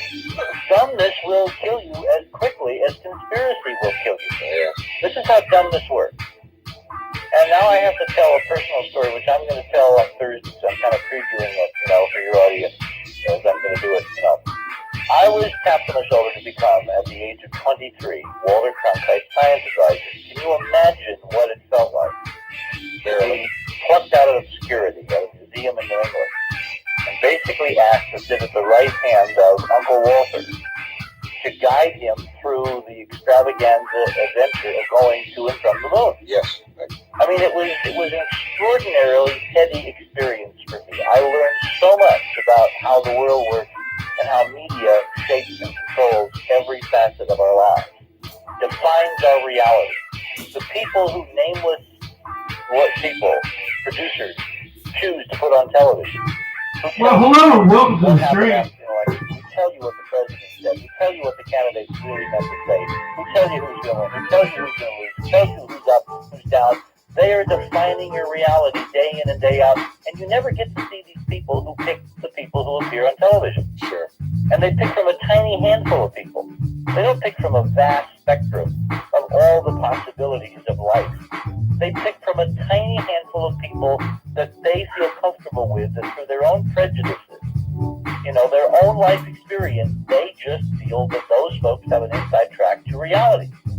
Which means that the bottom line is we get to see the reality on television that the people behind the scenes think is reality. We don't get to see the real reality at all. We live in a virtual reality cyberspace inside between the ears of producers. And at 23, a rather impressionable age, I was thrown into the lion's den in the middle of these people at the most august broadcast news agency in the world, aired to Edgar R. Murrow, working with Cronkite, working with, all kinds, Eric Severide and I sat in a bar one night and had an incredible discussion on philosophy about why are we doing all this, why are we going to space and all that. Bob Stout and I got absolutely stoned out of our minds in Apricot Brandy in Los Angeles. I showed up on the set the next day green. They couldn't color balance me because I was so in my cups. All right? I've got some horror stories. They dragged me to Hurley's Bar, which is the watering hole in New York City. I know whereof I speak when I say that at the age of 23, what appalled me, horrified me, simultaneous with being entranced and being in this heady, stratospheric environment of working with the Mr. Cronkite and CBS News and, being in on all we were doing, what appalled me was the attitude of those producers and reporters and others, except for Walter. Walter was the exception. I've got to say that absolutely emphatically. Because all the people around Walter thought the space program was the biggest waste of time that has ever been invented. It was irrelevant to the human condition. Well, I think a lot of the media still believes that. It did not make a tinker's blank in the field of what humanity was going to be doing and should be concerning itself with. So what I saw day in and day out, I'm going to stand up and from my firsthand experience tell these young new reporters who were not even born when Neil Armstrong set foot upon the moon in some measure, some of these kids. I'm going to tell them that what happened is that because the press considered space and the Kennedy vision irrelevant to the human condition, a waste of time, a boondoggle, a welfare agency for aerospace workers, whatever you want to call it, they did not give it the time of day. They didn't even begin to ask the kind of questions they should have asked or would have asked of DOD or housing or HUD or Health and Human Services or welfare or any of those things that are now the major issues. And so the folks on the inside who were trying to put one over on it, they had a piece of cake because nobody ever asked them any hard questions. They got away with murder practically, almost, if I'm right about 13, because the esteemed press from the New York Times on down never really took space seriously. It's out there, we live here, who the hell cares? All right. Now, on that basis, Arthur Salzberger's attitude this afternoon, that this is funny and not serious, is in consonance with the fact that when they published that headline, they never followed up. They were not consistent, Mr. Prosecutor. They did not ask the next question, which is, okay, if this document exists which warns that if we find this stuff out there, somebody's going to try to keep it from us. Is somebody keeping it from us? All right, well, here is a fact that follows on that. All right, yes, it only makes sense that our civilization would collapse due to encountering a superior intelligence because man will come to the rude conclusion that he is inferior and stupid. In other words, the human bubble will burst. Now, that is a simplified version of the conclusion printed in the New York Times article, and I'm not certain, Richard, I know you are, or you seem to feel that way, I'm not certain that all that much has changed. Well, what really happened is the bubble for the arrogant, egocentric elitists would burst. Oh, yes. Yeah, ordinary folks, the folks we're talking to tonight, they're going to be fine. Probably. They understand because, and I have data here. Remember, I try not to say things on your show or any show without having data. What is my data? My data is Star Trek. All right? Star Trek is a vision of the kind of future that most of the human race want, desperately yearn for, imagine is theirs by birthright. To boldly go where no one has gone before, to meet new life and new civilizations, and to embrace them, respecting infinite diversity in infinite combination. Gene Roddenberry struck a blow for freedom, the Constitution, and the American way when he put blacks on television for the first time in leading roles, Asians for the first time on television in leading roles, had the first interracial kisses. He just got an award posthumously at some prestigious Hollywood affair because his program, his vision of the space program that was someday going to be, was so far ahead of the reality that we have that we're now just beginning, the Hollywood crowd, the intellectuals are just beginning to realize that Gene Roddenberry was setting a model which has attracted the interest of millions of people around the world. There was a woman in Little Rock the other day on the Whitewater trial who wore a Star Trek uniform every day as a member of the jury to work because she wanted to make a statement that this is a lifestyle worth emulating. And it was only when she... But Richard, we're not there yet. Well, but we can be. And we must aim high. And because most people I talk to on the ground, in the streets, are aiming that high, and it's only the Arthur Salzburgers of the world that turn up their nose and sneer and giggle. Those are the people whose bubble will collapse, and fortunately, they don't yet run everything. But how do you know that on March 21st, you're not going to be going to a place where mankind should not yet be going? Well, St. Heart never won fair mate. All right, look, I want to take a couple calls. A lot of people want to talk to you. It's only fair. East of the Rockies, you're on the air with Richard Hoagland. Hello. How you doing, Art? Mr. Hoagland. Where are you, sir? I'm from Mohawk Valley. All right. Mr. Hoagland. Are any high-ranking members of the scientific community going to be invited to this press conference? Like Dr. Carl Sagan? Well, he can come. Of course he can come. He won't show up, but of course he's welcome. Well, we're not handing out gilt-edged invitations. What about the quality of the persons that you're going to have telling their story for the first time? Well, the key thing here is we have NASA insiders who have key, very responsible positions within the agency, working with the astronauts, working with the lunar data, working with Apollo, who are standing up and saying, this is what was going on. All right. Well, that is newsworthy, Richard. There's no question about it. And then we have outside geologists who are going to be there to discuss why the things in the photographs cannot be anything but artificial. We will have architects, we'll have photographic experts, we'll have computer experts. We've covered the waterfront. We even have a couple of investigative reporters. Graham Hancock, as you know, is one. Yes, indeed. So we're covering the full spectrum. If Carl wants to show up, he is more than welcome. I doubt that he will. I doubt that he will. Carl made a decision years ago. And now, again, I'm speculating, but I've known him pretty well over the years, and I think I can, say this with some modicum of veracity. I believe Carl believes the negative side of the human condition, that he is an elitist, that he really thinks that we'll all go crazy if we find out that we're not the brightest guys on the block. I think Carl underestimates the human condition by about 10,000 orders of magnitude. Well, you may be overrating it by some, Richard. I mean, the people listening to this program, me, yes, I think we could handle it, but we don't represent the totality of the population. And no, but culture is always advanced by the most interesting, the most curious, the most entrepreneurial, no, it's true. The best. All right, west We of the don't play Rockies. to our worst, we play to our best, otherwise we're stuck in the cave. Phones, Richard. West of the Rockies, you're on the air with Richard Hoagland. Hi, Art, how you doing? Okay, where are you? I am in LA. Okay. Got a question for you, Richard.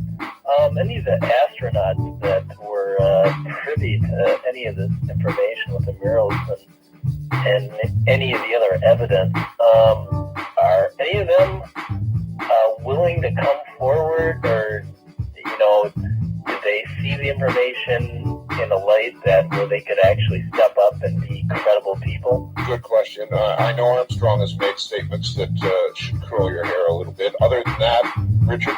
Well, this now gets into a delicate area. You have to understand the astronauts, when they joined the program, they joined from the military services. Now, when you are a military officer, That's true. all right, you sign an oath. You bet. That oath commits you under pain of law to the Constitution of the United States to follow lawful orders from lawful superiors.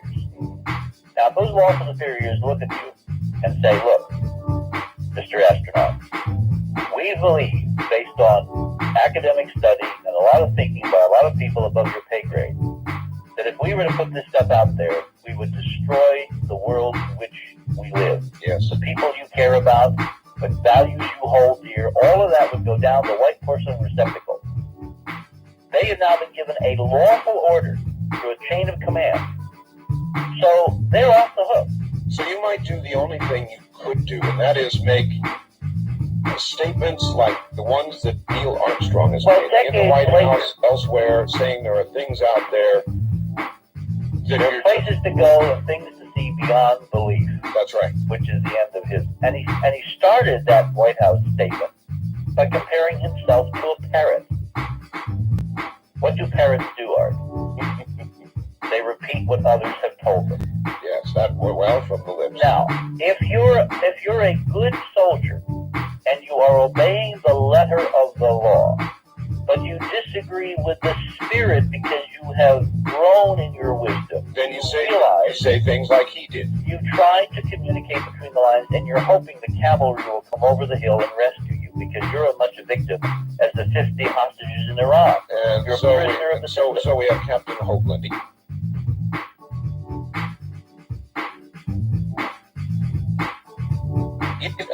I'd like to ask Richard, so what he's saying is somebody went up to the moon and found the Rosetta Stone.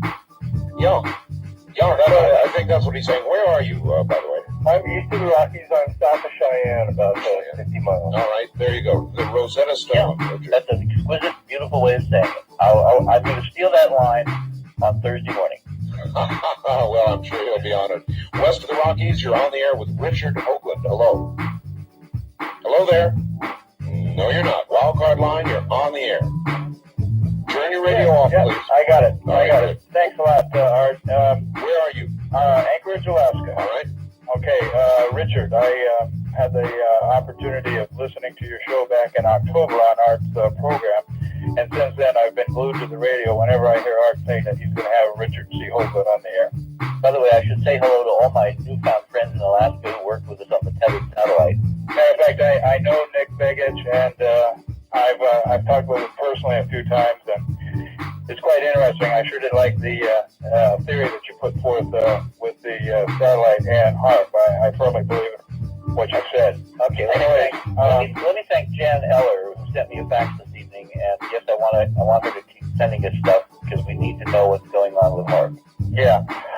The question regarding what you have mentioned before with the Mars missions and things that have been observed on Mars, it's conceivable, I would say, that maybe our past civilizations have gone further and beyond and have come back. And was there any correlation or things that were similar in what you found in Mars photographs and what has been reported to have been found on the moon? Yes.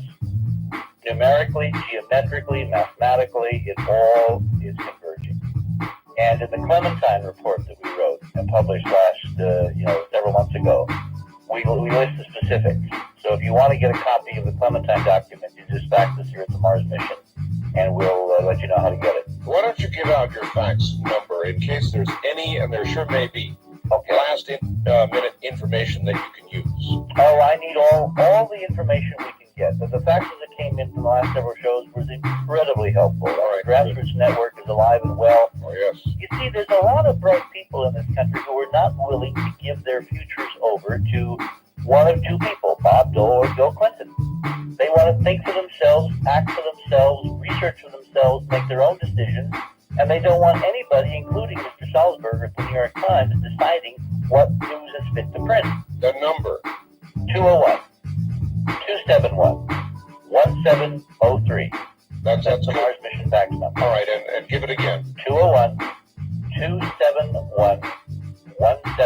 All right, on that note, hold on. We're going to do another half hour, and I'm going to lay heavily on the phone lines. So if you'd like to speak with Richard Hoagland, this would be, I guess, your last opportunity prior to the March 21st news conference that I believe is going to rock a bunch of people. You've been listening. I don't know how you can see it any differently. So there you are. Richard Hoagland back in a moment. I will be getting on an airplane, going to Portland, Oregon, in now just a matter of a few hours. I hope to see you there. It's the only book signing I'm ever going to do. The Oregon Convention Center. Big twin towers. You can't miss them in Portland. And it's going to be a lot of fun. So, you know, around midday or so, you're going to sleep in after a show like this. Come on over and let's get together. Oregon Convention Center, high noon, Portland. Be there.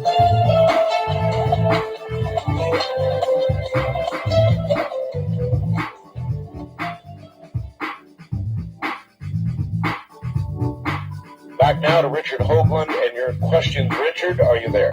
Yeah, let me say something. I just got a very important fact, but I want to bring this to everyone's attention. Go ahead. If you want to know what to do, the single most important thing you can do, other than call your local media, is call C-SPAN. I just got a fax here from a Dr. Bob White, who apparently is at Northern Arizona University. He says, Richard, will any of the cable channels be covering the news conference, i.e. C-SPAN? Sure. What time is it scheduled to begin? I'd like to tape it for my students who are on spring break. C-SPAN is on the fence. They need to hear from their constituents that this is important. They can come and tape it and delay broadcast. They don't have to broadcast it live. It has to go in the day book. It has to be put on the schedule. Sure. I would prefer they cover it live because it's pretty interesting. It's NASA, it's your tax dollars at work, and the challenge that we're going to be presenting is to this administration, to William Jefferson Clinton, a president who wants to be in the cut of John Fitzgerald Kennedy. We're going to challenge Bill to simply open the file. The Clinton administration had nothing to do with this cover-up. He can give executive clemency to all astronauts. He can relieve them of their security oaths. He can bring a stunning breath of fresh air with one stroke of the pen, provided he gets a political message from the constituency that he's running for election again in front of, that they want to demand the truth. And the way to get that started is to get C-SPAN to cover this as a political event that it is live on cable. All right, how do we do that? Is there a number? Simply call Washington, D.C. I don't have a number handy. Just ask the operators, it's 202-555-1212. Ask information for C-SPAN. And once you get the C-SPAN number and their fax number, simply call them or fax them and say, cover the Mars mission lunar press briefing at the Press Club, August 21, 9 a.m. They've already got our releases. We have papered them with releases, so they know about it. All right, well, that's a way people can really help. Yes, that would be the single, forget the and get to see it themselves as well. And they will get to see it. Yeah. All right, good. Good suggestion. I hope everybody does it. Let's move to the lines I promised. Wildcard line, you're on the air with Richard Hoagland in New York. Hello. Good morning. Where are you, sir? Vallejo, California. All right. I'm calling to ask Richard, years ago when I was in the Navy, one of my roommates told me that NASA had a what would you call it, a black project? Yes. The title of which, goodness, I've been wanting to ask the question for long. No, you've lost. Project Blue Flame. Has Richard ever run across anything of that nature? That name familiar to you, Richard? No, it's not. But that doesn't mean anything. I mean, they can change these names like they change their shirts. So Sure. It doesn't mean anything. All right. The whole idea of code names is to keep it secret. Naturally. Prevent you from finding out. East of the Rockies, you're on with Richard Hoagland. Where are you, please? Houston, Texas. All right. Yes, I had a question about, I have two questions actually. All right. One was that, has he found any connection with the UFO phenomenon? With, any landings on the moon or near Mars? Thing, and, my second question was, if you, the pictures of the astronauts on the moon, could you tell what astronauts they were? Yes. Are you giving out names and missions, all of that? Oh, really? Yes. Oh, can you comment about the UFO phenomenon, if there's any connection between them? All right, let me do this in two parts. There is no direct connection. In other words, I don't have pictures of astronauts getting into UFOs, all right? Forget that. Yes. What I think is going on here is if there are extraterrestrial vehicles from some place currently visiting planet Earth, if you find evidence in your own backyard of a solar system of an extraordinary panoply of ruins built by someone, then it is plausible to imagine that maybe, just maybe, those ruins were built by a previous human civilization. Sure. This is a developing model that we're now, working on. That's why Graham Hancock is going to be very important, because Graham has got some pretty credible evidence that there's a lot of stuff on this planet from prior high-tech civilizations that has not been properly acknowledged. In fact, I got a fax here from one of your listeners. It says, please mention to tie things together with Graham Hancock. The reason this has all been hidden is that knowledge of prior civilizations also brings to the point, why did these fall? Yes. Could it be for lack of ethics, respect for natural law, science too concerned with profit, etc., etc., etc.? In other words, the establishment wouldn't want you to know that we're not the best and the brightest, because if they're doing dumb things now, and the previous guys were doing dumb things that led them to collapse and to, us to lose their memory, maybe the current crowd wouldn't want you to know that. They want to keep doing their dumb things without... For short-term gain and long-term, it's like, if it's not on my watch, if it's after I'm gone, who cares? I'll get mine while the getting is good. Now, that may sound a bit arrogant. Oh my gosh, does that sound arrogant? It also sounds like history, doesn't it? It sure does. So, that's how democracy function. That's what all this technology in the hands of ordinary folks has got to do. That's why doing your show tonight prior to this thing is most important. I understand. Like getting people to sign on your webpage and see this data, to spread it around. By all means, copy what's on Art Bell's board from us and give it to every billboard, every electronic news service, every place you can send it. Send it. And call C-SPAN. All right. West of the Rockies, your turn with Richard Hoagland. Where are you, please? I'm in Longview, Washington. All right. Welcome. Hi. I have a kind of a multi-part question here. Beginning with watching one of your first videos, Richard, you had mentioned there's a possible correlation between the Hebrew language and I think effects or shadow effects thrown by the tetrahedron pyramids. This is the work of Stan Tenen of the Mayru Foundation. Okay, I had earlier, I think it was on, I don't know, Discovery Channel or something, I'd seen a deal on the Hebrew language having each letter having a numerical equivalent and the words having like an equation. I was wondering if anyone has found any correlation between your hyperdimensional physics and some of these equations, and the short answer is yes. A stunning correlation. Wow, now that'd be something I'd be interested in. Secondly, Tenen and I are going to do a video together, and we're going to lay this out with some pretty sexy graphics and production values and all that. There is so much information here to be processed and verified that we are looking long down the road from what we can talk about publicly. Right, I understand. But your question is very appropriately timed, because it's now time to bring these together. The Hebrew language, the letter forms, as well as the sacred forms of the Greek alphabet and the Arabic alphabet, to name three, all appear to be derive from the same mathematical equation, which generates a shadowgram, which generates the letters. All right? And when you look at that shadowgram from different directions, different geometric angles, it looks different. That's what gives you the different letter shapes. It looks as if these ancient sacred texts that talk about the origin of everything are written in a language crafted out of the very mathematics that describes everything. And somebody did that by design.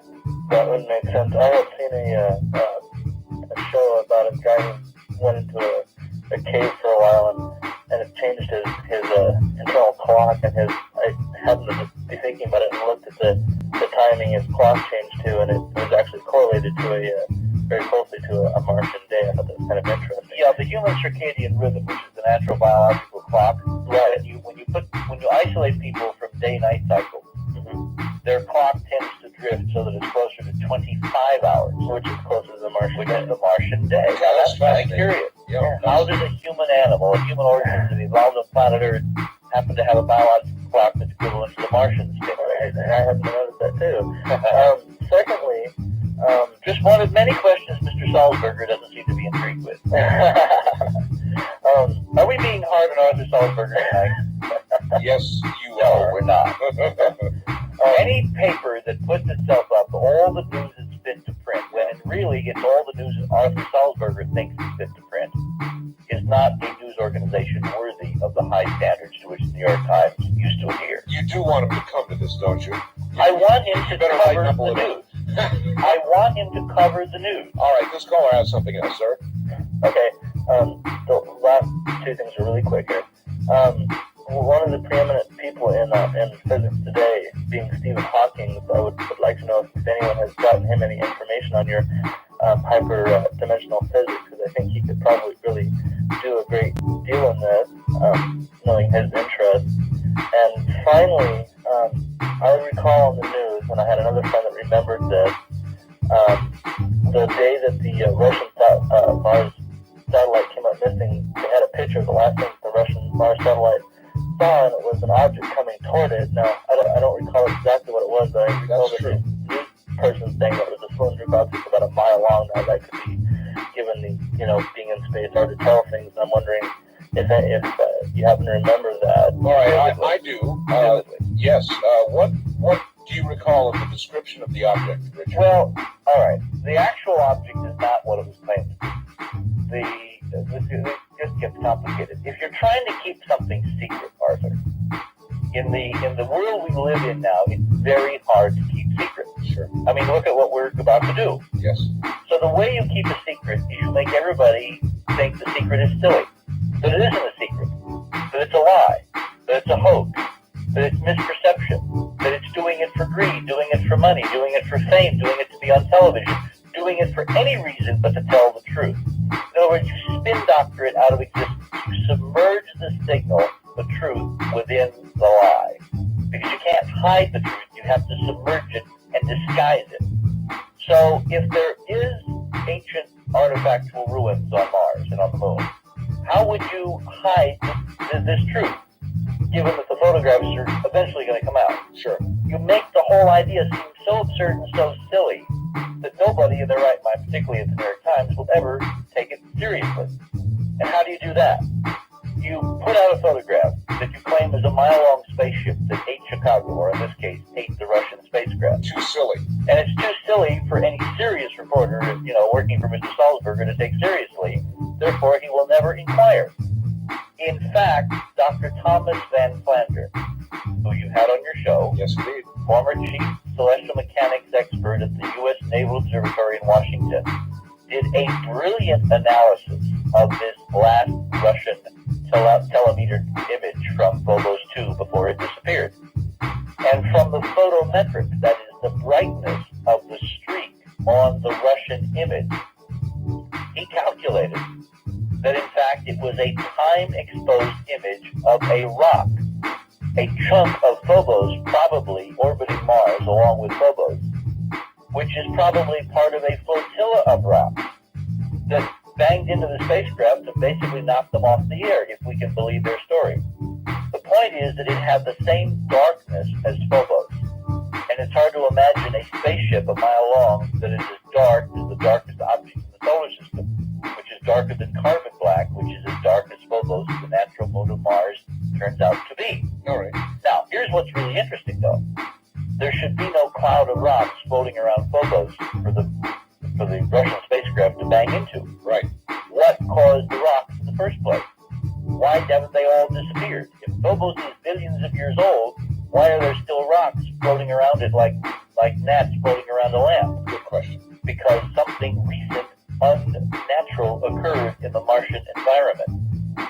In other words, if the Russians photographed a rock sailing around Phobos, you would think they would be bragging at a major astrophysical discovery. Of course.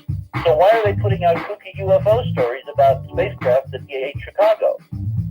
Answer: to spin doctor the press away from asking any hard questions about what does this really mean. All right. Well, let me come back to this other question regarding your work in hyperdimensional physics and getting it to Hawkins. Okay.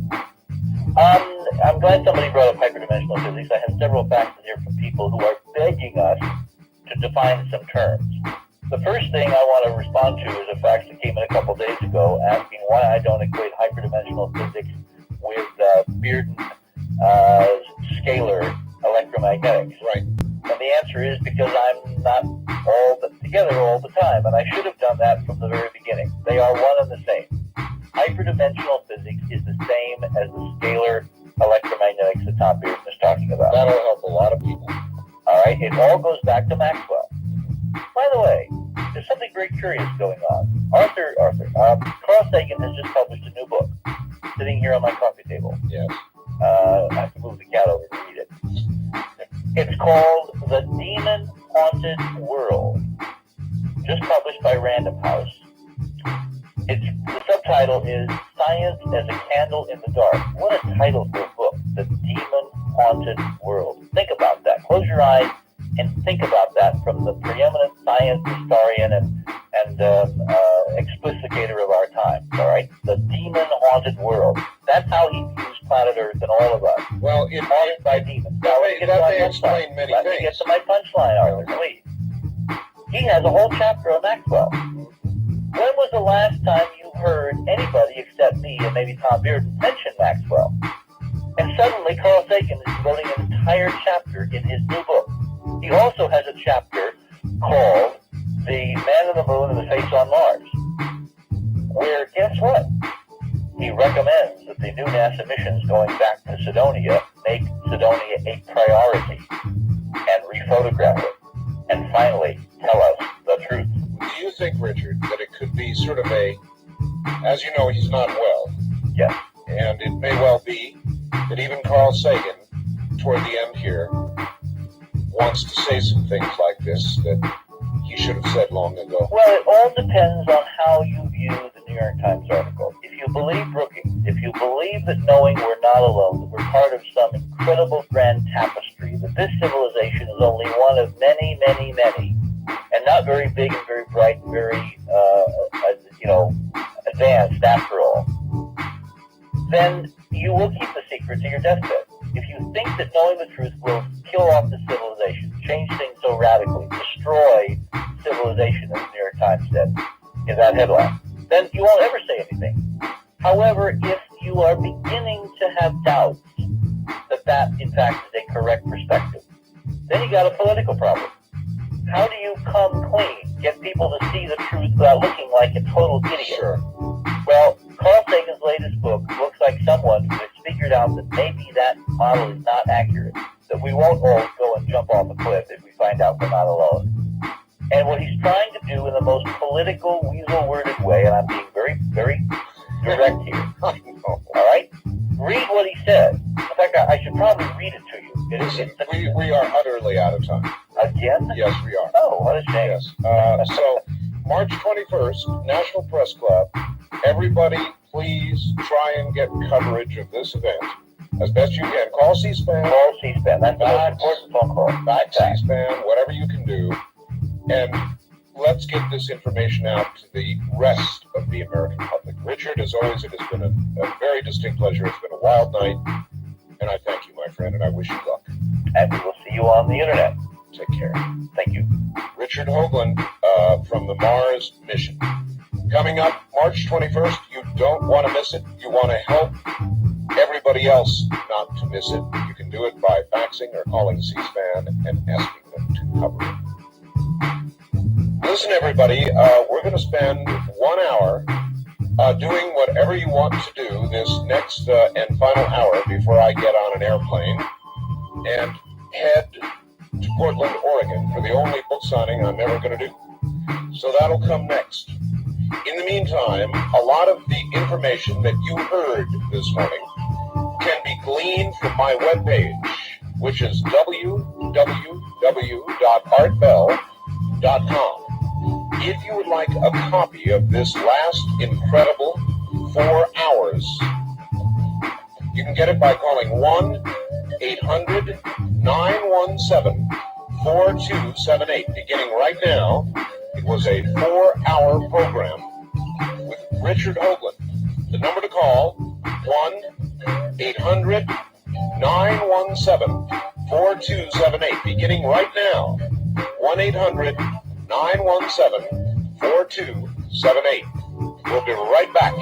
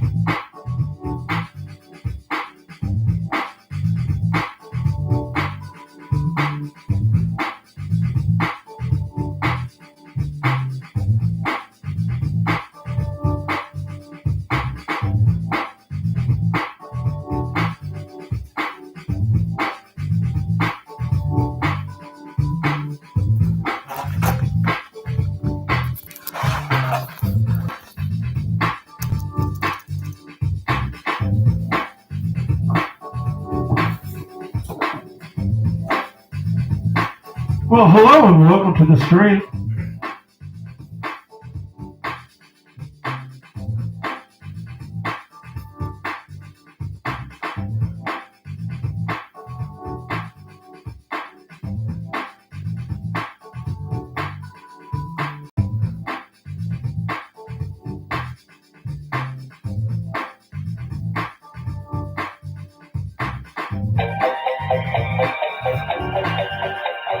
Well, hello and welcome to the stream.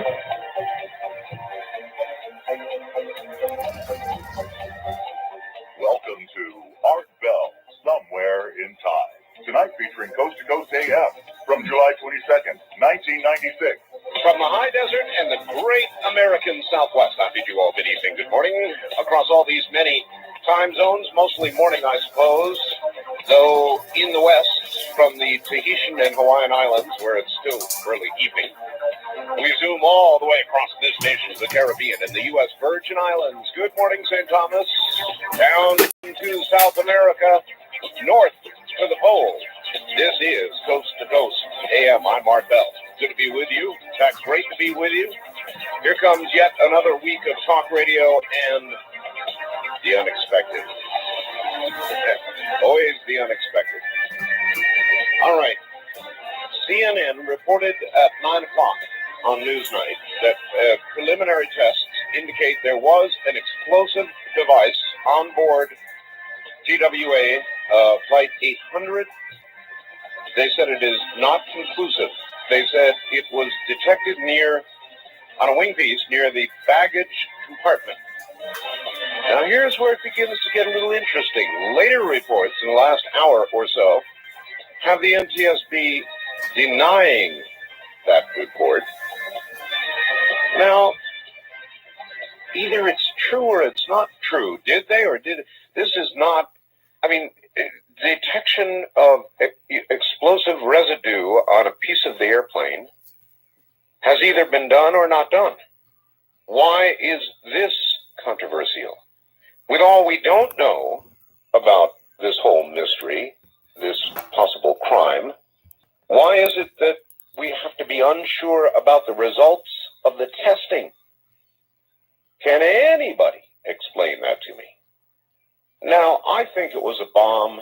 I've always thought so since the beginning, as you know. Hey! Or possibly a missile. Roswells, Paulo! What's going on, brother? Star Brother Wolf Paulo in the house.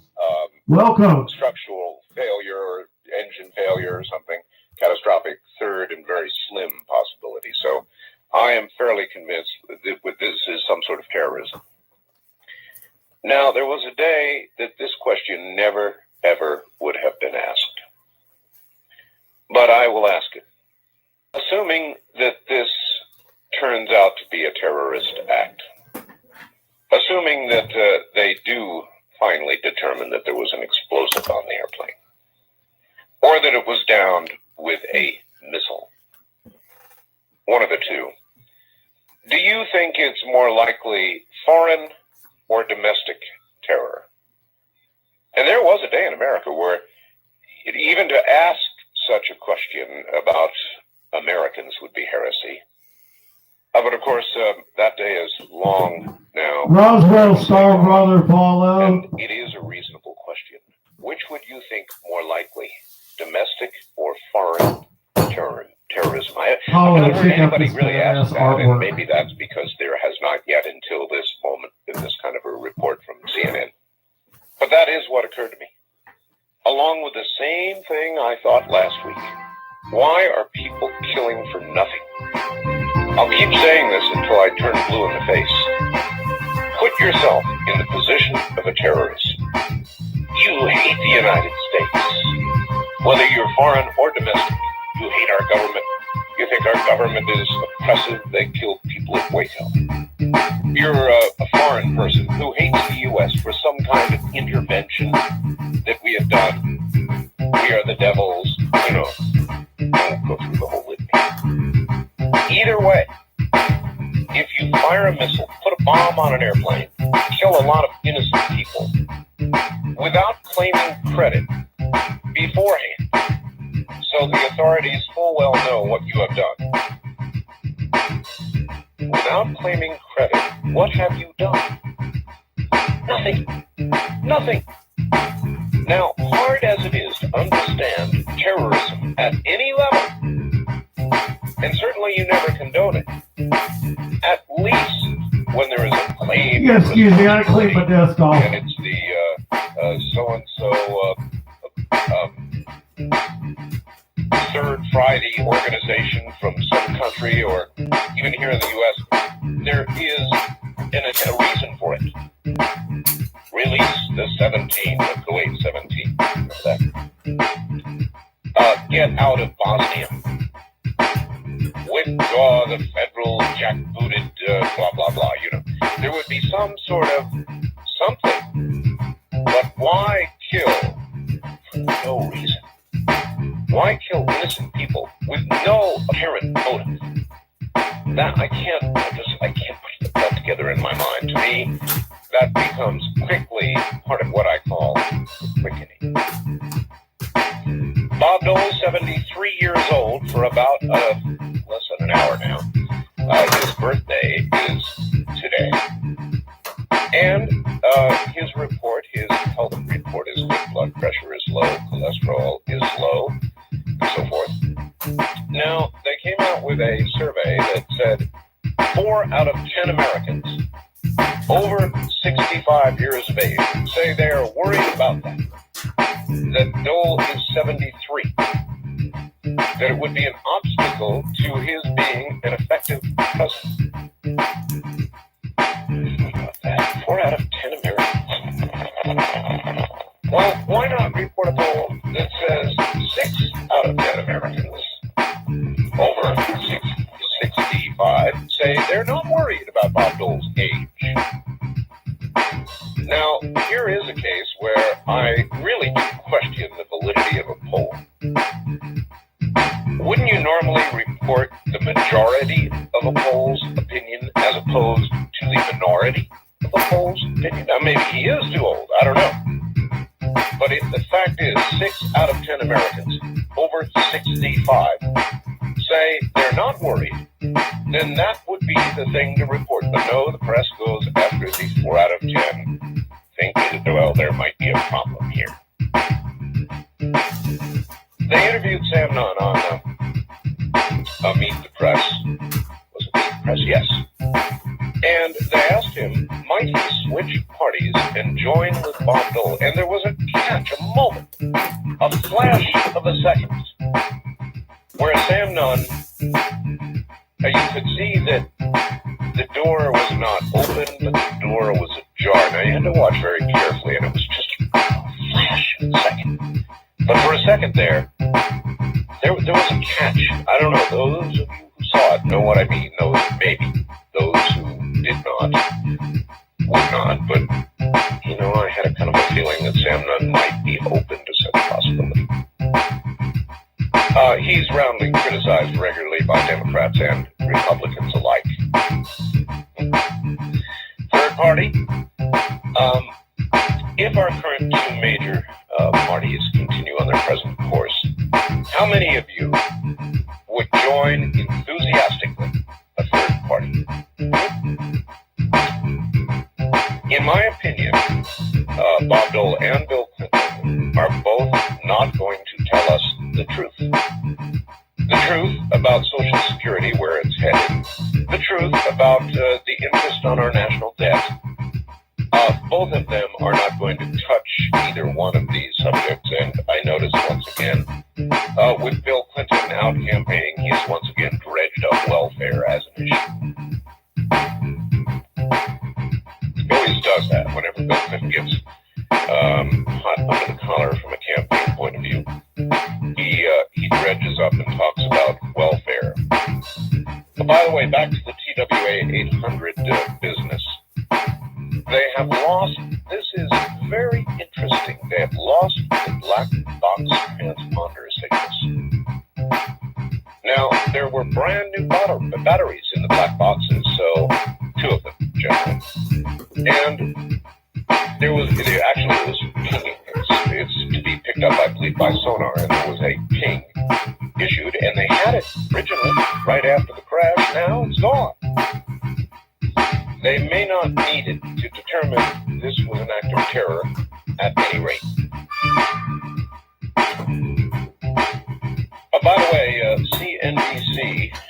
just reported that 8,000 people in Japan, 8,000, have come down with E. coli poisoning. That's very serious. 8,000 people. 5 dead so far in the present E. coli outbreak in Japan. And they've got trucks going through the street with loudspeakers warning people about it.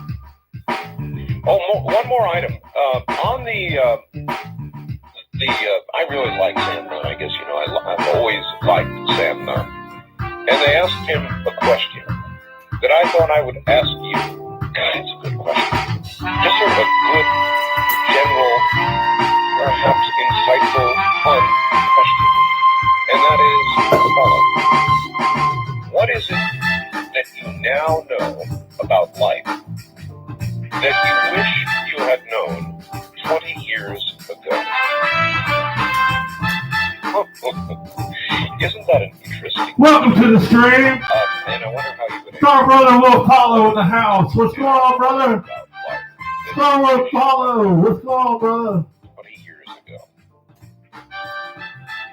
And I've been considering my answer ever since I saw the interview the other day. All right, look, what we're going to do basically is open lines. Tomorrow night, Vincent Bugliosi. I'll try to get it right by tomorrow night. Bugliosi. The G is silent. There you go. Bugliosi. Vincent Bugliosi. So we'll get it. But he will be here tomorrow night. And he has recently written a book about the O.J. Simpson trial. I believe he could have been convicted. It is number one on the bestseller list right now. And we'll talk to him about that. And he promised to talk to me about Charlie Manson as well, something that I've been interested in for a very long time. A swarm of earthquakes in Hawaii related to volcanic action apparently there. We'll have to see what comes of that, if anything. There has been a 7.0 earthquake. Very strong, as a matter of fact, 7.0. Near the coast of Indonesia. Just thought I would note that one for you.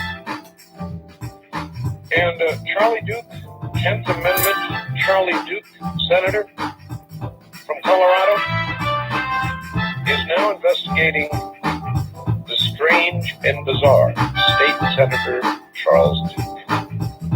A skeptic when he first heard about the goings-on at Steve Lee's Black Forest home. He is no more a skeptic. He now agrees something is amiss. Lee, 37, a former trucker, says most officials have ignored him when he complained his home isn't plagued with voices and odd smells. His van and truck polluted with chemicals. And armed people are entering a neighbor's doghouse. What? That's right. He says the problem is biological and laser weapons testing carried out by the federal government. There are things happening that defy explanation about his house, according to Duke. He has asked the FBI to investigate. He says, I went over there with a lot of skepticism. The GOP legislator was persuaded after he took some photos, get this now, inside Lee's home, even though he didn't see or hear anything unusual at the time, but was surprised when, guess what? One picture shows what appears to be a light beam, he said. Another one has cloud-like images of what is clearly a dog, and then a human face. Now, this is Charlie Duke. He said, it's really bizarre. I'm shocked. I'm not a believer yet, but certainly there is something going on there. I don't believe in ghosts, neither does Mr. Lee. He's just trying to get someone to listen to him. So I guess Senator Duke is indeed listening. Interesting. All right, it's going to be open lines. Oh, 2 other little items. One, Linda Howe and myself, covertly, because of the very nature of the tests that were performed. As a matter of fact, there are only about 3 or 4 locations capable of doing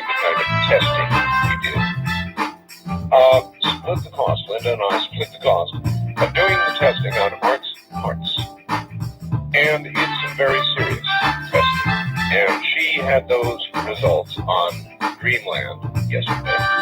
And after the midnight hour, or in the next hour, I will repeat that segment for you. I think you'll find it more than just a little interesting. I did. By the way, the tests were conducted at the Carnegie Institute in Washington, D.C.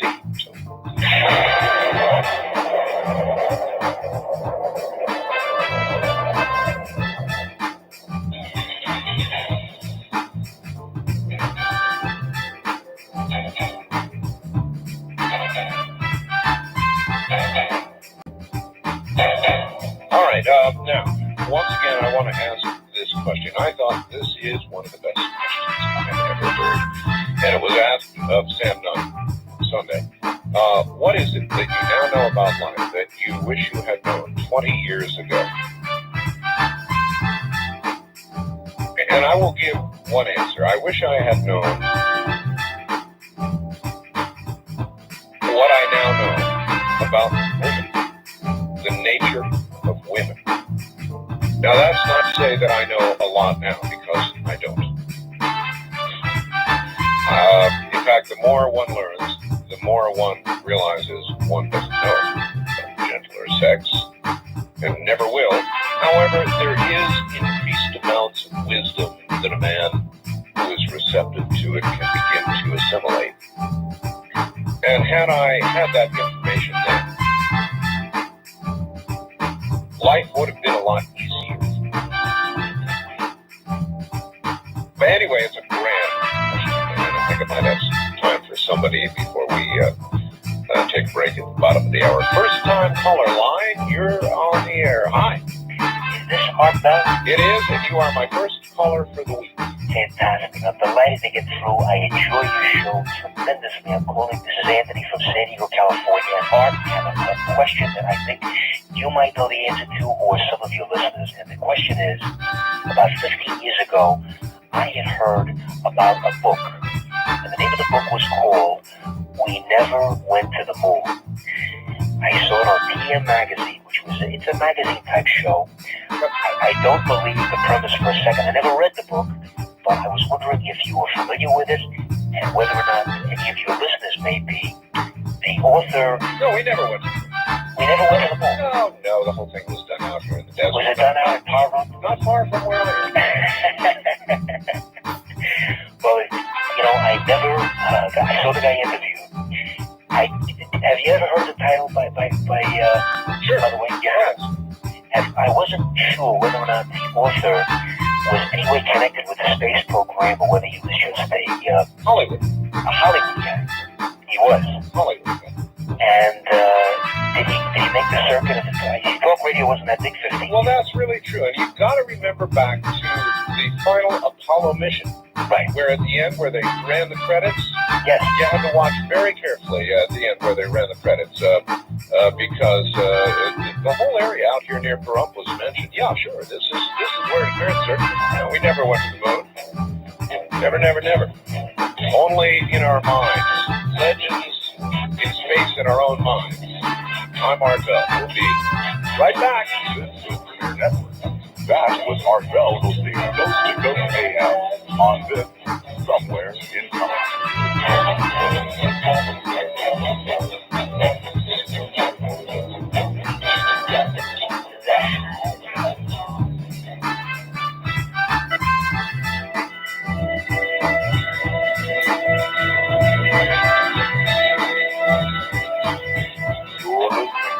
Art Bell, Somewhere in Time. Tonight featuring Coast to Coast AM from July 22nd, 1996. CNN reporting that indeed they have detected chemical traces indicating there was an explosive device aboard TWA Flight 800. Later reports are saying no, it's not true. Now, I expect mystery and a lack of understanding about what has occurred on the part of the terrorists. But you think that the media and our own government would get it together when it comes to something as serious as this. Either it was or it was not. I have a feeling it was. Art, you overlook the best reason for terrorism. Terrorism, to create terror. Whenever a terrorist group group claims responsibility for an attack. 99% of all the people in the country breathe a sigh of relief once they realize they don't fit the description of the target victims. But now, with the seemingly senseless bombing of this TWA flight, who can say they feel excluded as they board their next train? Just as in a biological epidemic, we are all now at risk. We are all potential victims. Terrorism in its purest form. And while I had not considered that, this person is correct. It would be terrorism in its purest form. No real reason, no real motive, none stated, everybody at risk. West of the Rockies, you're on here. Good evening. Good evening. All right, it's been a long time since I talked to you. This is Jim from the Bradshaw Mountains of Arizona. Hi, Jim. Hi, let's talk about this TWA 800. Sure. I believe that it's a missile, and you believe it was a bomb. No, I said number one choice is probably a bomb. Number two choice is a missile. I said on day one, sir, when this thing first occurred, there was the report of a rising flare. There was a report of radar anomalies. So I had my network, which is very good at doing these kinds of things, contact the military. The military said handheld Stinger missiles are capable of a range of between 1 and 8 miles. A mile being what, 5,280 feet, right? Right. So that would mean somebody in a boat in the water would have been at the minimum range of the Stinger. Not the maximum, but the minimum. And that's what I said I thought might have occurred. So it was either a bomb or it was a missile. Well, I believe I know why it was done, and I believe it was a missile. Why? Well, I'd like to say why I think it wasn't a bomb first.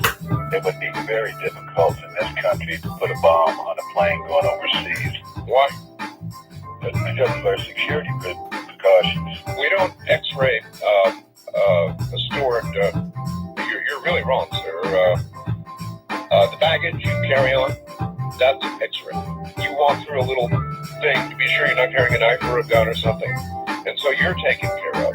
Even the baggage you check is taken care of. But things being shipped, they're not. Well, that's debatable, but I believe No, it's not. No, it's not. Okay. Not debatable. Let's get down to who I think did it and why. Sure. What was the dominant news before these 2 plane crashes? Saudi Arabia. I mean, really dominant, tied up the media. Saudi Arabia was just a splash. You mean Whitewater? No. Don't leave me in the dark, sir. Over 50 days it's been on the television. What? The Freeman. The Freeman. All right, the Freeman standoff ended peacefully.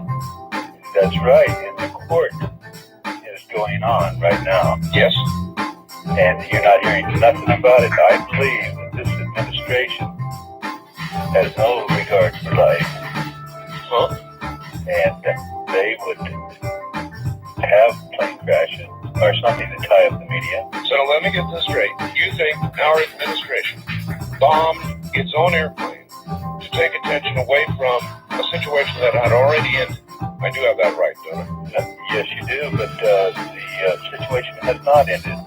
Just because you give up doesn't mean the situation's over. All right, sir, I appreciate the call, but frankly, sorry, to me, that's Looney Tunesville. I know everybody always wants to blame everything. We always bomb our own stuff, right? Every single thing that has happened, we always do it to ourselves. We're a federal building. Government bombed it, right? Train wrecks, the government did it. Train collisions, the government arranged it. Planes going down, the government did it. Bomb goes off in Saudi Arabia. Welcome to the stream. Americans, our own government did it. There's a group out there that no matter what happens is going to believe that our own government did it. He was one of those. Wildcard line, you're on the air. Hi, Art. Hello. Before I get to the thing I called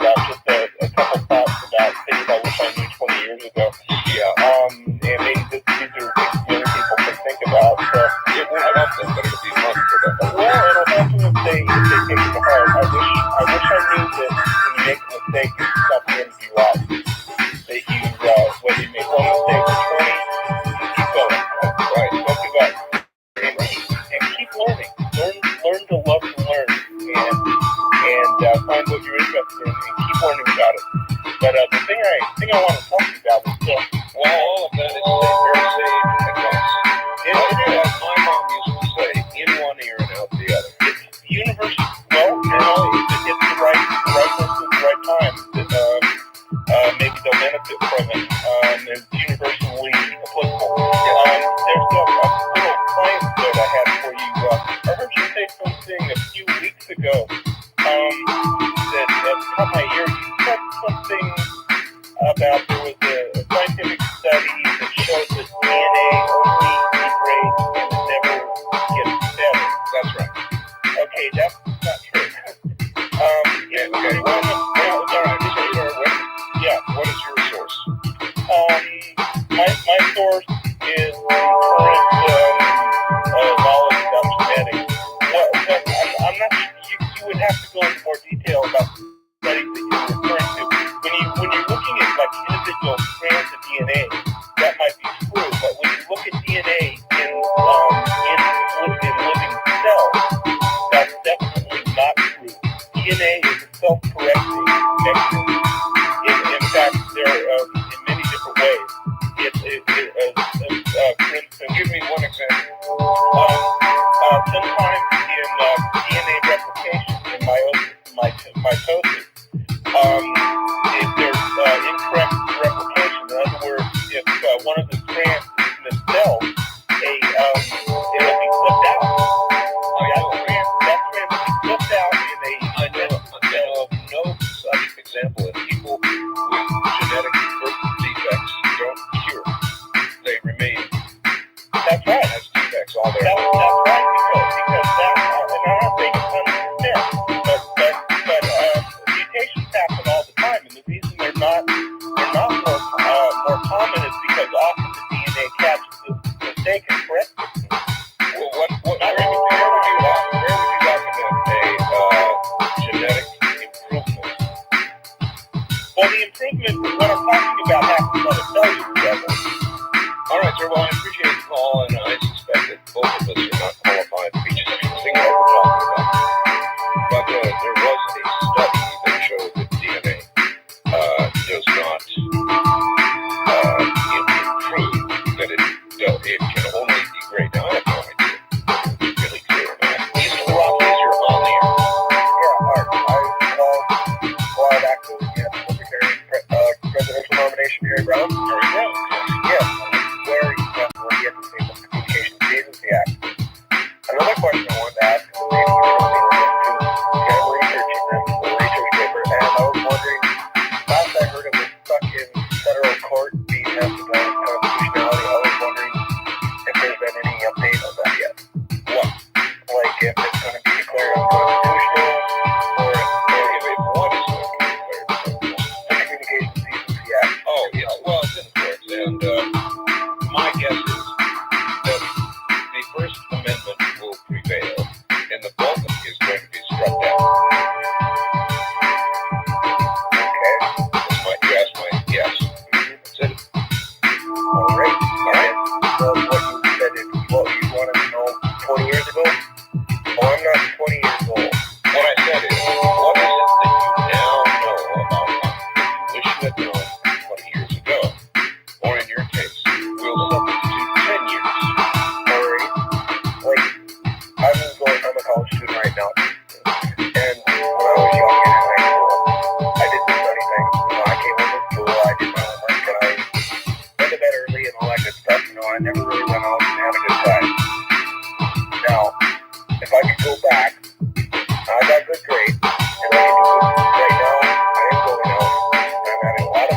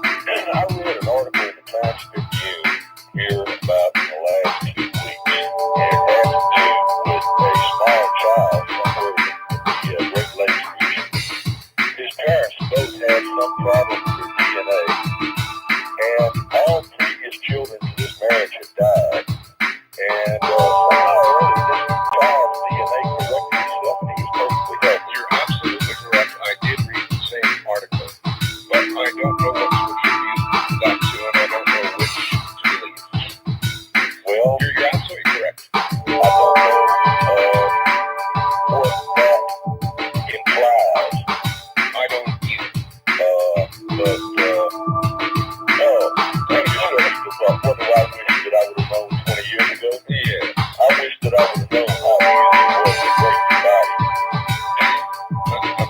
Yeah. When you're young, you really do think you're immortal and indestructible. Yeah. And the only way you find out that you're not is when you hurt yourself. It's when you hurt yourself and don't get better. And you have to learn to live with weakness. Boy, are you right. Thank you very much for the call. I was that way. And, you know, I've had this lifelong thing where I wanted to climb. And I found out I was indestructible when I tried to climb. I went up out to Palmer, Alaska, out there, Palmer, Alaska, on sort of a thing for KEN on the language. And it was with a guy who owned a hang gliding company. And he had told me nothing can go wrong. Nothing can go wrong. We guarantee it. I mean, we're the best. We've got the best. I'm the best. No problem. You just go running down this hillside and you'll feel yourself lift into the air and the acceleration of flight. And I had the acceleration of flight for, I don't know, 10 or 15 seconds. And then I had the agony of the broken arm. That's when I found out, I do seem to be destructible. And of course, what I did is I'm not sure about 2 inches above the elbow. Try and picture that one in your mind. And ever since then, I have been well aware that I am destructible. East of the Rockies, you're on the air. Good morning. Yeah, this is Mike St. Louis. Hi, Mike. Yeah, that's calling about that, what you liked this about 20 years ago. Yes, sir. It would have been real nice to know about remote viewing. Thanks. Yes. And you know what? I don't think a lot of people have ever thought about it, but there would certainly be a senior side to remote viewing, wouldn't there? Or couldn't there be? Oh, yeah. Yeah, the way it's totally fun about it, the morals is something you bring into it. Yeah, well, I would say that the majority of those who go through the course probably would have fairly good moral ethics. Yeah. Some of them, just like real life. Well, who knows? Yeah. Oh, and I had something I thought about the chupacabras. Yes. Didn't Russ Perot warn us about a giant sucking sound from Mexico? Yes, he did, sir. Thank you. That's at least 7 on his gift. Yeah, good old Russ. And he's going to run again, you know.